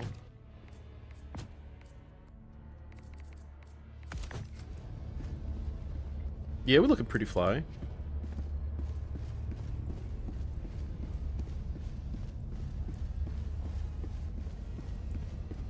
Allied destroyer has Ooh. left squadron. The Galactic War. A battleground awaiting your heroic intervention.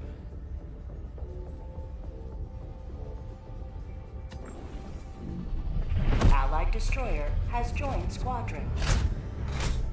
Engaging orbital thrusters. Alright, fire. Boom.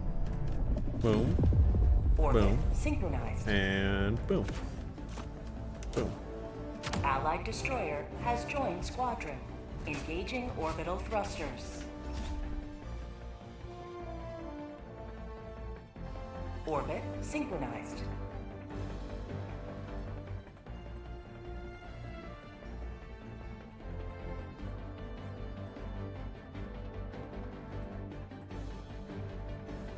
Madman. It's fun. It's so great. Flamethrower handles everything. Napalm for heavy, and flamethrower or flame grenade. Fuck words. Incendiary mines for like basically every foot troop. And then thermite allows. Oh, you know what? I should replace this with the penetrator. What is this? Concussive? Oh. That gets through the heavies kind of well. Overseers, whatever they're called. Actually, wait.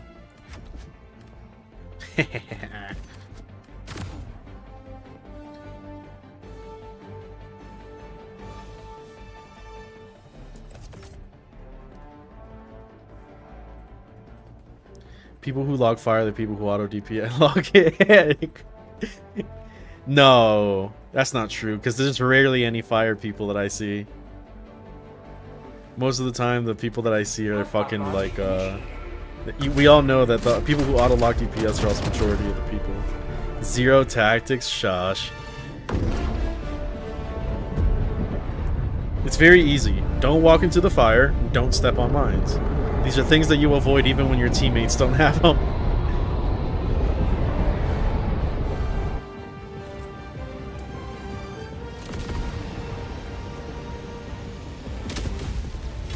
I have 2 pyros in my group. Well, there's your issue. Yeah. I hardly ever see people run flamethrowers. New mag.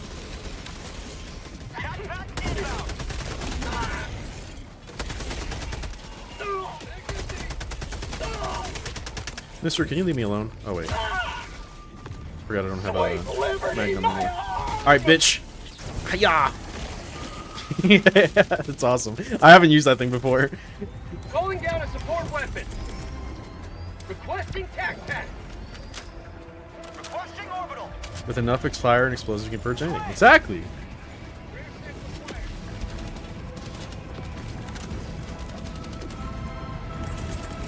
Shit. Requesting orbital. Requesting sentry. And it looks cool as fuck, too.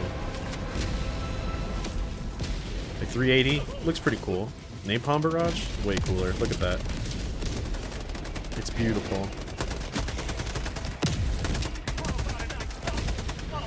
New mag. Well, the bomb got him. To the sky. Are we in the fucking moon? Tagging map. Northeast. 300 meters.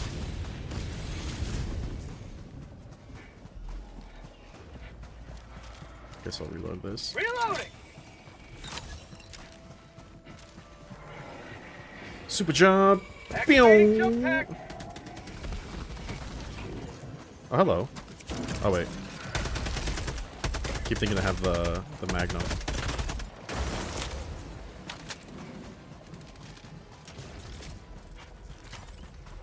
Yoink!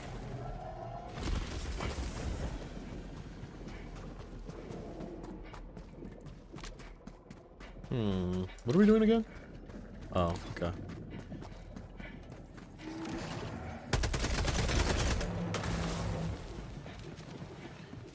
To the sky. Enemy elite. Northwest. 100 meters. Enemy elite. Northwest. 100 meters. Found something. Yeah, I guess we'll do that first. Activating jump pack. Ow! It's a piece of shit. Hello, everyone. Excuse me.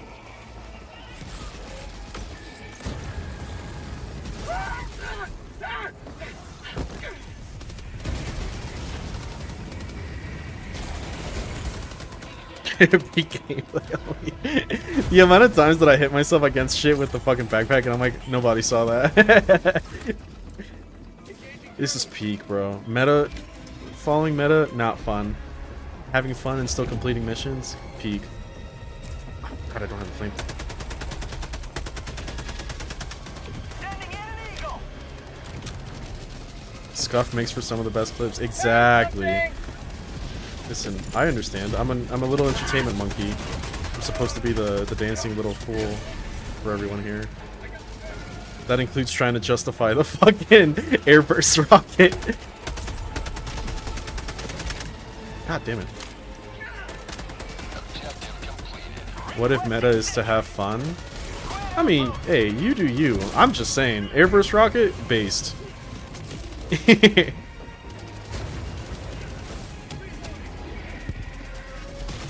Look, you're saying that you... Who needs the arc armor when I can just do this? Wait, hold on. This guy's bot. Oh, Jesus!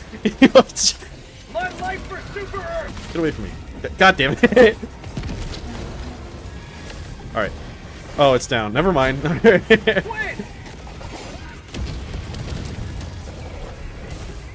Alright, point stance. Who needs arc armor when you can do that? Meta is to crucify airburst enjoyers. No, sir. Oh, fucking Christ. Thank you. Alright, watch this. Hiya! Shit. Shit. It worked! It worked! Woo-wee!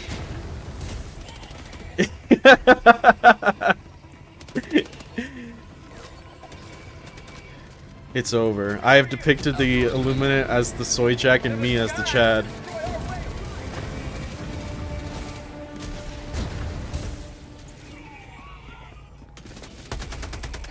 Oh shit, my bad.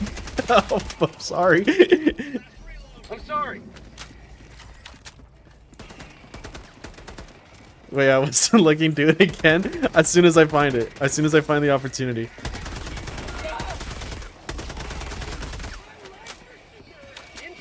What injury?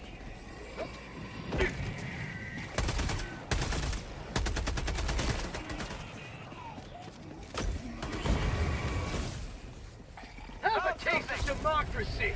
Where are we going? I'm not even paying attention.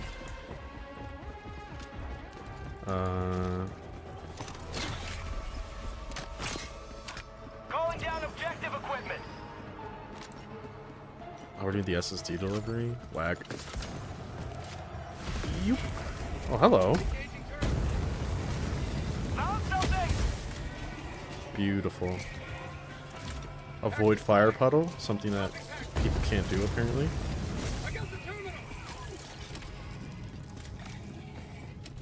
Do I have... No. Grenades it is. Split outpost spotted. Dropping a pin, northwest, 100 meters.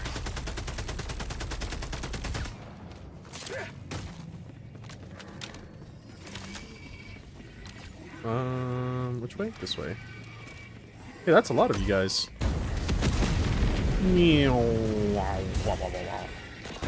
Whoosh, whoosh, whoosh.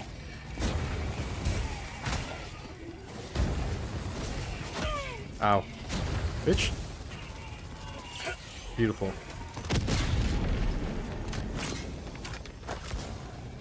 Found something. Okay, good. Orbital inbound.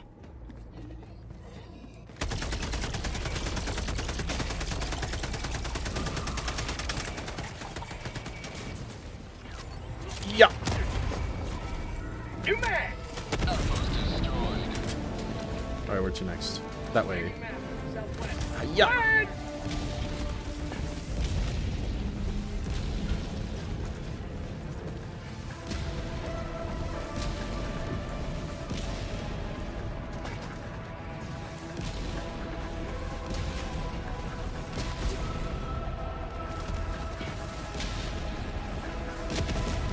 God damn, what is happening over here? Oh, 380.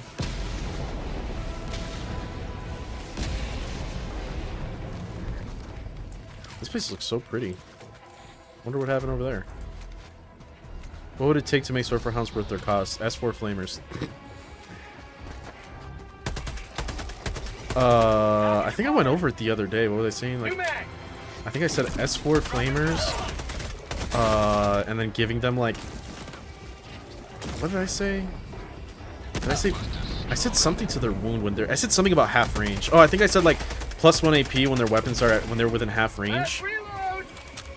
So then like they kind of have like increase their flamers to 12, obviously, and the strength to 4. So then they have like high AP flamers, but they still only do a little bit of damage, so they wouldn't be that insane. They'd be a lot like Chosen.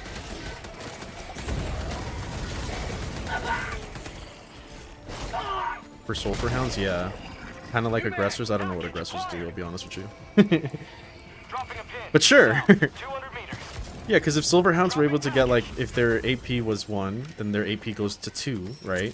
And then if they're in Conquer, their AP goes to 3. Yeah, that hurts a lot of things, but they only have 3 flamers, as opposed to something that's like a 5-stack flamer unit. And while they have high penetration, it would only deal 1 damage. It wouldn't be that bad. If they're shooting the closest enemy, they get +1 AP. Yeah, either that or like at half range, they get +1 AP. One of the two. I think those would be nice. Because that's what they want to do. They want to get close. They want to get into melee. They want to, you know, like fall back and advance and charge. Fall back and advance. Fall back and charge would be awesome with them with like something like Halo's Creed AP or Halo's Creed stratagem. It'd be nice. Because I wouldn't give something like mass AP to something like a sterilizer unit because that's 5 flamers, well 4 technically. But they have like a lot more that they can do with that. Because they have deep strike and everything. These guys you have to run up. So I feel like that'd be fine. Like, yeah, -3 AP is pretty crazy, but again, it's only 3 flamers. And then their pistol shooting isn't exactly the best. And then once they get their line breakers, they deal the mortal wounds, and then they probably just die because they won't survive in combat. But it's like, okay, you got your worth out of them because they're meant to be the damage unit. Ow!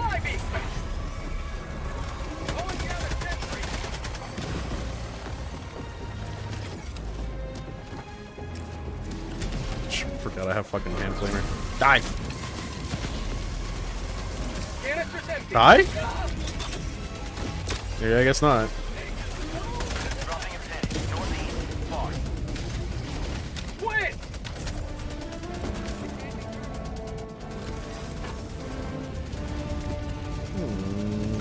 Still gonna make bomb barrage here. Hiya!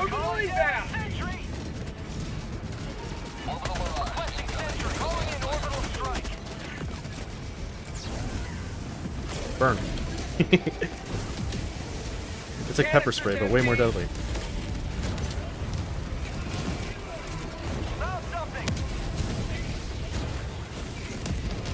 Hiya!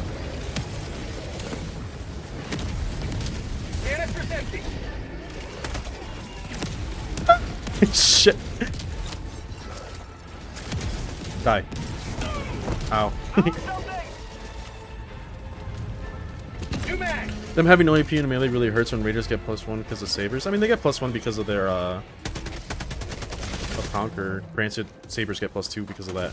I think that like they want to go into melee because of line breakers and stuff, but I think they're more of like a unit that kind of just wants to be really close, but not necessarily in melee.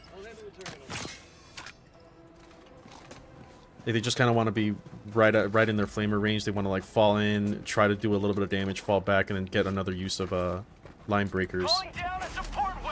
But like line breakers just isn't good anymore because it has to be an engagement range. So the moment you start taking 6 stacks, it starts not being great anymore.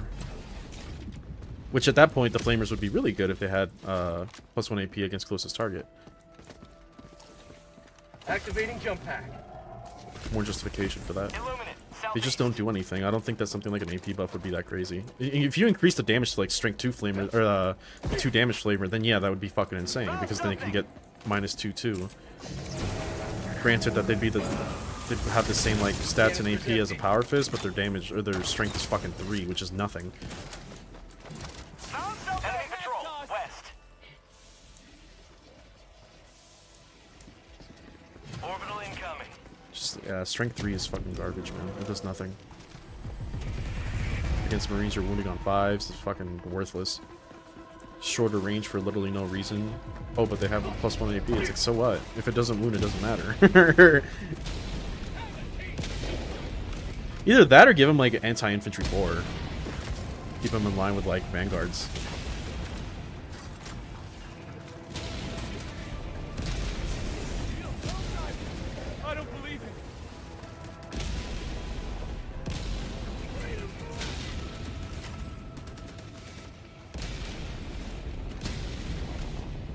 It's crazy to me that those units haven't received any help this edition, though. That's actually kind of crazy. Very true, very sad. The cavalry units are new, but are cool, but I feel punished for running them, so I made a list of 3 6-packs of each. With 3 6-packs of each. Of Sulfur Hounds? Or Raiders? I think Raiders are still, like, okay. But, like, I only ever run them if I don't have space for infiltrators because of points constraints. Calling in an Eagle.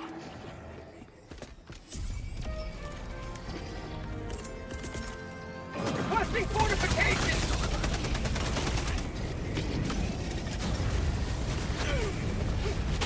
Requesting sentry! Okay, now I run. Squad! New mag! Heavy, southwest, support, 50 meters. Let's do a gas strike, fuck it. Requesting Yeah. orbital strike. Go, my mines, go! Oh my lord, oh, I'm so fucking dead. Bleeding out! What unfortunate fucking knockback there. Taste of freedom! Boink. Joining the fray. It's like I never left. God damn it, pick it up. You have accomplished liberties. Oh my god, I blew off his legs. At your discretion. Huh? Reinforcing!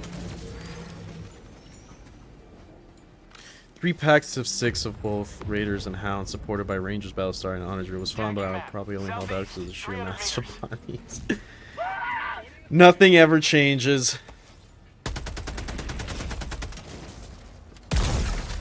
What? There was not a mine there. What, what the fuck? Calling in an Eagle. I stand by it. Mines are fucking incredible.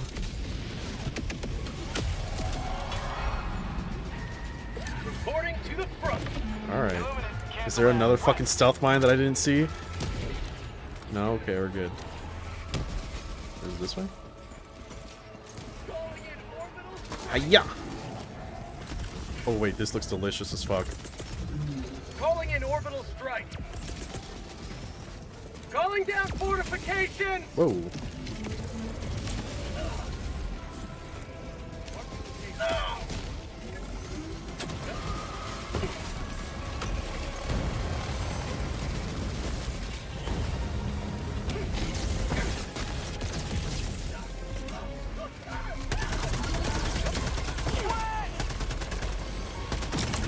Who needs arc when you have this? Burn, bitch! And now, we run away. Yoink! Oh, it's not dead yet. Fuck. Shit! You can't hit me for it. Karma, bitch. That's what you get. Hey.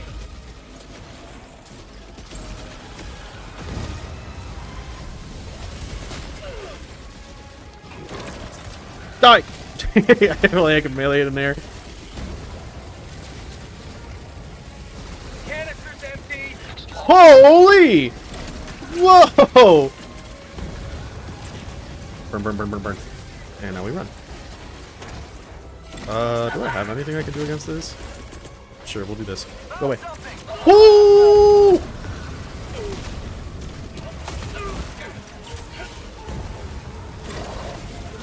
Okay, can you fuck off? God!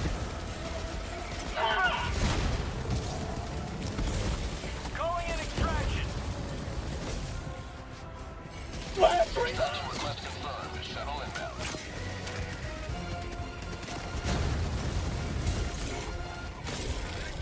This is working so well.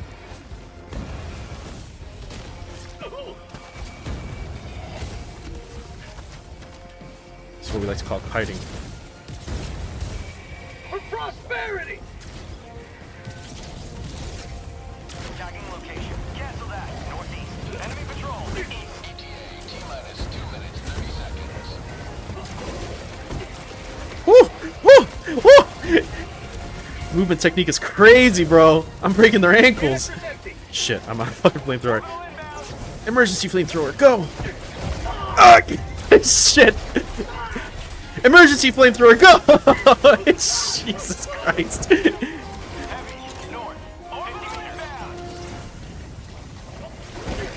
Oh! Oh! Ew! Bitch!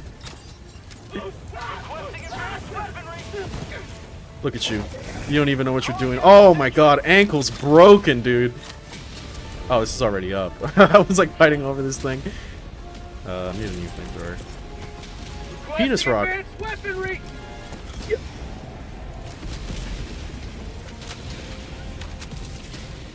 Calling down a sentry!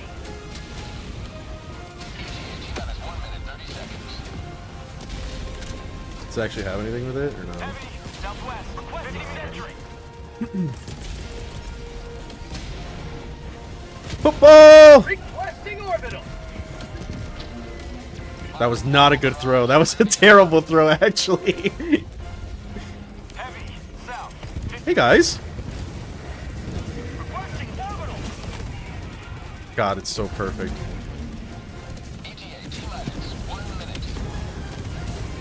Yeah. Yeah. Hiya! Shit. Oh fuck. Oh shit. See, look, I distracted him. He's not going after my teammates anymore. All right, round 2. Hiya! Ow.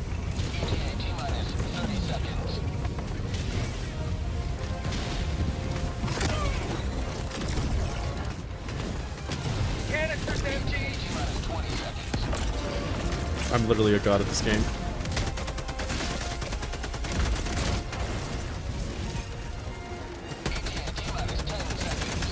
Want some too, buddy?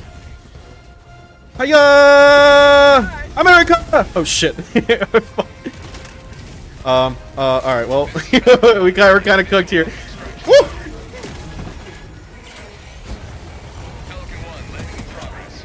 Ooh! Ooh! Ooh! Ooh! What's up, idiot?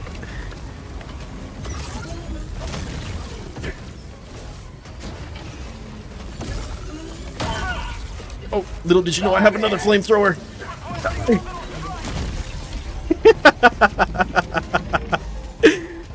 Oh god. It was worth. That flamethrower took a lot longer to kill them than I'm used to. It only takes 1 canister usually. There's still a torso. It counts. Shit. Orbital inbound! Countdown initiated. Stand by for takeoff. Extraction complete. Pelican 1 beginning ascent. See, look, I got him right before we left. Today you carved another footprint. Oh, that was hot shit, dude. Kind of want to run a recoilless.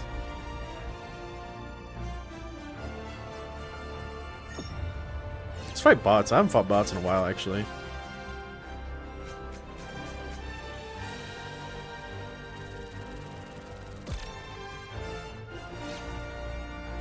Oh, see? Say what you will about my flamethrower tactics. 5-star patriotism.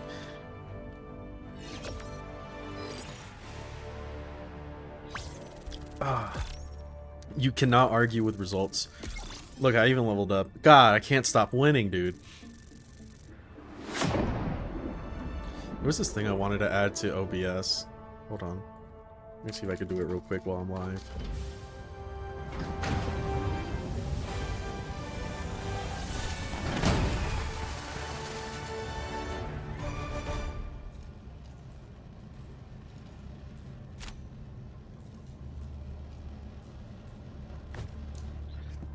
Recoilless is top tier anti-automatons.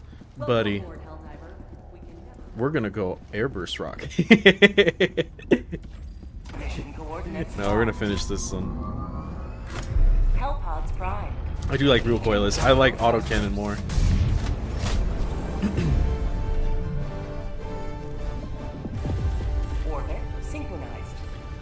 I think I'm still gonna do a flamethrower this time though, because it's really funny. Alright, hold on. How do I do this? Add new scene. I'm gonna fuck some stuff up real quick.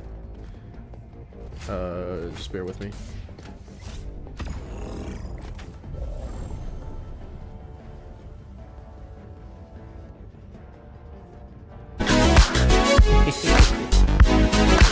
Hell yeah, new one flamethrower.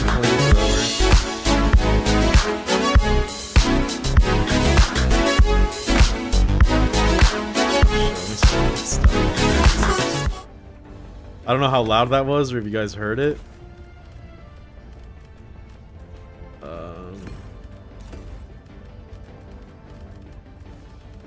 Shit, what should I take? Let's go take heavy encampment. Oh, I don't like that. Let's go that. It was heard amply. I need to turn on my is it this one? Fuck, I forgot which scene. I don't know, I really like this video. It's so funny to me.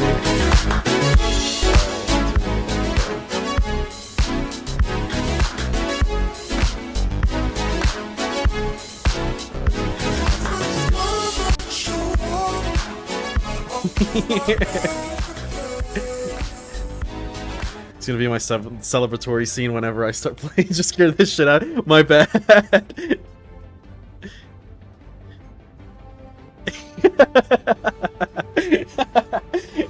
Bro, the way he moves, bro. That guy is suave with it. I renamed the scene. Suave.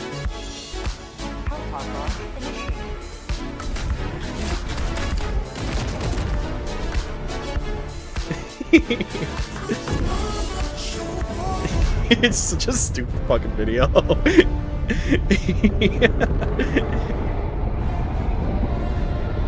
Homie is just fucking going for it, bro.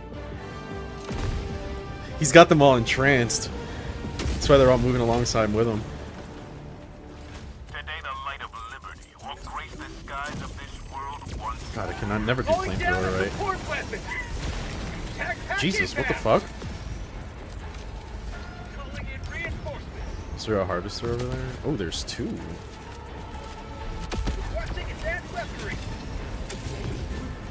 Oh, I don't want to die. Ow. Oh, hey!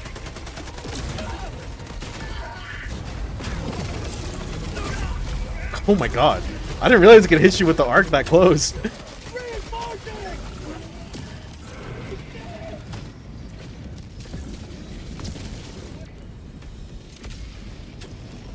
Yeah. Oh, it didn't die? Told me what? Oh! Alright. I'm dying. What a terrible place to spawn.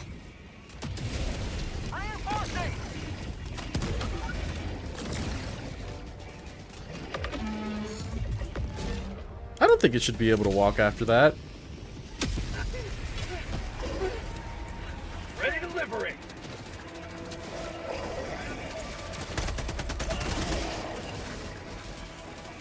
Alright, will I be able to pick up my flamethrower? Yes. Ooh, wait, this looks good as fuck. Activating jump pack, 50 meters.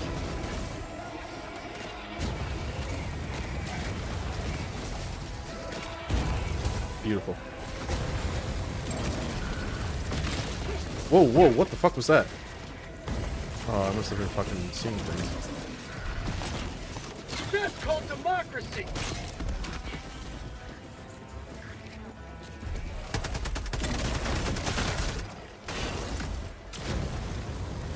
Burn.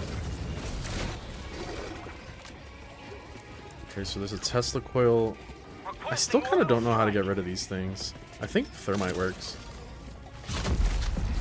What? From all the way over here?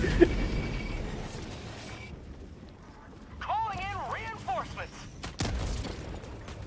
Is it just me or did it look over at it? It's just like my leg.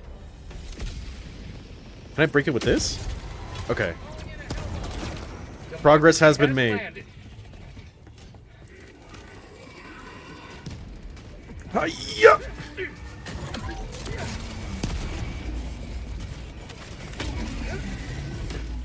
Back, please. Oh my god, I'm fucking stuck. Are you kidding me?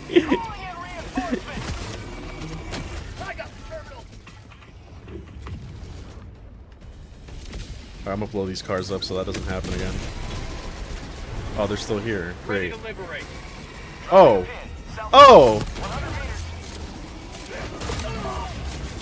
What? Did I not grab my shit? Good.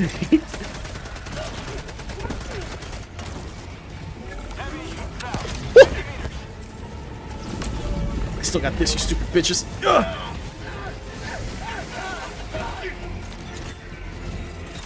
Oh!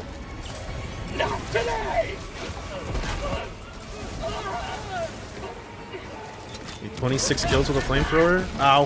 32 kills with a flamethrower? You cannot argue with results. Huh?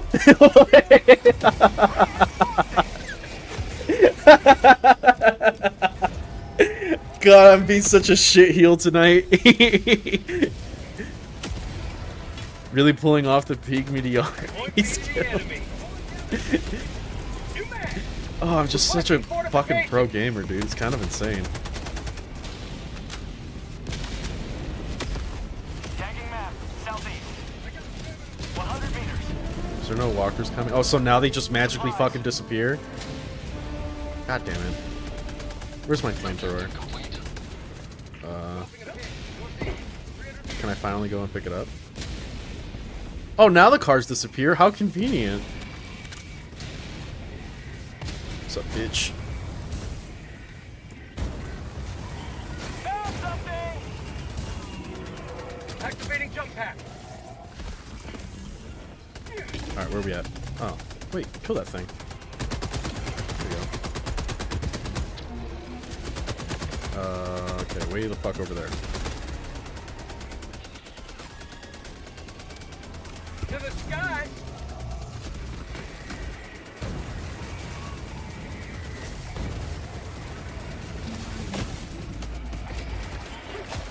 Oh, he shot me. Oh! Oh! Oh! Fuck! This bush shall guarantee my safety. Calling in reinforcements! Surprise, bitch! Ah.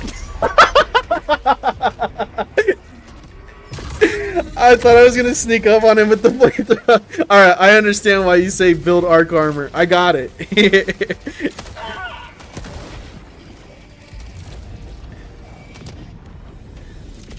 Where's this bitch? Oh god. This game is so peak sometimes, I swear. Requesting sentry.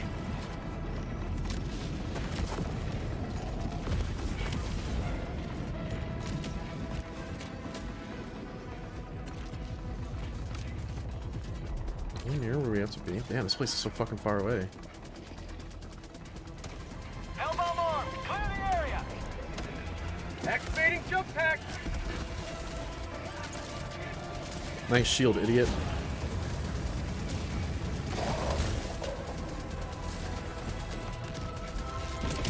Oh, that's a lot of dudes. Oh, I fucked it up. Oops.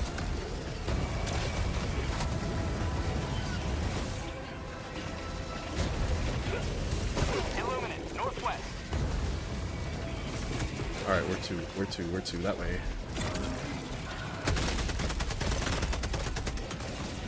Watch this drive, huh?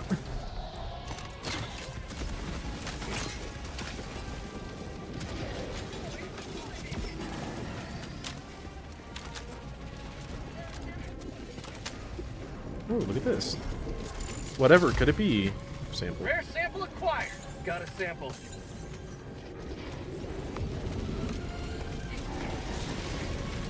Hello. Burn. Canister's empty. Reloading. Requesting orbital strike.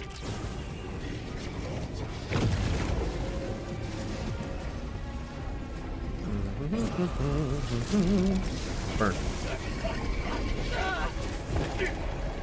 Shit. Burn. Canister's empty. Where are the other ones at? Oh, it's gone. Okay. Cool. Grab this. Yoink. Sample collected. Rare sample acquired. Hello.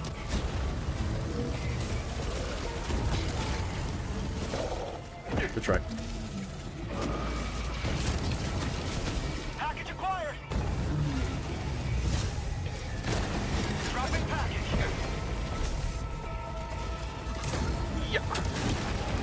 Whoa. Package acquired. Last reload. Hello. Dropping package. Please leave me alone. Calling down a sentry. Saw that drive-by? Oh my goodness. Acquired. I really need ammo. Dropping Whoa. package. Whoa. Whoa. I think there's ammo right here usually. Right on these exit points. Yeah. Package acquired. Yoink. Dropping package.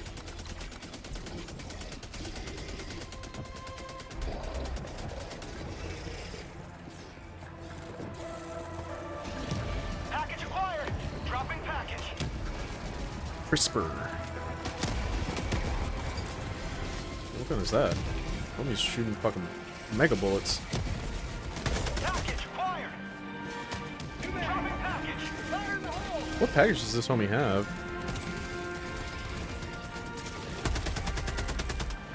In all seriousness, you were pretty slick with the flamethrower jump back combo. Thank you.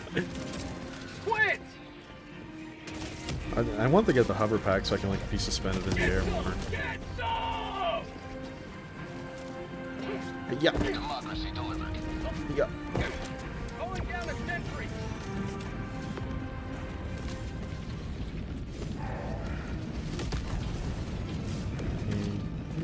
I see people to light on fire. Wait, shit! I forgot to use my jump pack. Oh! Actually, we're gonna do something different. Yeah! Ow. Shit, get up, get up!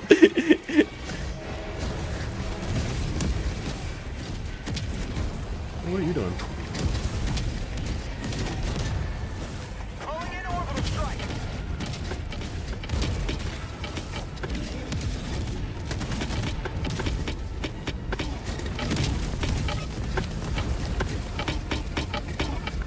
Canister's empty. Ow. I remember the flamethrower killing these dudes a lot faster.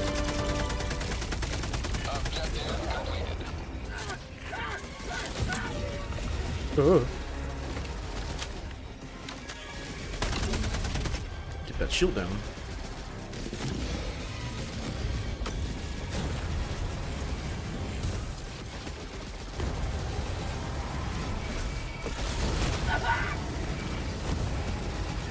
It's fucked. Ow. Am I stuck? Dropping a pin. Southeast. Uh-oh. 100 meters. Uh-oh. There's a grenade next to me. I'm so cooked. Oh, I am my worst enemy. Reinforcing. Requesting orbital strike. Found something. I don't even think I can go get my ship back. Joining the fray. That's why I have this, just in case. Burn. Canister's empty. How are you not dead? Reloading. Do I risk it? Do I go down here and try to grab my shit? Fuck it. Jump pack? No, I want my flamethrower. There we go. Yeah.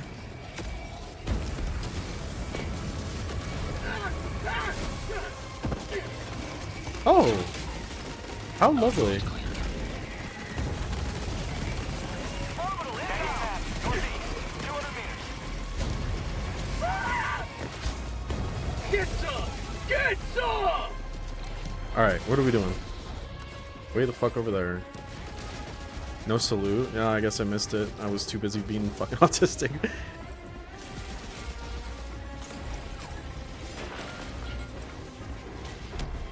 Gotta go get that flag up.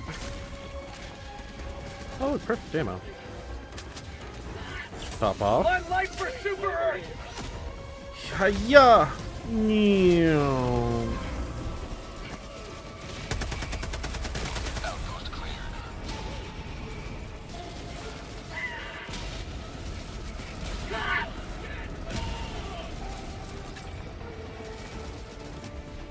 To the sky! Objective critical stratagem. Reinforcing! There we go. Objective critical stratagem no longer available.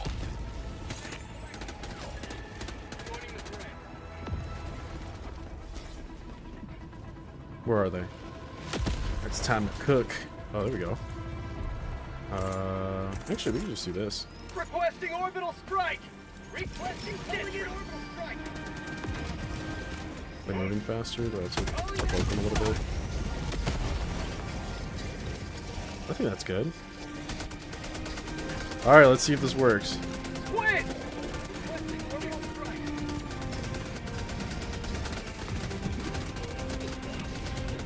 Alright, maybe it's working. I don't know. What I do know is I gotta go burn people. Hiya! Ow. Shit. Oh, that one hurt. Say hello to democracy! Oh, that one hurt too. Not today!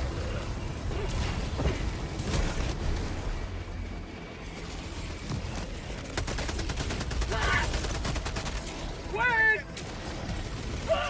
You bitch. Oh, he's dead. That's an unfortunate drop. Calling in orbital strike! See, chat, you can, in fact, Overwatch Deep Strike. As we just saw. Oh! Oh! Oh!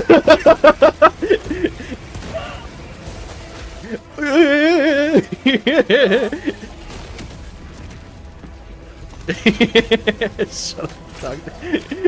Oh, jeez. Bro, chill. Alright. How'd you like the taste of freedom? Liberty emerges victorious yet again. Extract with order. Activating jump pack!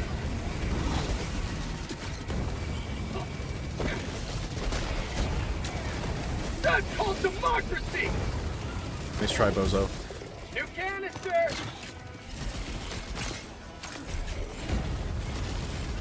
Found something! Can't run from me. I am omniscient. Or omnipotent? Which would, I think omnipotent would be the right word there. Found something!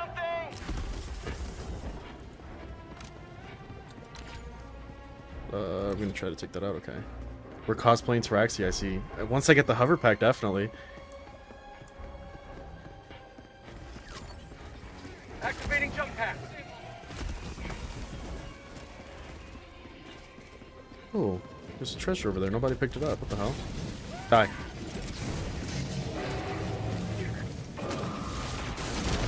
Oh my god. Why do you not die? Christ. The whole magazine. Found something! All powerful is omnipotent. I thought that was like omnipresent, you know what I mean? Like just kind of everywhere.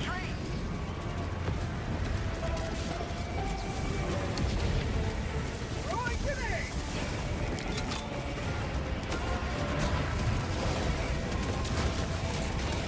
Requesting orbital strike! Kill them all! Oh, I'm gonna fuck this up. Ow! Oh, that's not an enemy.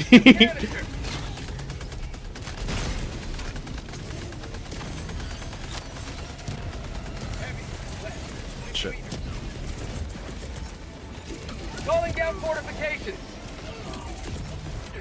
Calling in reinforcements! I'm gonna hide. Alright, now we're not gonna hide.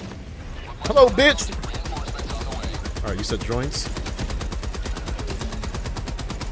Alright, now I'm hitting the guy. There we go. Hiya! Oh, uh-oh. Uh-oh. Uh-oh. Oh, shit. Alright, everyone gather around. I learned this from Black Ops Zombies. Yeah, yeah, okay, and dead. Oh wait, maybe not him. Yeah. Tagging mag. Northwest. 200 meters. I need stims. Calling down supplies. Try Omni Helldiver.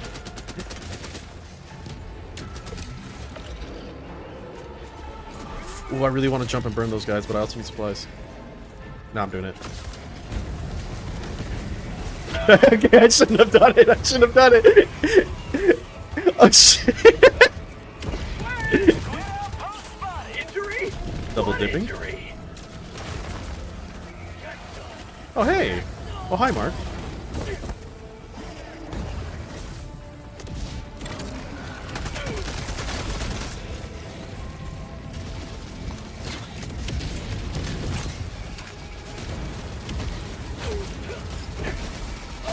Oh my lord, I shot fucking Poke's fired. Calling in orbital strike. Calling in reinforcements.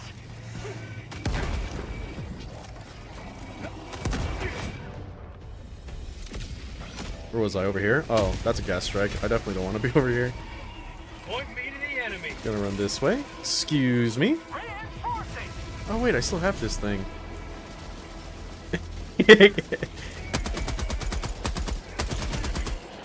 Alright. Where are you fuckers? Oh, it's out of ammo. If it's possible, a peak mediocrity emote would go hard. Yeah, I really gotta get one.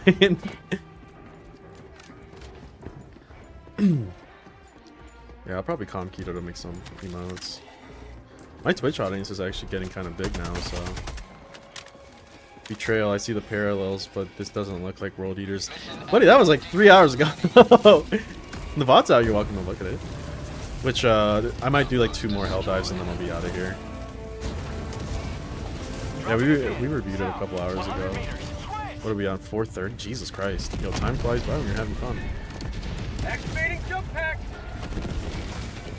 Vote list spam will probably be a faction. What do you mean?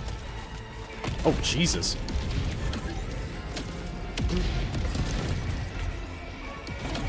Hiya! Hiya! Oh fuck! We good. We Gucci. Burn.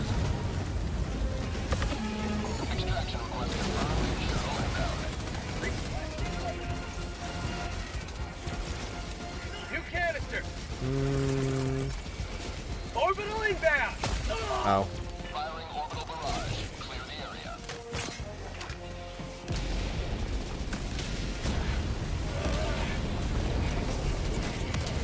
Who needs stims when you have a broken arm? Get some. I have a flamethrower. T-minus 2 minutes, 30 seconds. Look at that, 48 kills. We gotta keep going. We gotta keep going. We gotta keep going for the kill. Oh wait, it went away. Shit.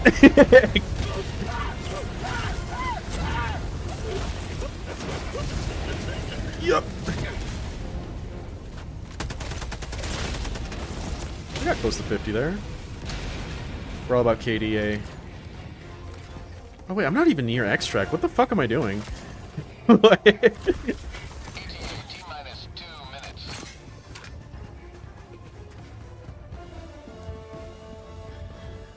Bum, bum. I'm gonna try to get the highest jump I can. Can I not climb this? Damn. Alright. Hiya! Activating jump pack.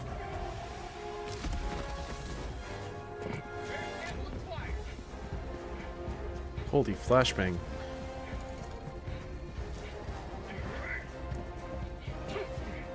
Oh. Why is my VTuber so far away?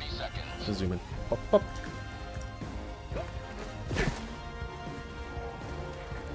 I could do this. Requesting fortifications. Actually. Requesting orbital.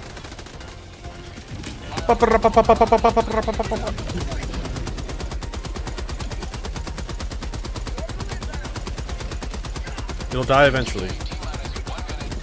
There we go.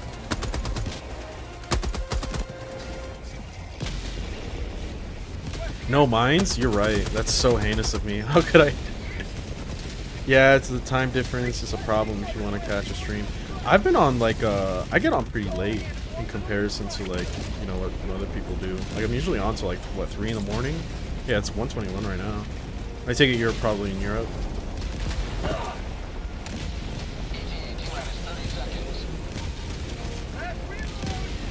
That's a lot of bombs. Stink bomb.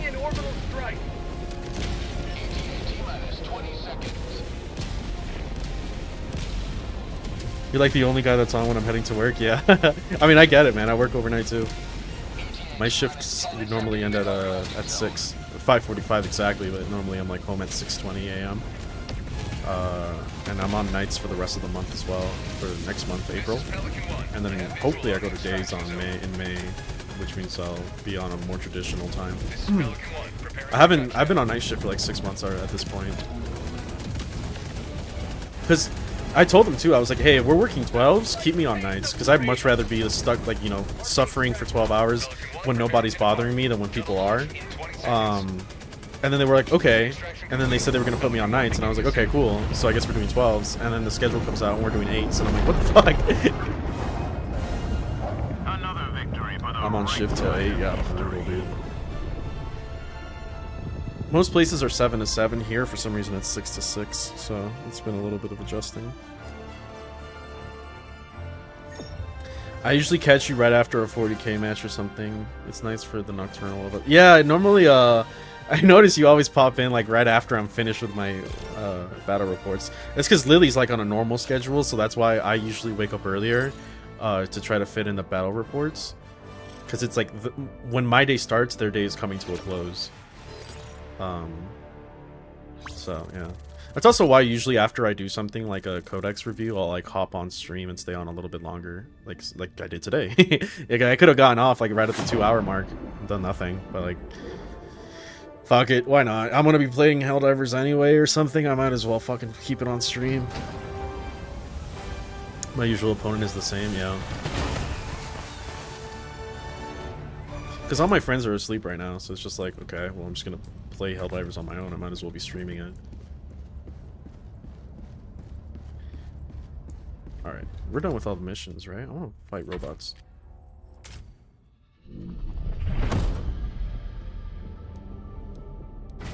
These weirdos who are active when it's sunny out. Fair. I woke up late as fuck today. I woke up at 7 p.m. I was like, whoa! I slept for like 11 hours. It's kind of wild.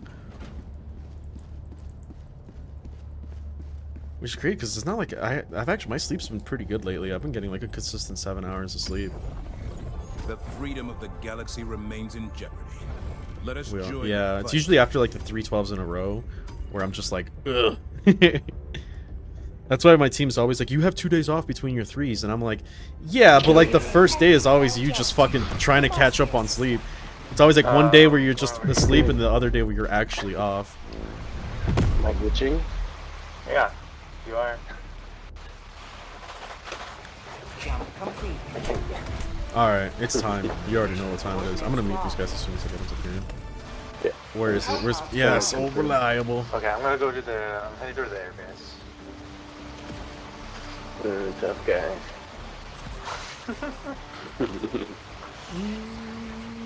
I don't even have any Eagle Strikes left. It's a walking barrage. I'm crazy.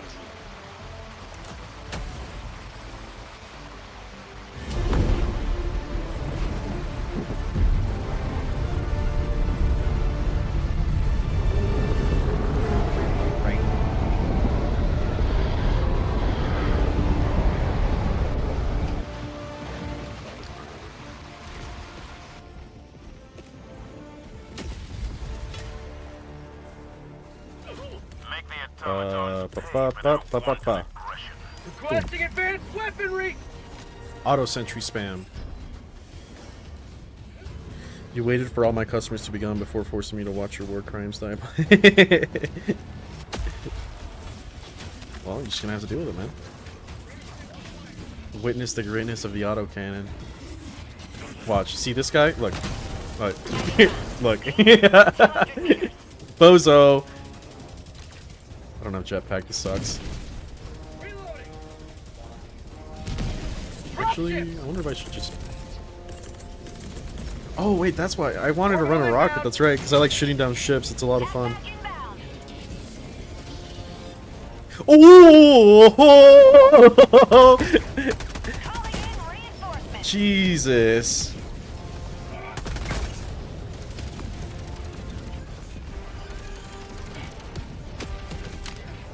Oh, fuck. Alright, watch this. Oh my goodness, who needs grenade launchers? Instant replay chat. Bonk. Wait, bonk. Wait, bonk. Wait. Hey! It's so good! Where's the artillery coming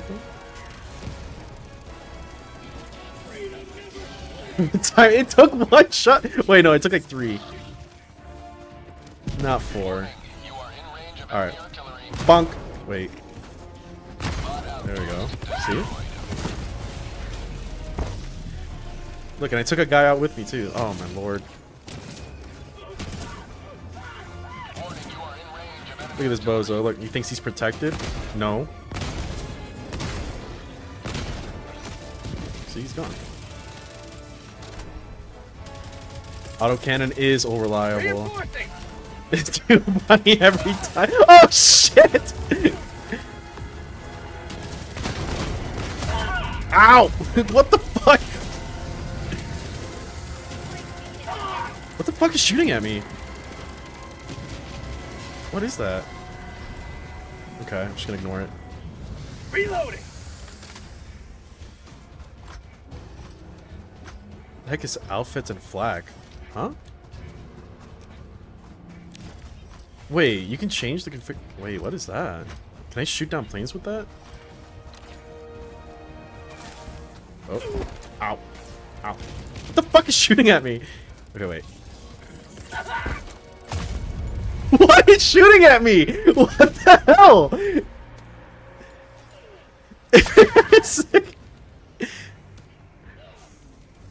Requesting air support. What is that? I kept looking over, I didn't see anything.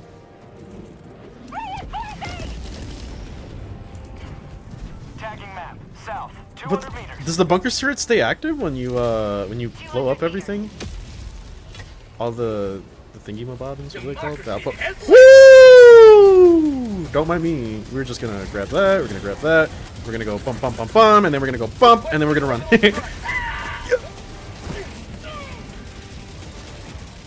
Supplies. An enemy. Thank you, Megos. Very insightful. All right, bitch.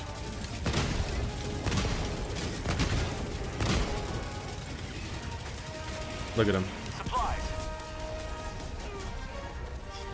Falling apart before the might of the autocannon. Oh, was it that thing that was shooting at me? I did not see it. And I don't want to see it. Die. Requesting orbital. Oh shit, that's a lot of them. Requesting sentry. Ow.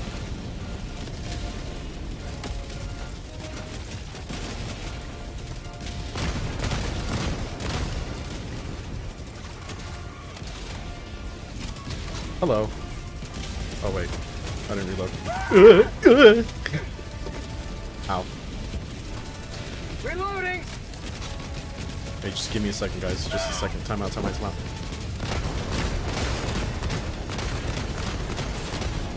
Mag's empty. I did it. Oh, there's more of you, huh? Oh shit.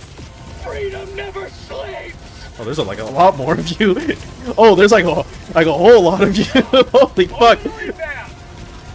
Yeah. I'm doing it. Yes. Oh god, we're out of reinforcements. It might be so Jover. I wonder what that was though. Like the flag versus Alphat. Maybe like armor penetrating high artillery turret. I don't know. I kind of want to look that up. I want to look it up real quick. Helldivers 2 autocannon. Fire in the hole. Calling down fortifications.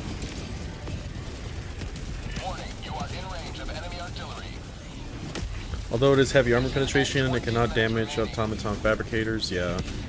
Unlike other weapons, cannot be fully reloaded, yeah. Use the ammo type selection to be more versatile. The flak should be used versus shrieker bugs and large numbers of unarmored light, low-tier ground forces like a trooper and commissars, while employing flak as the rounds use a proximity fuse to activate when it auto-detects an enemy, both and the blast radiuses. Okay, so flak is kind of like an explosive round. So what is the other one? Oh, I guess the original. So, okay, yeah. I got it.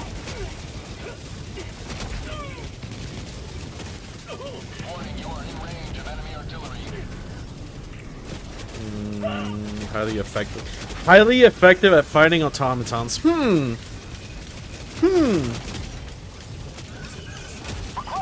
It's almost like it's the only time I ever use it. Highly effective against bruisers and obliterator variants of Hulks. Can take down gunships with 2 shots. Oh my god, I did not know that. Can destroy a factory strider with 7 shots to their underside. This is highly risky, and Helldivers should attempt this only when it isn't alerted. Okay. As long as you hit. Well, the same could be said for AdMech. I am a guy after all. If you hit it. Alright, chat. What are you implying? You goddamn bastards. Oh, are we so back? Oh shit. I was drinking water. Point me to the enemy. Alright, what's the plan here? Calling down a sentry. Yeah.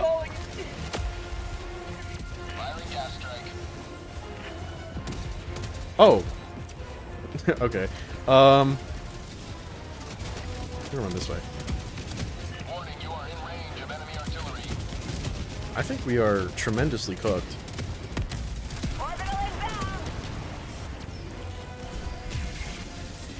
Warning, you are in range of enemy artillery. Objective critical stratagem available. Warning, you are in range of enemy artillery. Oh, hello. Wait, hold on. Die.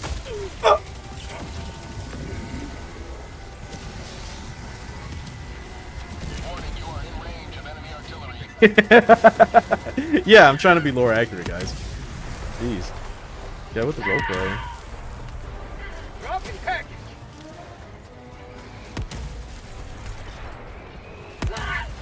Ow. Engaging terminal. Warning, you are in range of enemy Gonna artillery. take cover away? Oh, wait, hold on.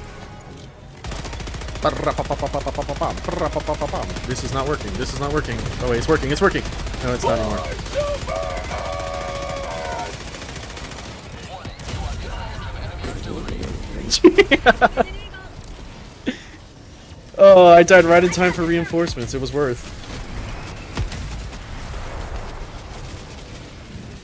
Calling in reinforcements. Dropship. We're on standby for a bit. Another step toward galactic liberation. You may extract when ready. At least we won the mission.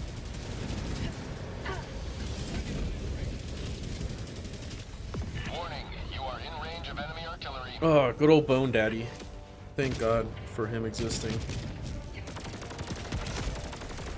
Alright, homie, just run, just run.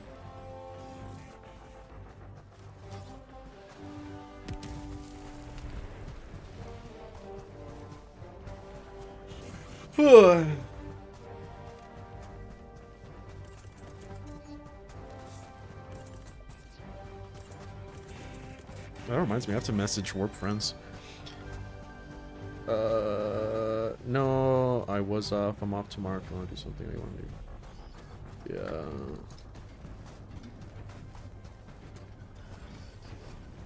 Alright, where's Warp? Hey, we got this guy. Oops.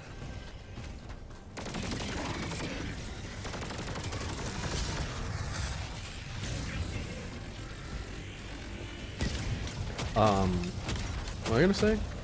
Yeah, I also have to stay up today because despite them being like, okay, this is a funny story. So my job, we have to do like monthly training meetings, which basically we all come in and then we, you know, go over shit that the leadership wants us to change or X, Y, or Z, what's happening. It's kind of like a patch note sort of, but they expect you have to like show up in person. And lately they've been wanting night shift to come in to do it, and they do it like at 9 o'clock. So like some people, if you worked that day, right, you don't have to show up. But if you're the off-going night shift, they still expect you to show up now. And it's like, wait. So you want me to maintain a 12-hour schedule, right? But you also want me to show up to this meeting at 9 a.m. or 10 a.m. fucking up my sleep schedule, like while I'm supposed to be asleep? Like what? So the last training meeting, right?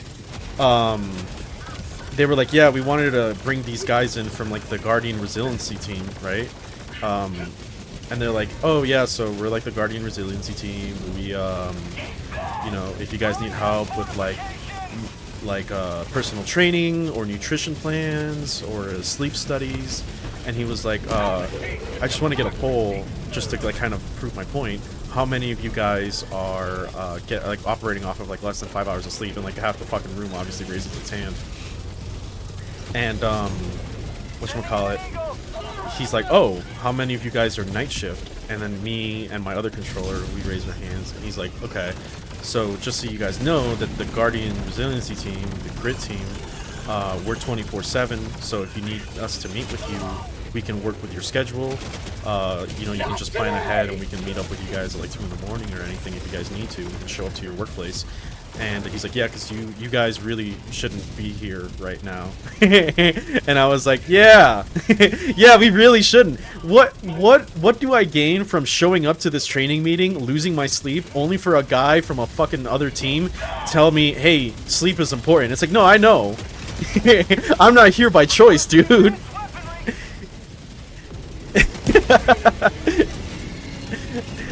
I'm glad he kind of low-key called out my leadership there, but I don't think they really learned anything because they're still expecting me to show up for this one. And guess what? The person showing up is a sleep specialist for this training meeting. So they're gonna be like, yeah, you should really try to keep a schedule to keep yourself consistent. I'm like, yeah, you mean the thing that I'm doing the opposite of right now? That's so awesome. Yeah, right? It's fucking ridiculous, man. So yeah, I gotta go show up and break my schedule just so they can tell me that I should sleep better. Very, very cool. Calling in reinforcements. The problem is that they run like pretty long too. Like last time it was 10, this time we're showing up at 9, but it's like 9 o'clock, right? Mind you, it's on my off day too. I'm just putting that out there. It's also taking place on my day off. Calling in extraction. Hold on, let me get myself together and lock in real quick. Calling down a support weapon. Requesting sentry. Requesting orbital. Orbital inbound. Oh, this is gonna be a fat walking barrage.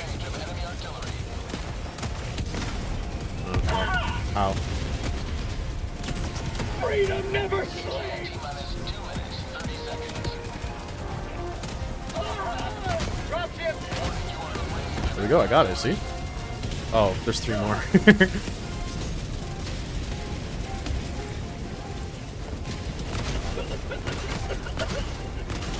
think I got it.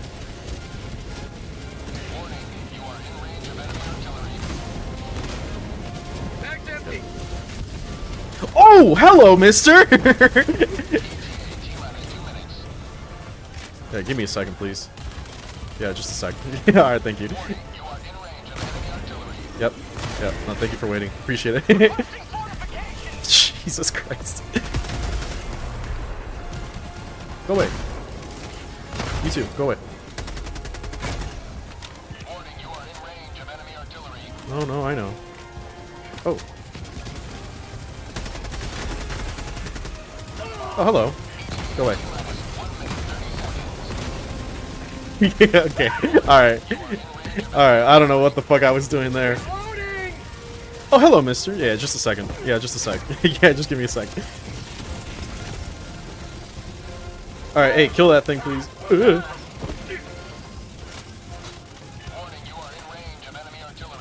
Oh, I know, buddy. Don't worry. If I can just grab one right there. Are these things still here? Go away.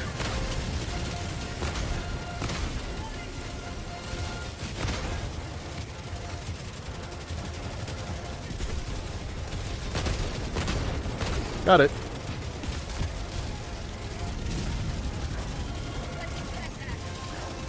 Oh, hello. Goodbye. Reloading. Yeah, just a sec. Oh! Ow.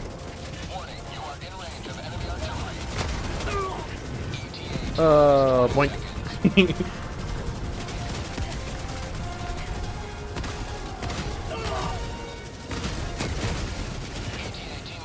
Fuck. I got it. That was all me. Oh, hello. Hey, just a sec. Thank you.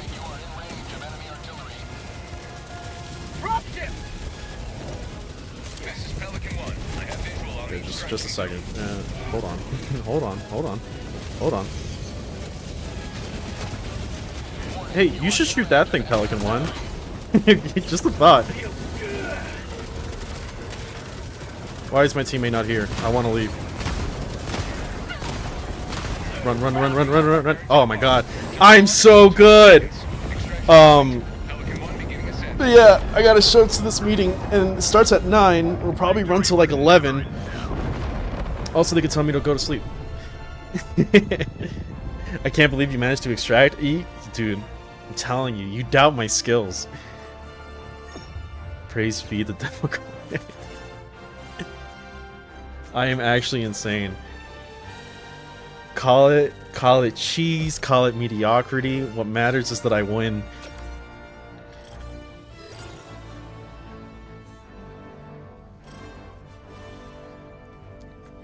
Unremarkable? I don't care. We won. A win is a win. W's all around.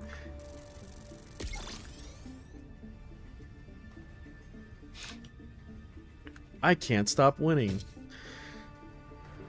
This is how I am right now with my autocannon.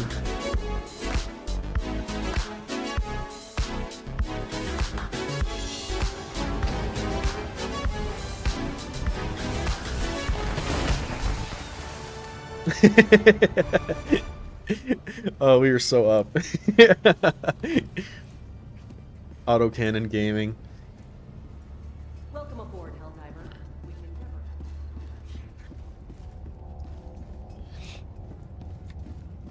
Alright guys, come on. Come on. Liberty's enemies march ever closer. We gotta do more autocannon gaming. Mission coordinates locked. Hellpod's Prime. Engaging orbital thruster. Oh wait, is this defense? No, this is okay, evacuation. If it's defense, I don't think we're running out of cannon there. What about here? What about here? What about here? Cat's here. Oh, Here? she's hiding in a drawer. Oh boy. Here? Gonna listen to you meme your way through another op while I run patrol. It's effective. I forgot to change my armor. Whatever. Should we run? Should we go fucking what's the name of this stupid shit? The airburst rocket? No, let's go recoilless. Where the fuck is it? Commando, spear, recoilless. We're just gonna do like heavy rockets, heavy rocket build, rocket sentry, anti-tank mines, walking barrage. Yeah, big boom everywhere. Yeah, we got mines, don't worry. The data shows the truth. We got those big spicy mines. Now, the moment that something decides to show up to me and try to kill me, it's fucking over. The moment there's a horde, it's done. I'm cooked. I want to change that emote, the jumping Skitari one, to be like close, maybe like a bust, like up, chest up, so that you can actually see it more. So it'll just be like a cheer. War crimes and breakfast. Oh, dude, you know what sounds so good right now? A fucking waffle. I already ate a pizza before I started stream, but that was 5 hours ago. I can go for a meal. I don't think I have any snacks. Oh wait, I'll be right back. I'll be right back. Here. Wait, that's the wrong one.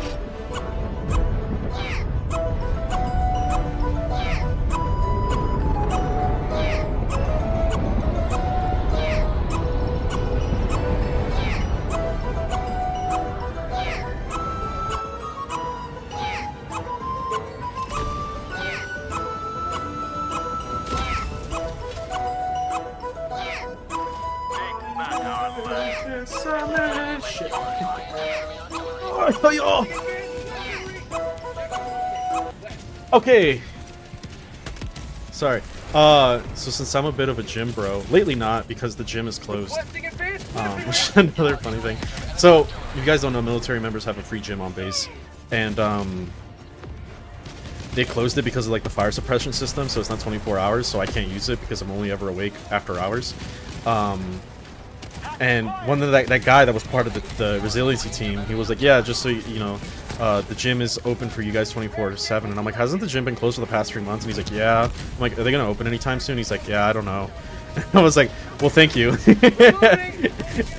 Because my senior leadership was also kind of like, hey, you know, we need to make sure that you guys are keeping up with your PT, so that you guys are passing your physical tests. And I was like, yeah, but night shift literally can't run right now. Like, we don't have a gym to run at, and it's fucking like 20 degrees outside. You're like, yeah, but you need to keep up with it, dude. I'm just like, alright, thanks. Oh, wait, hold on. Over here, over here, over here. Turn.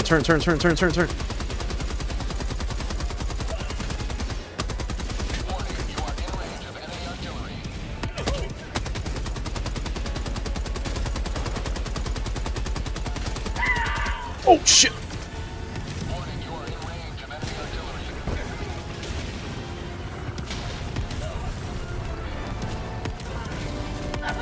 Ow. Oh, wait. There's different type of rounds for recoilless rocket? I did not know that. So I'm assuming heat is better against tanks and HE is better against light infantry? Or heavy infantry? Ow. Oh, they got it. Ow.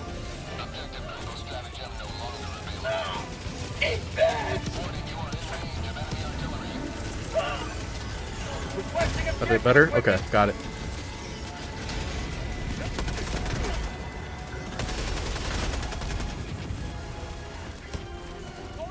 Oh, Jesus! Hey, what are you doing down there? Go away. What is that? That's not a thing. Wait, where's the thing? There it is. I don't even know what I'm saying anymore. Oh, fuck. God damn it. Fuck. God damn it. Fuck. HE blast isn't huge, it's not great use of ammo if you have better anti-horde on you. I got you. Oh, well, I do not, so. Got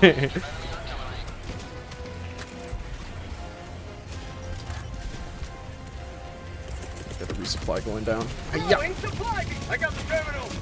Fuck. There we go.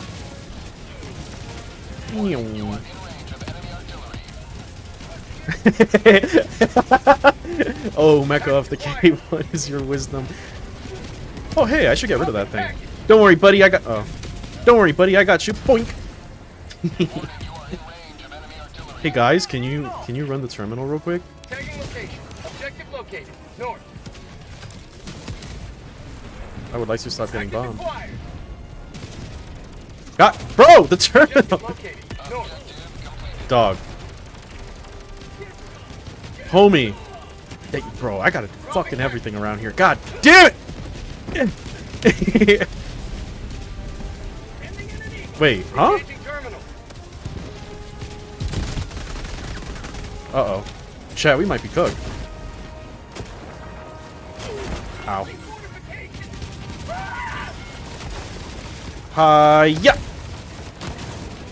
Take one of these, take one of these. Run away. Going down a sentry. Apply the onions quickly. I think we're cooked. I don't think we can fit. Oh, Jesus. Hi-ya! Oh, well. I got the terminal.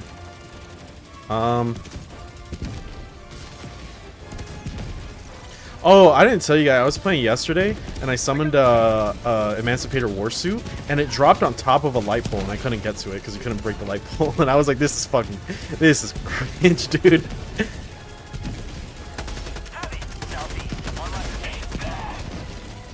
Okay, watch this trick shot. Watch this drive. Watch this drive. Ready, ready, ready. Hold on. We're gonna get right here.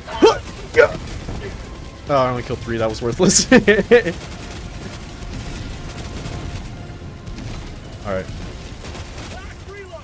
Try number 2. Try number 2. What are we killing? Right here.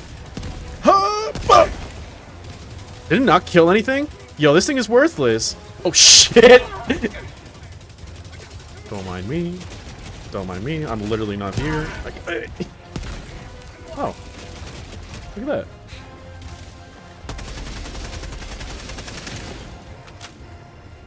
Come on, buddy. Just me and you. Alright, I got him. I got him. Pop one of these.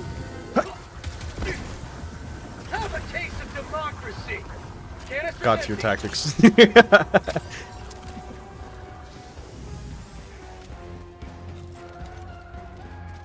He was like stun locked from how beautifully I did that. Wait, now it works? How did they do that? Oh, okay, game. Incredible. Truliest. I'll do it on a tank, I swear.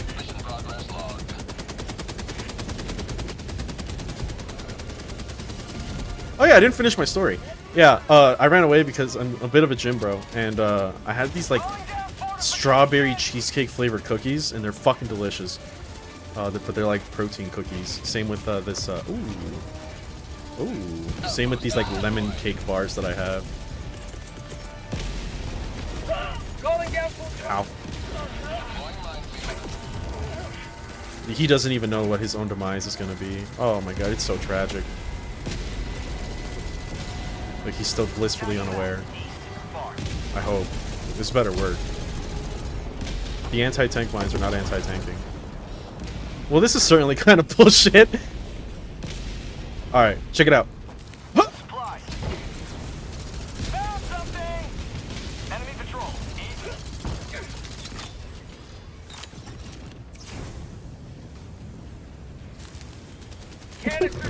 Holy shit, it worked! Holy fuck, it worked! I'm a god!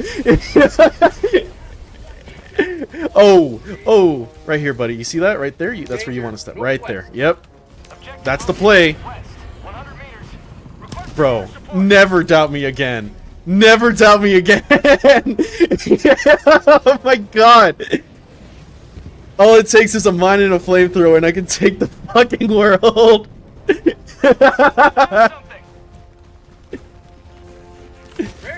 Peak mediocrity at its fucking finest. Oh god, I'm so good, dude. Ooh, that looks pretty tasty. Yeah. No shot. I can take a fucking tank down with a flamethrower, but I can't kill fucking anything with this thing. Oh, I think I pissed them off. Sorry. Requesting orbital strike. Requesting sentry. Drop ship. Found something. Hi-ya. Oh. Hello. Boink. Missed. I need a team Well, we're kind of fucked. Calling down Hey, stop it. Yeah, yeah. Benefit of cover. We're literally out of the open. Oh no, one model was hiding behind the rock. Of course, how could it be so foolish?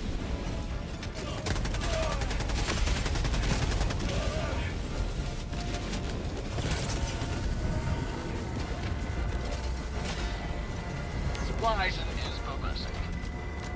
Okay, okay. That 4+ really hurts.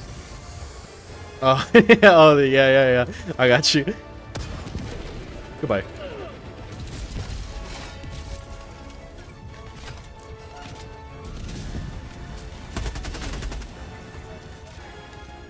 Double dip. You mad? Is that the flamer one? No. I want to try something really stupid. I'm gonna. Wait. Oh shit, there's 2 of them. Yeah, they don't even know what's coming, dude. Oh my lord. New mag. Ow. Right here. Yep. Wait. Reloading. Did it break before it spread the mines? They can do that? Oh, well, one of them died. Requesting air support. Oh shit! Eh. Calling down a support weapon. I need supplies. Canister's empty. Shit. Oh fuck. Oh shit. You're gonna make this work. It's gonna work. It's gonna work. It has to. Canister's empty. Come on. Yes! Yes! Yeah. Shit. Oh my god. Is the crisper broken?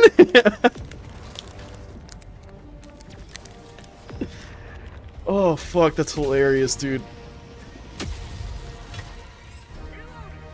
Joining the fray. Oh fuck. I gotta be quiet. It's fucking 2 in the morning. I'm losing my fucking mind.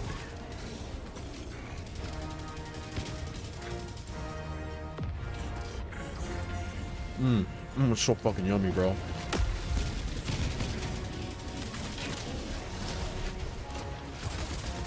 Imagine Silver Hounds were like that. Yeah, it'd be amazing.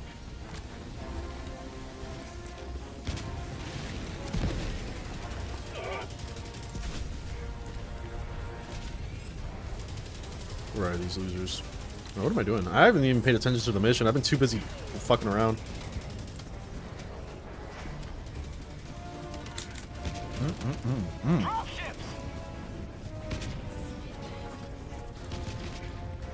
In the dropships. Hello? Am I blind? Might be like far away from me. Data collection is the undersized work. So far, the data shows that the CRISPR is busted as fuck.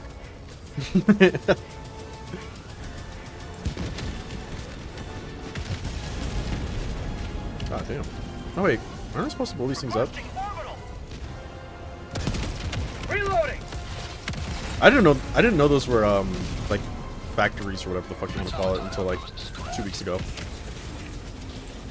What the hell is this? What are you doing in my airspace? Get out of here. I missed. The hell? Don't do that. Alright, watch this. Wait, I can't see. Alright, watch this. Yeah! Based.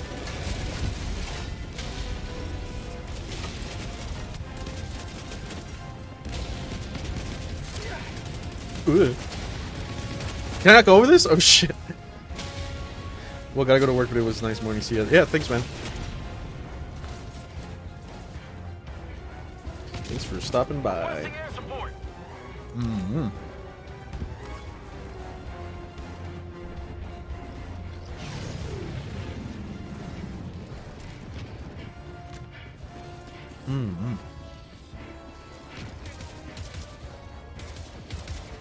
Howard, watch while you interact with customers. That's all I do when I'm at work. I just watch a bunch of YouTube videos. I've been watching a lot of Kitchen Nightmares. Engaging terminal. Like I said, I don't watch a lot of YouTubers, but one of them popped in my screen, and I was like, ooh, Kitchen Nightmares? And they play bingo while they do so, and I was like, that sounds actually kind of cool. I don't really care for the VTuber, but I get to watch Kitchen Nightmares and play bingo.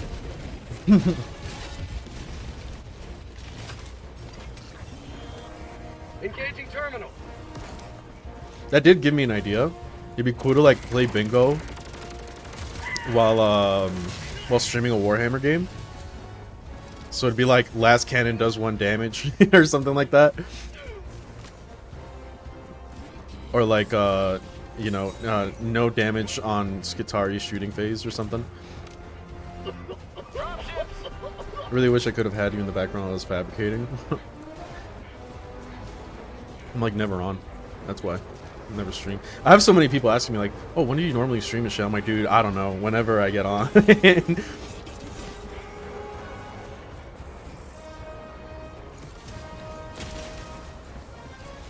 yeah, I thought that'd be a cool idea. I might do that.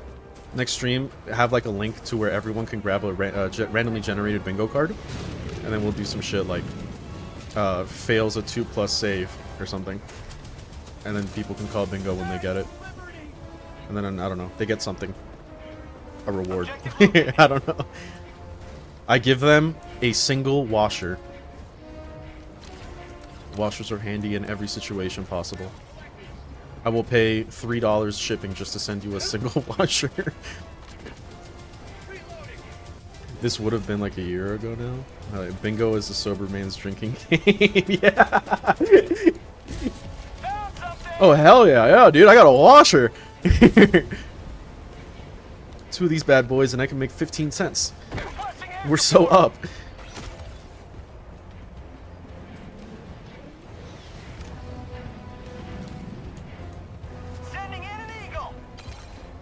Oh shit, my bad, bro.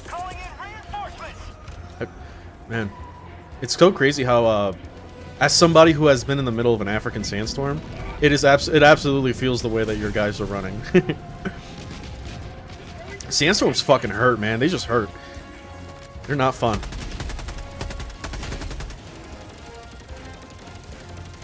Do you know what I can make with a washer? It's an activation token for kill team, so you know that you've already gone with that unit. I actually had that happen. I was in Home Depot the other day because I had to put the front. Well, I still haven't because I'm a lazy piece of shit. But the license plate on the front of my car, I bought screws, but the heads aren't flat enough, so they'll just like run through the holes on the license plate, right? So I was like, oh, let me buy some washers, right? So like it covers more surface area, should attach itself. God damn it. And wait, where was the store going? Oh yeah. So I like went to this grab bin of washers, and it wasn't on the list. So I just went up to this guy and I was like, hey, I just need these 2 washers, and he's like, just take them. And I was like, okay.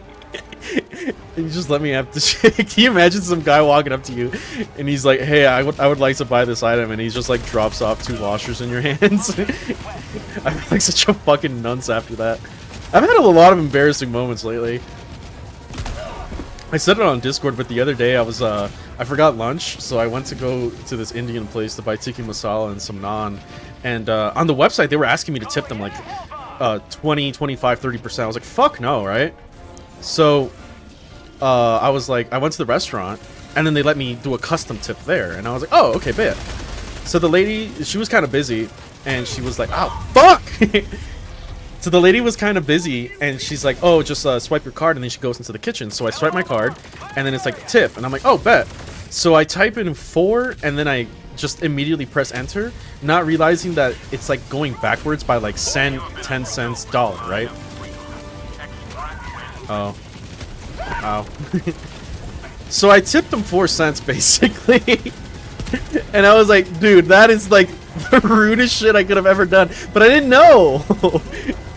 So Yeah, all of which to say, I tipped some Indian lady $4 or 4 cents for a full meal, and I felt like a dirtbag afterwards. But like, she was out in the kitchen, so I couldn't tell her to reverse the transaction. So I just like grabbed my bag and fucking walked out. I didn't know what to do. All of which to say, I'm never going back there again. I'm pretty sure they're gonna like hunt me down on sight the moment I show my face.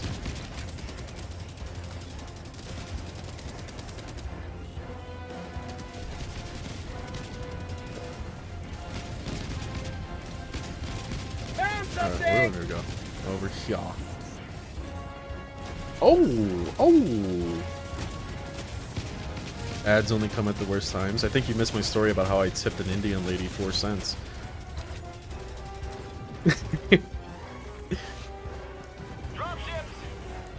Oh, wait, hold on. Is this a free kill? Right. Fuck. Team reload required. Oh. I'm out of ammo. No worries.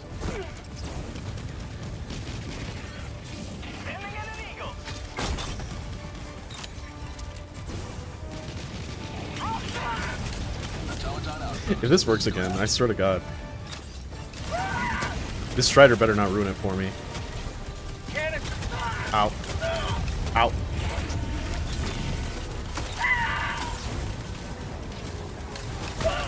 Ow.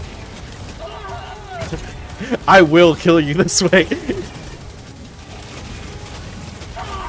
It worked! Oh fuck, there's another one. I'm out of ammo.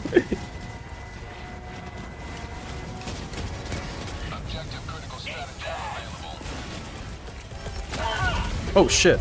Oh well, it worked. I placed it. That is what? Three Hulks that I've killed with the hand flamer so far?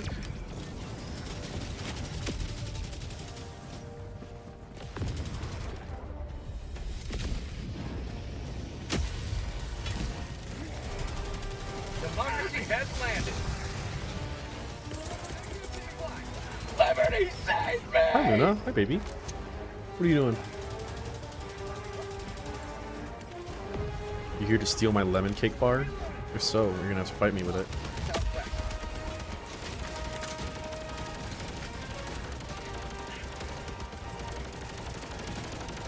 Alright, let's see. Right. Okay. That works. Rare sample acquired. It saw me and it was like, it's the guy with the flamer. And it fucking killed itself. Objective critical stratagem available. You may proceed to extraction. Oh, Jesus. Oh, Megas, thank you for the sub. I guess that's a way to get around ads. Thank you for the support. I have made an entire $3. Probably. I don't know. I don't know actually how much I make off Twitch. I'll tell you what though, I have enough to tip that Indian lady now.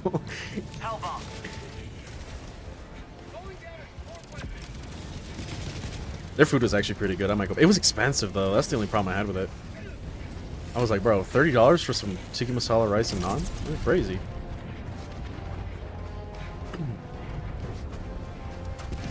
Can I get it from here? That's the only problem with thermite. God damn it. I don't think that's gonna blow up. Oh, wait, hold on. Sneak attack. Can I get a good angle on it? No, don't turn, don't turn, don't turn. Stop shaking camera, please. Hiya! Worth.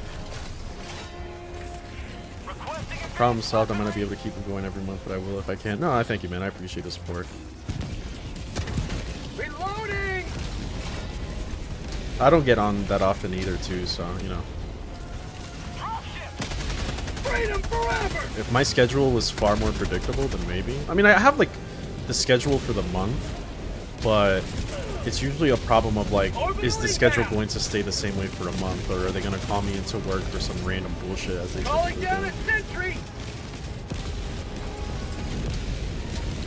I don't think I have anything to... Actually, I guess.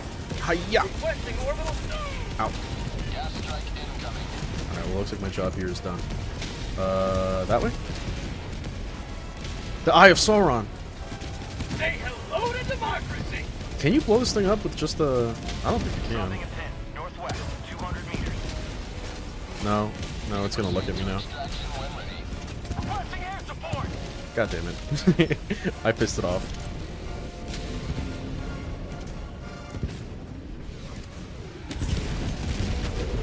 Okay, well, that's that problem solved. Do we have to go all the way back down? Are we done with it? Holy shit! Hey, I don't like that. Go away. Did I get both of them? My god. Calling in reinforcements. Request approved. Reinforcements on the way. Maybe that thing? Marking location south.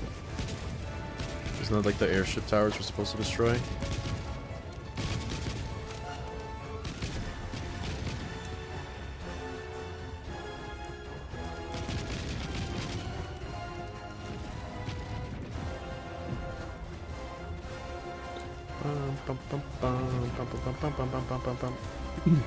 Oh, hey.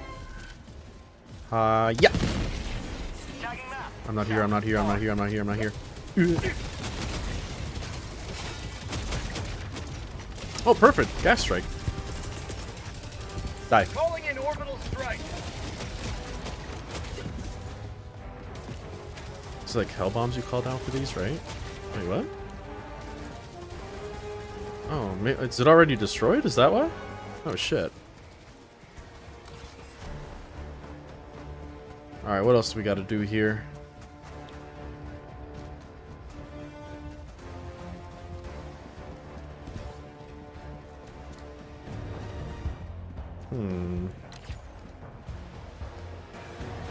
Oh, is there a sub-goal? I didn't know there was a sub-goal. Oh shit, I didn't set my goals for the day. Whatever, I don't really care. Boom!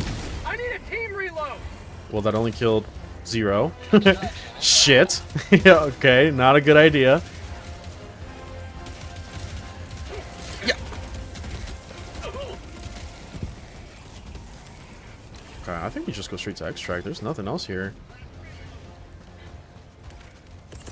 I shouldn't call a resupply for myself.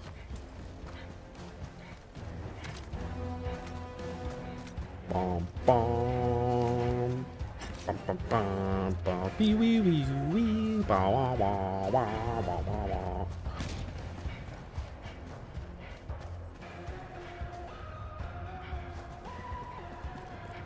Well, what is this? Oh, bet. Easy. Oh, there's nothing in here.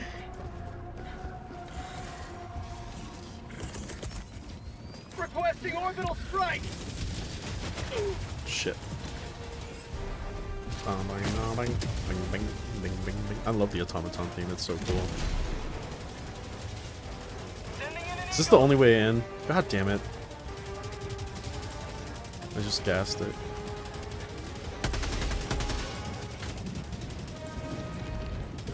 Oh, excuse me.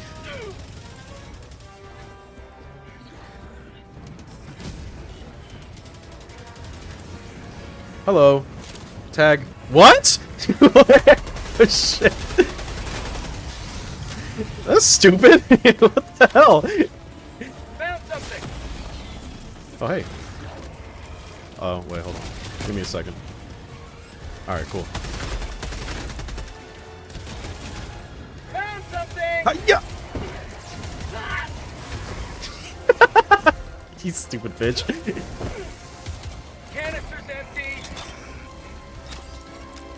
Oh, it's beautiful. And then he catches himself on fire. Great. Like, they just walk into it. Not one mortal from that grenade. Not a single one. Whiffed. All ones. Ooh, wait, there's a thing there. Oh shit. Da da da da da. Hiya! Requesting sentry. Don't you shoot that rocket at me, boy. Ugh. Quick feet, quick feet! Ow! Okay, I want to get that thing.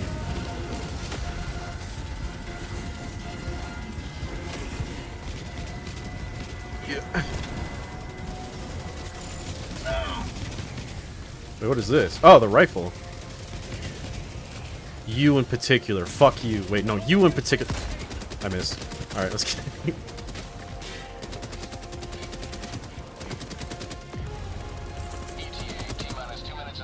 Yeah. An orbital strike.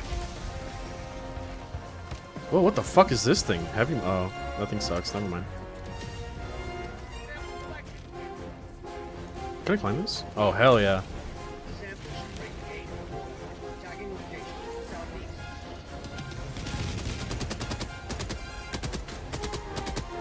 Where are the bots? I guess they're all over there. I can't even see them. Look at that. Wow.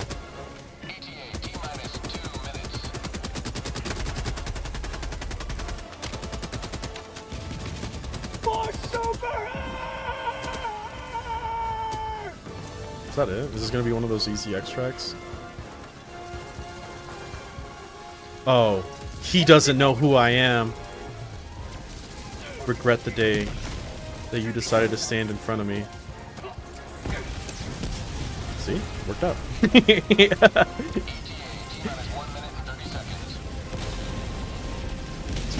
This might be my new favorite thing to— Ah! Why would you put it 380 so close? People, yo, I swear to God, people be like, bro, don't use mines. People die to them, and then they put a 380 right in fucking front of you. You fucking idiots. Did you just steal my rocket? This fucking guy.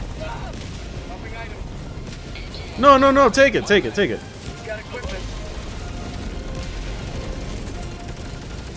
Requesting advanced weaponry. Requesting air support. Calling down fortification. Requesting orbital. You've got equipment.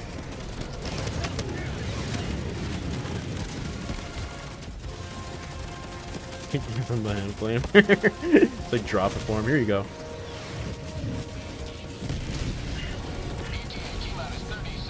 What the hell are you doing here? Ow! What the hell? They don't know who they're fucking with.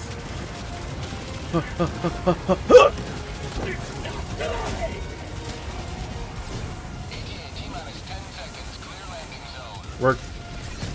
We call that one a W. Ow. Freedom never sleeps.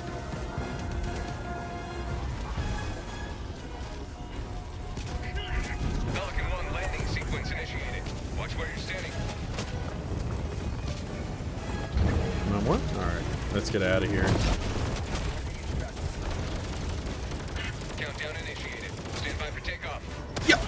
Missed. Alright. Yeah, we're getting out of here. Time for my lemon bar. Quest protein bar. Lemon cake. 20 grams of protein. Look at that.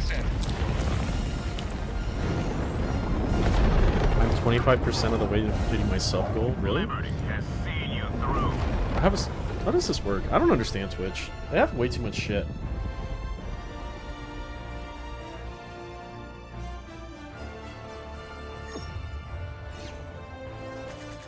You need a separate browser source for a goal? Come on now, that's silly.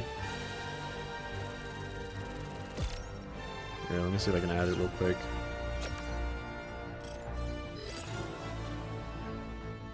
What is it? Browser source? Browser source. Sub goal.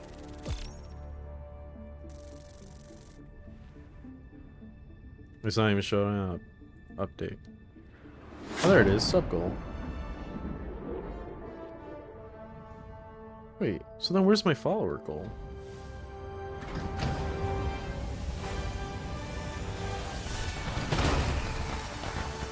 None of this shit makes sense. Why are they all separate sources? That's so dumb. Follower goal. Wait, shit. Properties. Aha! Allied destroyer has left squadron. Wait, let's move that down a little bit. Are they overlapping each other? Am I blind?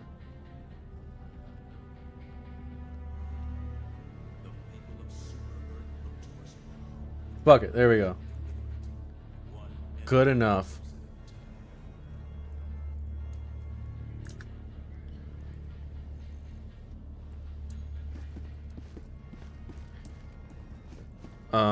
Your goal is 64 out of 69. I do remember putting 69 followers, 3 out of 10 subs, and 1 out of 1,000 bits.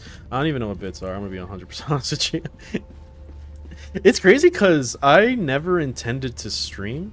Like, I remember, like, one day I just kind of hopped on a test stream to see what it was like, because that's when Lily was streaming quite a bit on Twitch, and then I was like, oh, I should put a stream up just in case people want to see it. And then a lot of people joined. I say a lot as in like 5, which, like, for my first stream ever, that I was only a test, it's quite a bit. And then I was like, I guess I can start incorporating streams with battle reports now. And then now I kind of do it more than I make videos. So what are we doing? Shit, what are we doing? Eradicate automaton forces. Okay. I think we go autocannon here. Mines, because it's funny. Rocket's pretty cool. And then 120 might be a bit much. Yeah, let's do Gatling. Boom. Boom.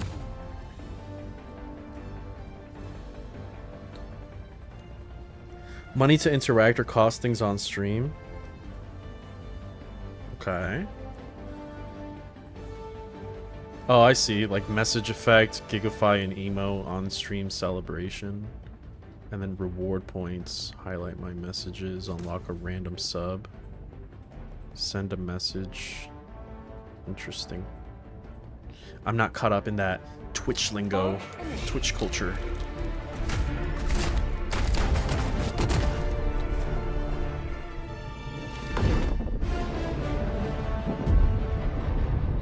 What are you looking at? You wanna steal my bar? Oh man, you're a cat.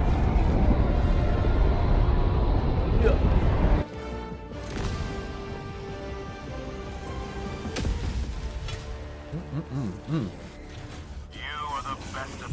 A little dry, but it works. Oh fuck.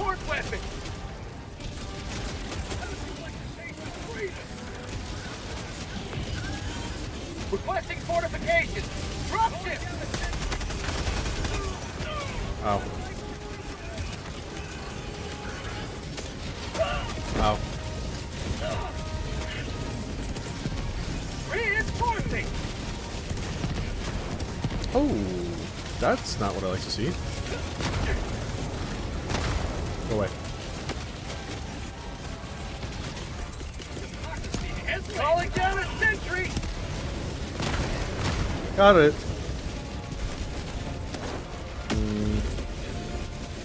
Requesting orbital strike. Going down a support weapon.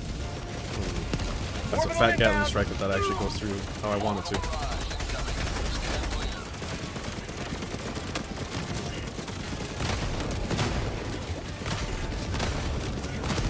Got it.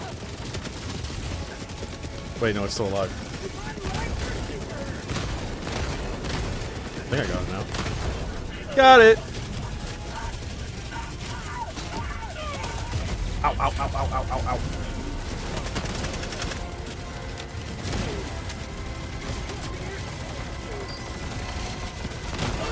Ow.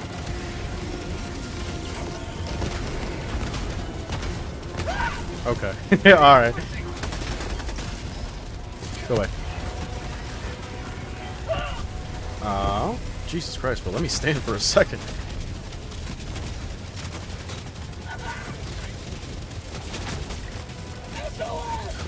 Oh! Hello. Hello. Alright, forbidden tactic. Wait. That was not it, but it worked.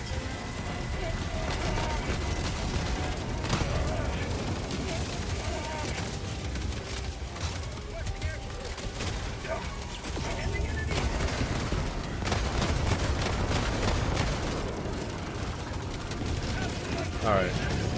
You forced me to do it, bro.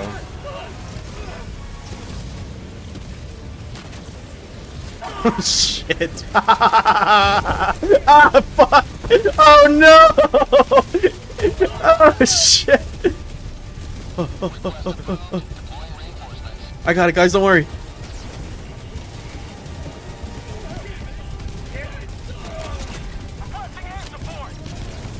You are powerless against the might of the CRISPR. Reloading! What will you do?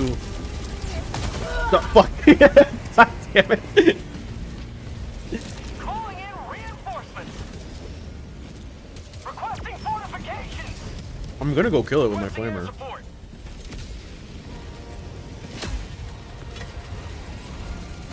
Ready to liberate. Ow. Die. I did it. I have succeeded. Requesting sentry. Warning, you are leaving the mission area. Look at this movement.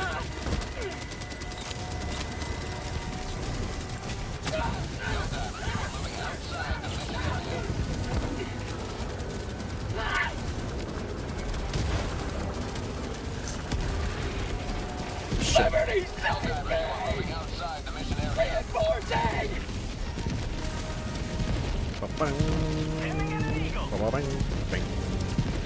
Oh, hello, mister. What? What? Freedom marches onward. Thanks to you. You may proceed to extraction.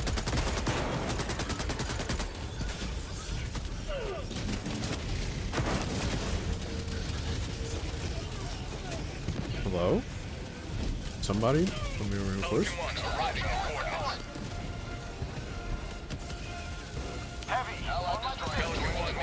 Look at him. If he had a CRISPR, you can get rid of it.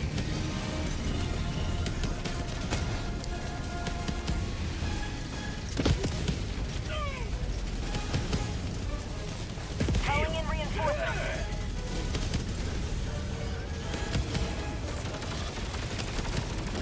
Calling in orbital strike. Actually, I saw something. Wait, I think he meant for me to go on top of that.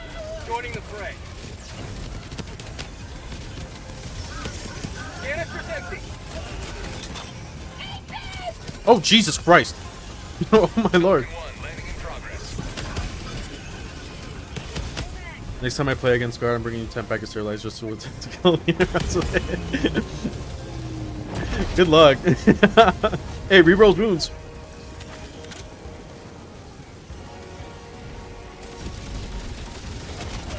That's actually something I could do. I just thought about it. If I ever do make bingo for Warhammer games, I can just give somebody a sub if they get bingo. Boink.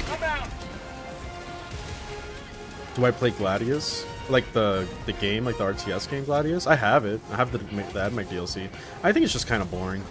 I'm being completely honest.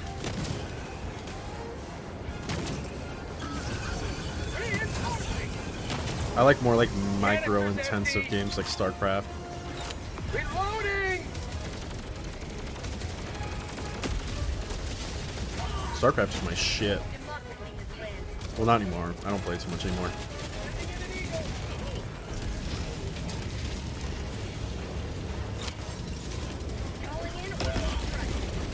Are we gonna... Are we gonna leave? Or do I have to burn another fucking tank? Reloading. Requesting air support. Requesting orbital. Firing orbital barrage. Clear the area. If you like StarCraft, you should check out my game sometime. It's your game.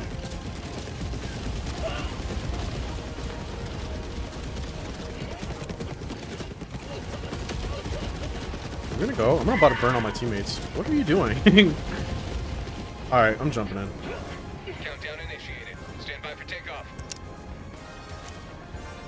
Sending in an eagle.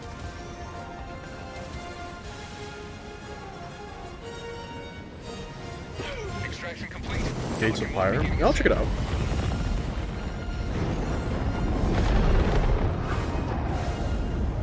Liberty has seen you through.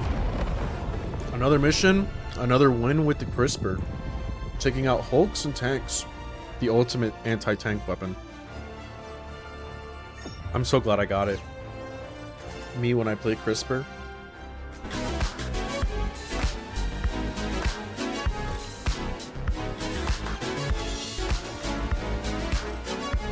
Bro, he's so smooth with it, bro. It's so mesmerizing.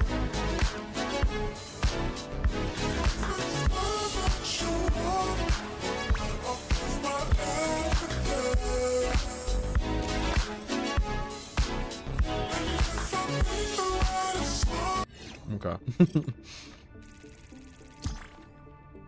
Factorio.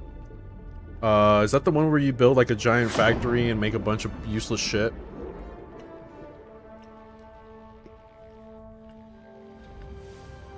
No, that's Satisfactory. I haven't heard of Factorio then, no. No, am I? Wait, is it Satisfactory? Alright. I'm done for now.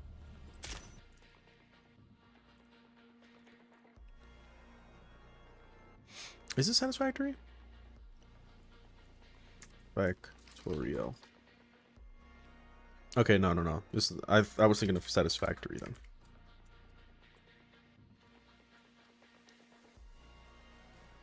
Yeah, this game looks fucking crazy. Factorio is 2D Satisfactory. Came first, though. Okay, I gotcha. Have you guys seen that video by Reggie about Satisfactory? It's funny as fuck. I mean, all of his videos are funny as fuck, especially his Warhammer ones, but... Let me see what's going on Twitch right now. Twitch.tv. Who's on the Warhammer category? French guy painting. French guy painting. Oh, no, shush. Painting Deathwing Knights, but it's not Deathwing Knights. Interesting.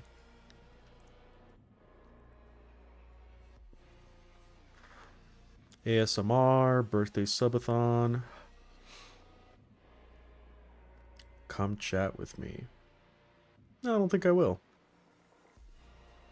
I can't wait for people to see this on YouTube and be like, wow, he was on for 6 hours not interviewing, reacting to fucking World Eaters. It's like the first two. I might have to make a timestamp for that.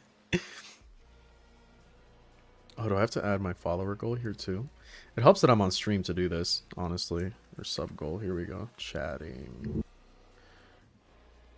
Boom. It's actually a lot easier to see this way. Oh, maybe it's too big.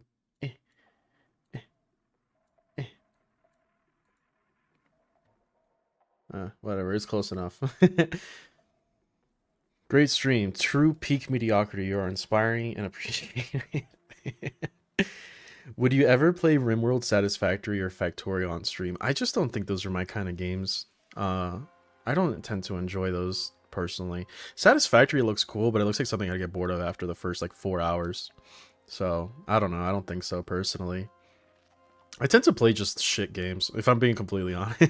I have like I don't know, a very niche taste in games. Like there's this one game, I actually might play it for just a little bit before I get off, called Redout. I don't know if you guys have heard of it. So there's like Redout and Redout 2. Redout 1 is a lot faster. It's like an anti-gravity, zero gravity racing game. But Redout 2 is like so much. Actually, you know what? I'll play like 2 races and then I'll get off for the night. Still waiting for Metroid Fusion. Oh, you mean Metroid Prime? Shit, you're right. Admech player that doesn't want to optimize a factory unthinkable. If it was more interactive, maybe. I just like more high intensity, high stake games. I don't really like the chill ones, you know, where you build stuff. Like I've always tried to get into Minecraft, but every single time I try, I don't like it. That's why I like games like StarCraft, because it's like you're building stuff, or Dawn of War, like you're building stuff, but it's not like micro, or like, you know, just like building and shit. Like you're actually fighting and doing other stuff on the side. I do want to show you guys this game though, because nobody fucking knows about it, but I've been a big fan. I think it was like 2 E3s ago. They were just like, oh yeah, by the way, Redout 2 is out, and I was like, huh? Yeah, they should cut me off guard. Factorio has bugs to kill. Okay. Is it like StarCraft though, or is it just kind of like, oh, they're kind of like little pests? Here, hold on. Game capture.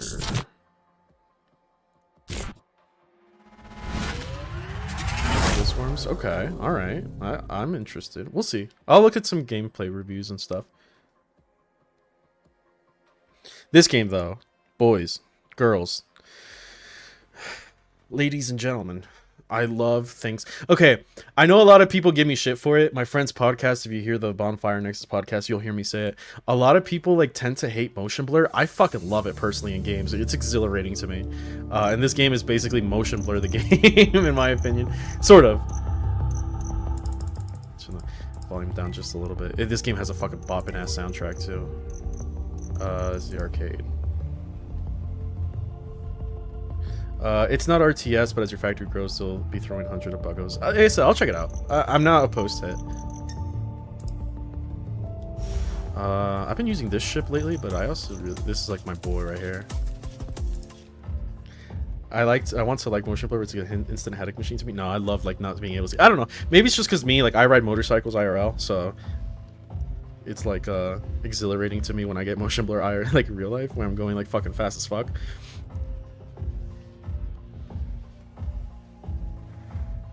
I don't know, maybe I'm just coping. Let me know if the volume is fine. I love blasting music to this game, so it might be a little loud. I will play this game right before I go out to ride my bike, because it just gets me like wanting to go fast. Oh god, I love this game, dude. It's low for me, so I'm gonna turn it up, but let me know if it's too loud for you guys.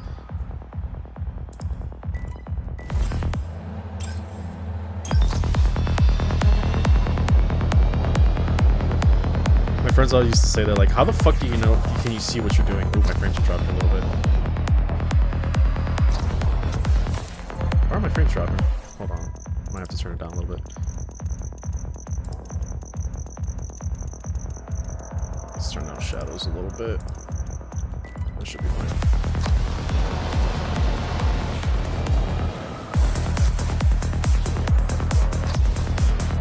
It gets a lot faster than this too, which is the best part. As soon as I get a hyper boost, you will see me pop it off.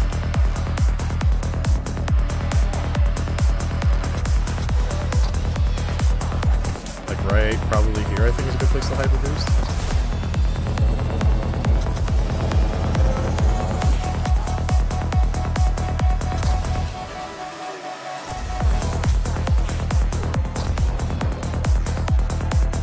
Yo, Bob. Yeah, right? This game is great, bro. I love playing it.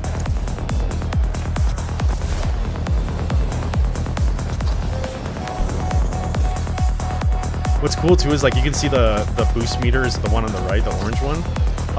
And you can like overheat your vehicle to where you start losing life but getting extra boost. I think that's such a cool mechanic. It's like you're kind of like risking your health.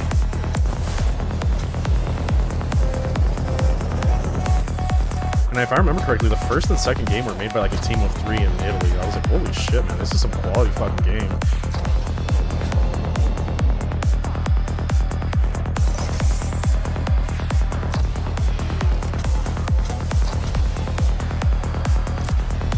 This is like my F-Zero fix since Nintendo refuses to fucking make a game about it.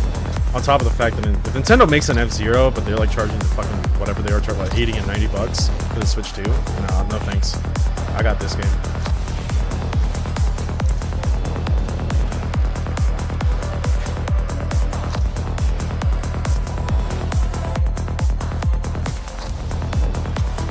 Oh, it's starting to get really tough. What I like about this game too is there's like 2 separate controls you have to do, like you're turning, and then you have strafing, and then you like your Z-axis, or your Y-axis, sorry. No, Z-axis. Because you have to tilt your ship up and down depending on how you're moving to make sure that it doesn't like scrape against the track. And that's why you'll see my screen sometimes turn red or gray because I'm doing it wrong. Like that.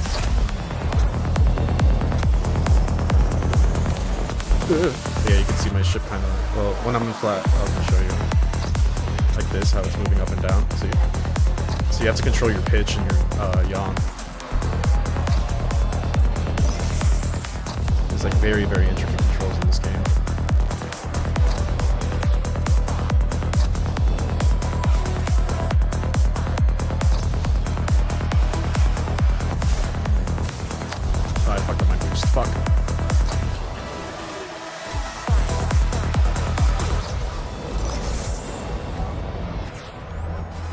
Oh, it also has the dynamic soundtrack. Once you get 75% through the track, the music changes, which for me is like the coolest thing in the world.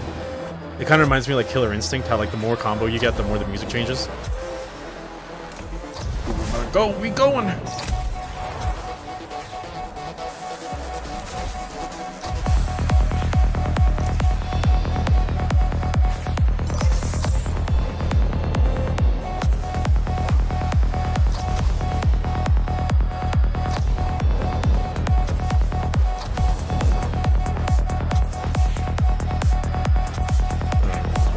Can't crash or I'll die. I'm way too low now. There we go. Alright, self-repair.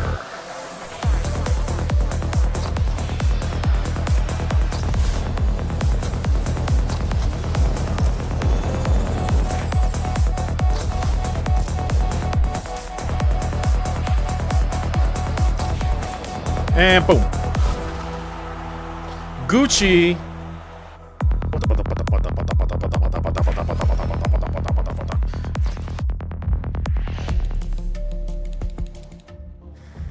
All the songs in this game are a bop. Well, most of them. There's some maps that I just don't play because one, they're not that fun, and two, it's like, the bop isn't there. You know what I mean? Why do I hear the music from Subnautica? I've never played Subnautica. I heard good things about it though. I should try it out. I should probably change out of Helldivers, huh? Redout. We're just playing everything at this point. We're so far detached from the Death Guard or the World Eaters Codex.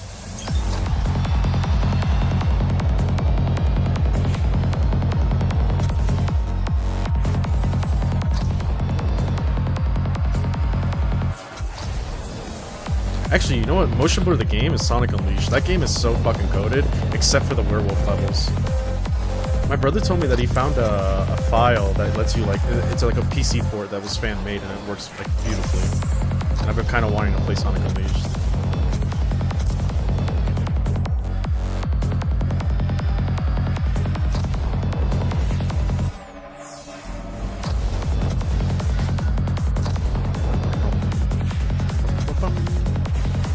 Going for a 7-hour stream? Hell, I fucking do it all the time anyway, right? Whenever I play battle reports, they're always 7 hours.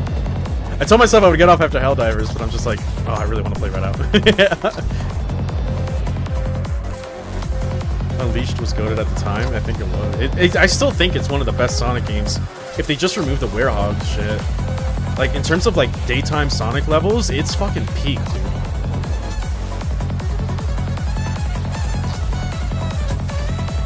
When they made Colors, I thought that game was kind of garbage.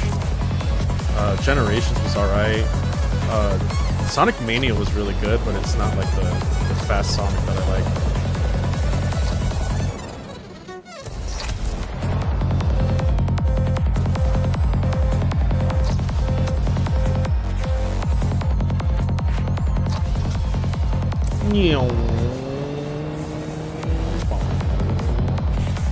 Ooh.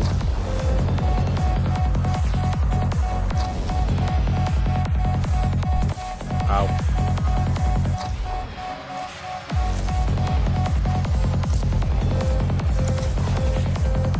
I'm overheating, fuck! Alright, we're good. Yeah. Oh, good boost right here. Oh, I hit a wall. Oops.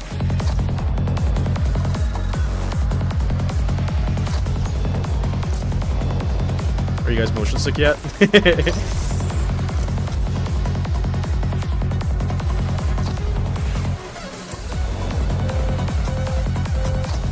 It's crazy because the first game was way crazier.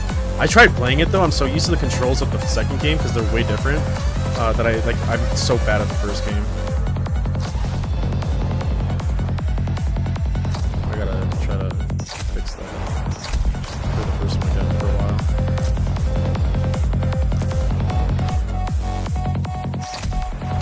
Oh, my face is itchy. My face is really itchy. I can't scratch it. Ah, fuck! Yeah, that's the risk I took.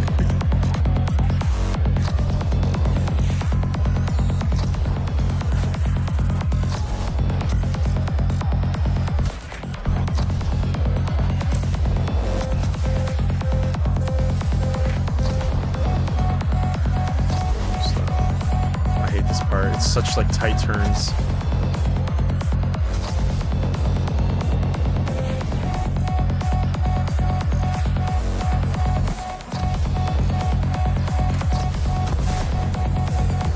Boom. Both of the best Sonic games are fan games now. Sonic GT and I heard of Project 06. I never tried it though. Are these 1v1s? I haven't seen another vehicle on the track. This is like arcade. So there's like a career where you fight like 8 vehicles. But arcade is kind of like your time trial, so to speak. That's why it only has one vehicle there to like keep track of what normal times are like. I just like fucking racing. Like doing the tracks. Because so these are called boss battles. You can see the bottom right, it says boss.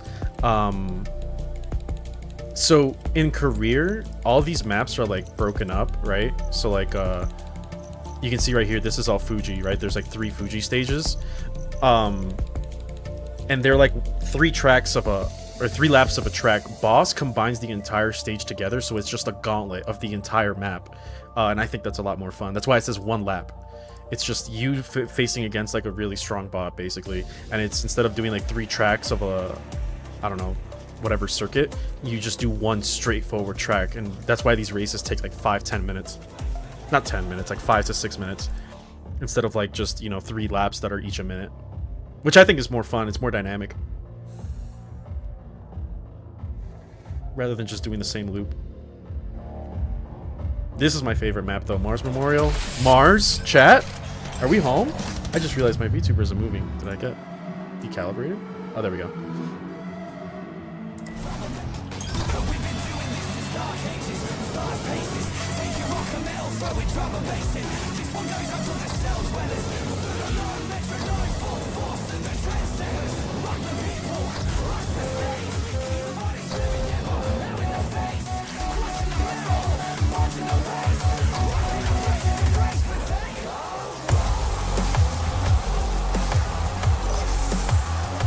Fat boost right here.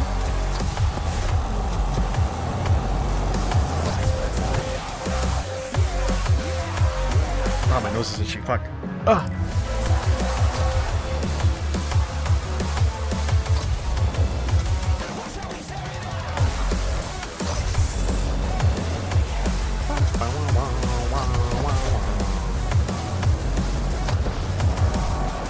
Oy, oh, that was bad.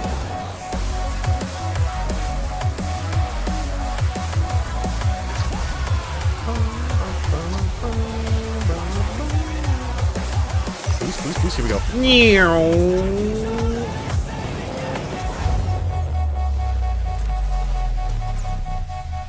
Ah, fuck, I hit the wall. God damn it. Wait. We're gonna do a little cheat code. I only get 3 of these. Just slow the fuck down here. There we go.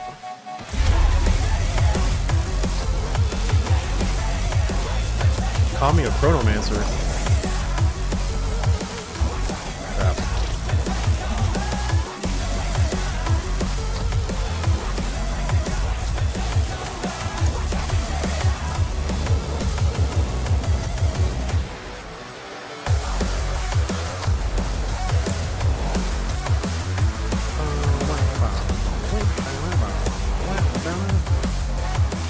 Oh wait. Oh no, that's right. I got it right.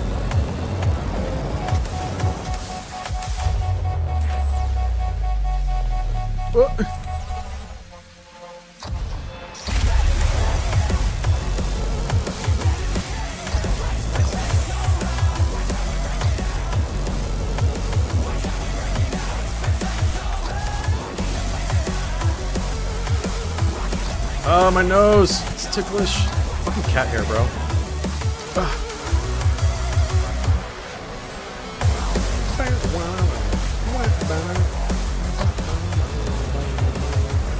Ooh. Sharp turn there. Even sharper turn here, Jesus. Hi, buddy. Cat's bothering here again.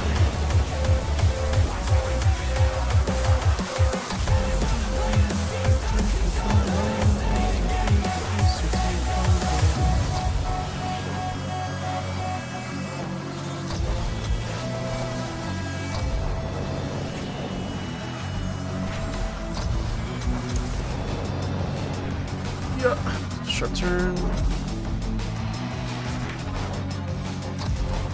don't know if there's a good place to boost, but I'm gonna do it anyway. That was worth.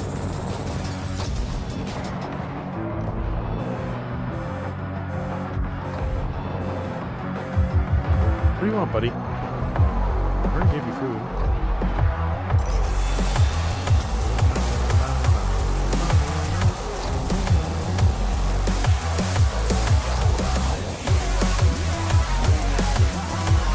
Oh no, bad place to boost. This is a sharp ass turn. Fuck.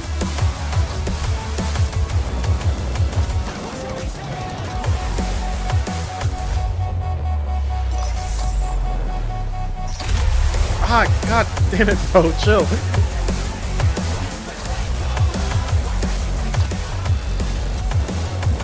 What do you want, buddy? What?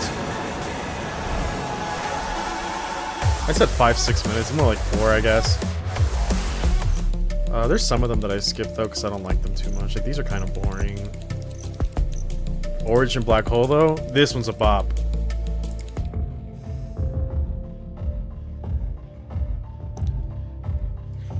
It's probably my favorite one. It's just this one's intense as fuck. It has a cool mechanic where there's a black hole in the background, and whenever you're jumping through like tracks, it pulls you in the direction of where the black hole is. So you have to like be mindful of where it is before you make a jump so that you don't drift off into the void.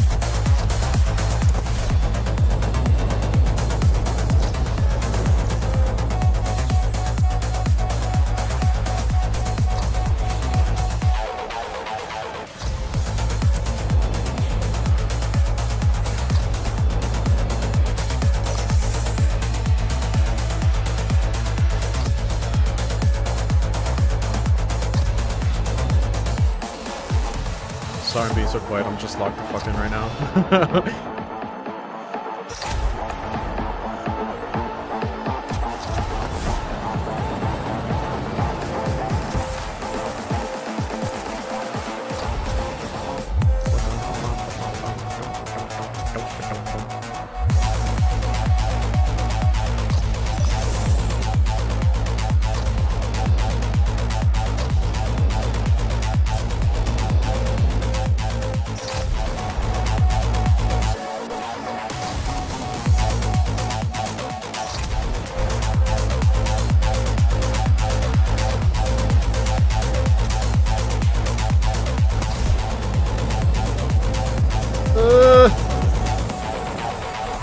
Fuck. Okay, we're good.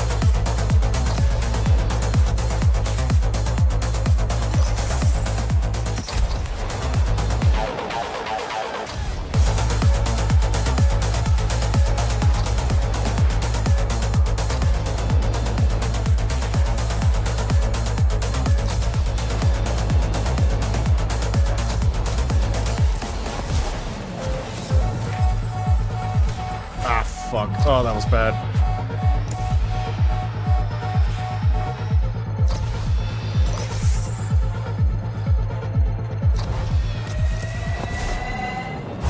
Oh shit, went way too fast! Oh fuck!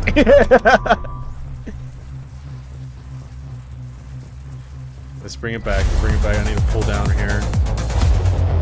There we go.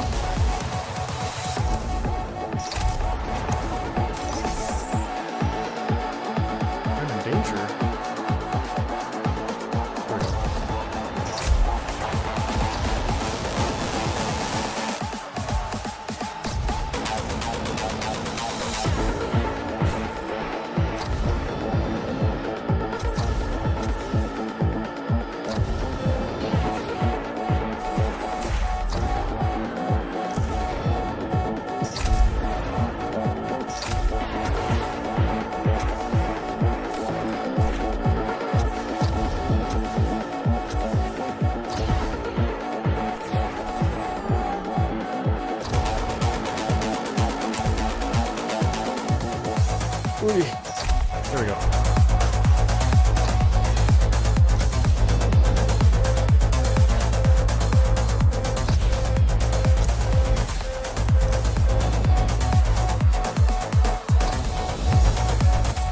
God damn it. Oh shit, I'm not gonna lie, I'm getting a little disoriented. Alright, alright.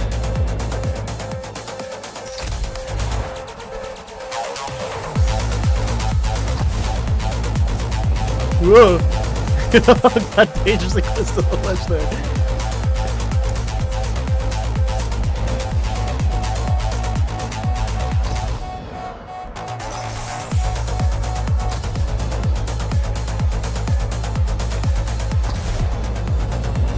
Boom.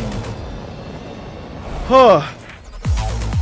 I got a little fucking confused there at the end. Alright, we'll do 2 more and then I get out of here. Ugh.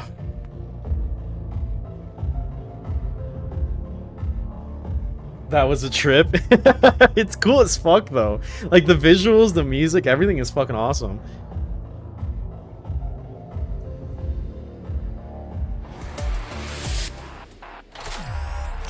I love this one.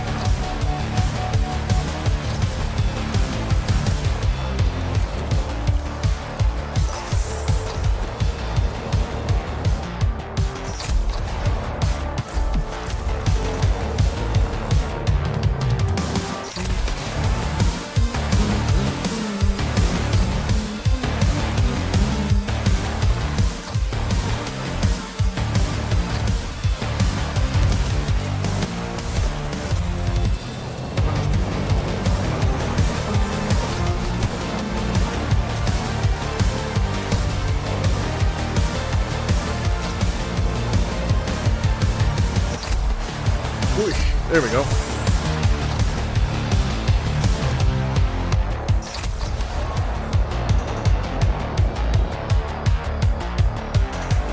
Oh fuck. Oh, I fucked up my pitch. Whoa, buddy. What the hell? Oh, this is a perfect place to boost and I have none of it. Fuck.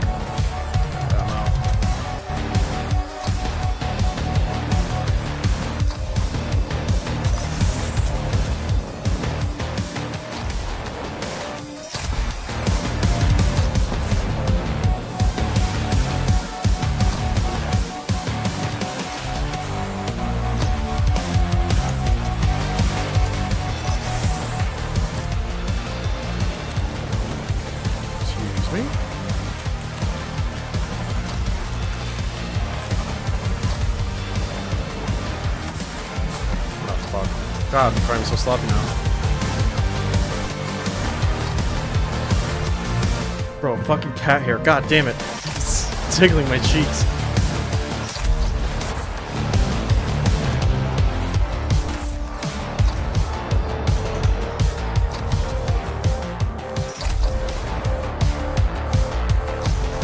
Dude, this guy's not letting up.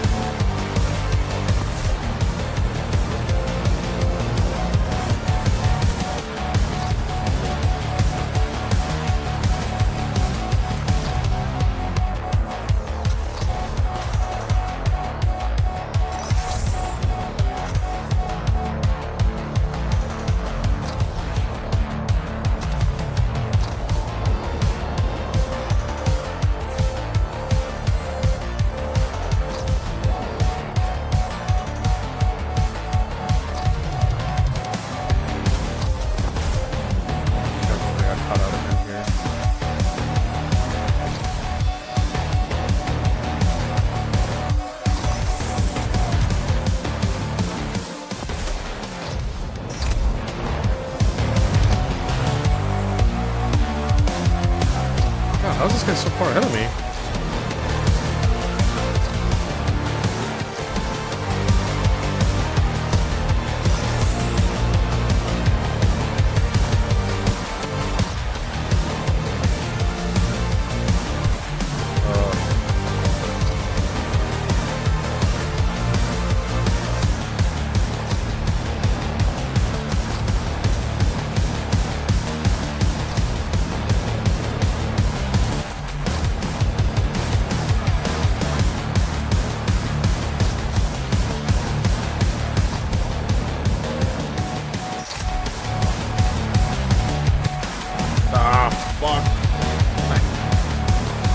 This fucking car doesn't have the best maneuverability. It's built for speed.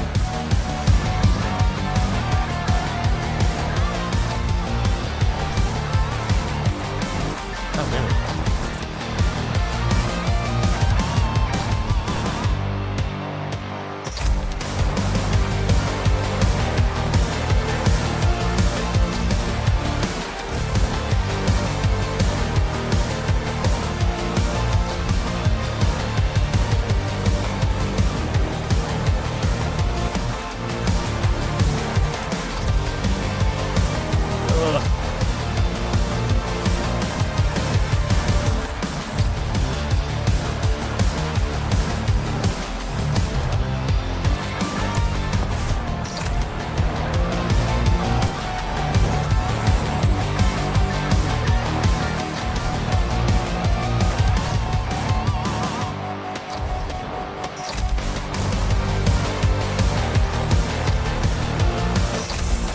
Oh, I did not do great that time. Jesus.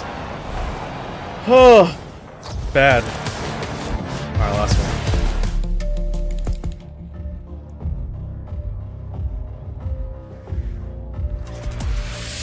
I don't know this track very well. I think I've only done it like 3 times.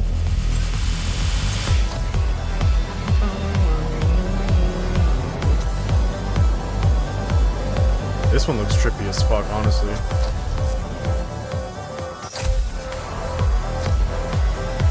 Whoa, whoa, okay.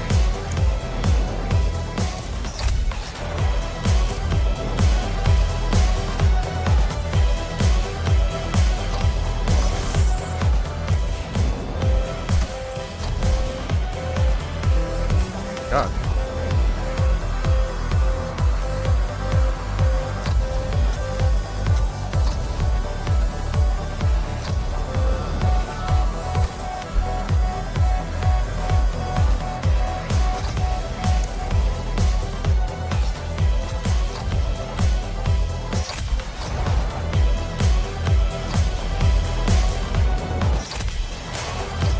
Oh, we just keep looping. Yeah. We're still going.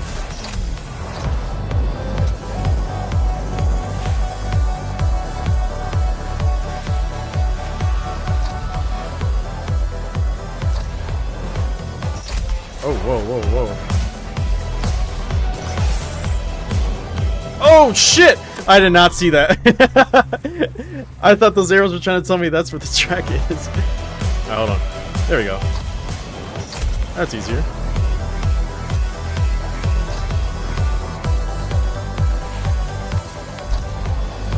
Oh.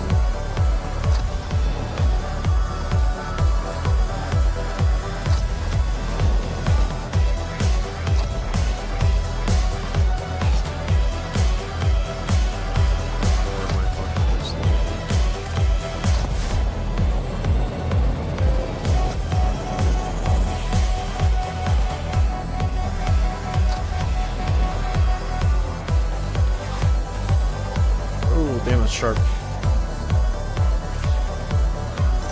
Oh, okay. Ah!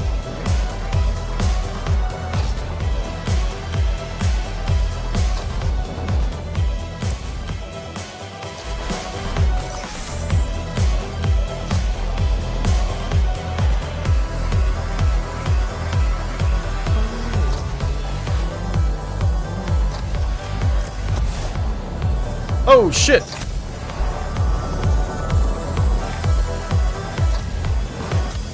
Too easy.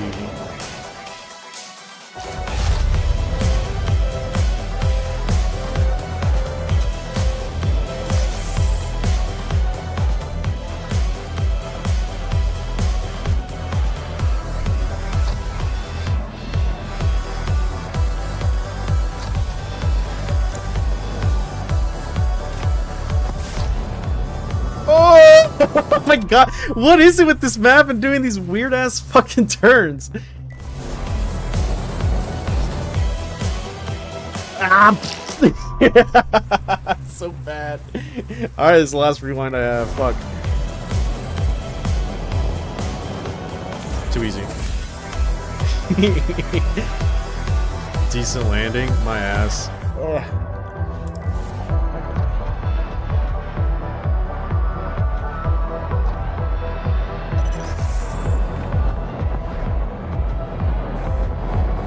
Oh, fuck!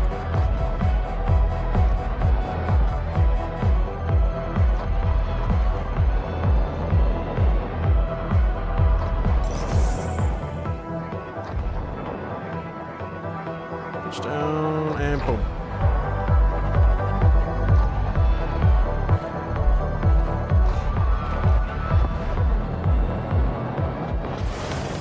Woo! Oh shit! Go down, go down, go down! Okay. Oh fuck.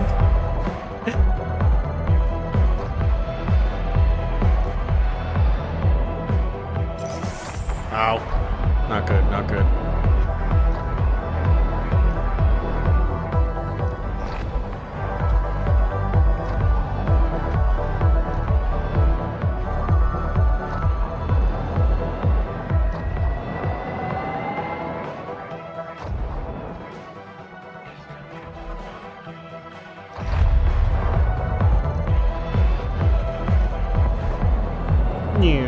Boom. Alright. Fantastic.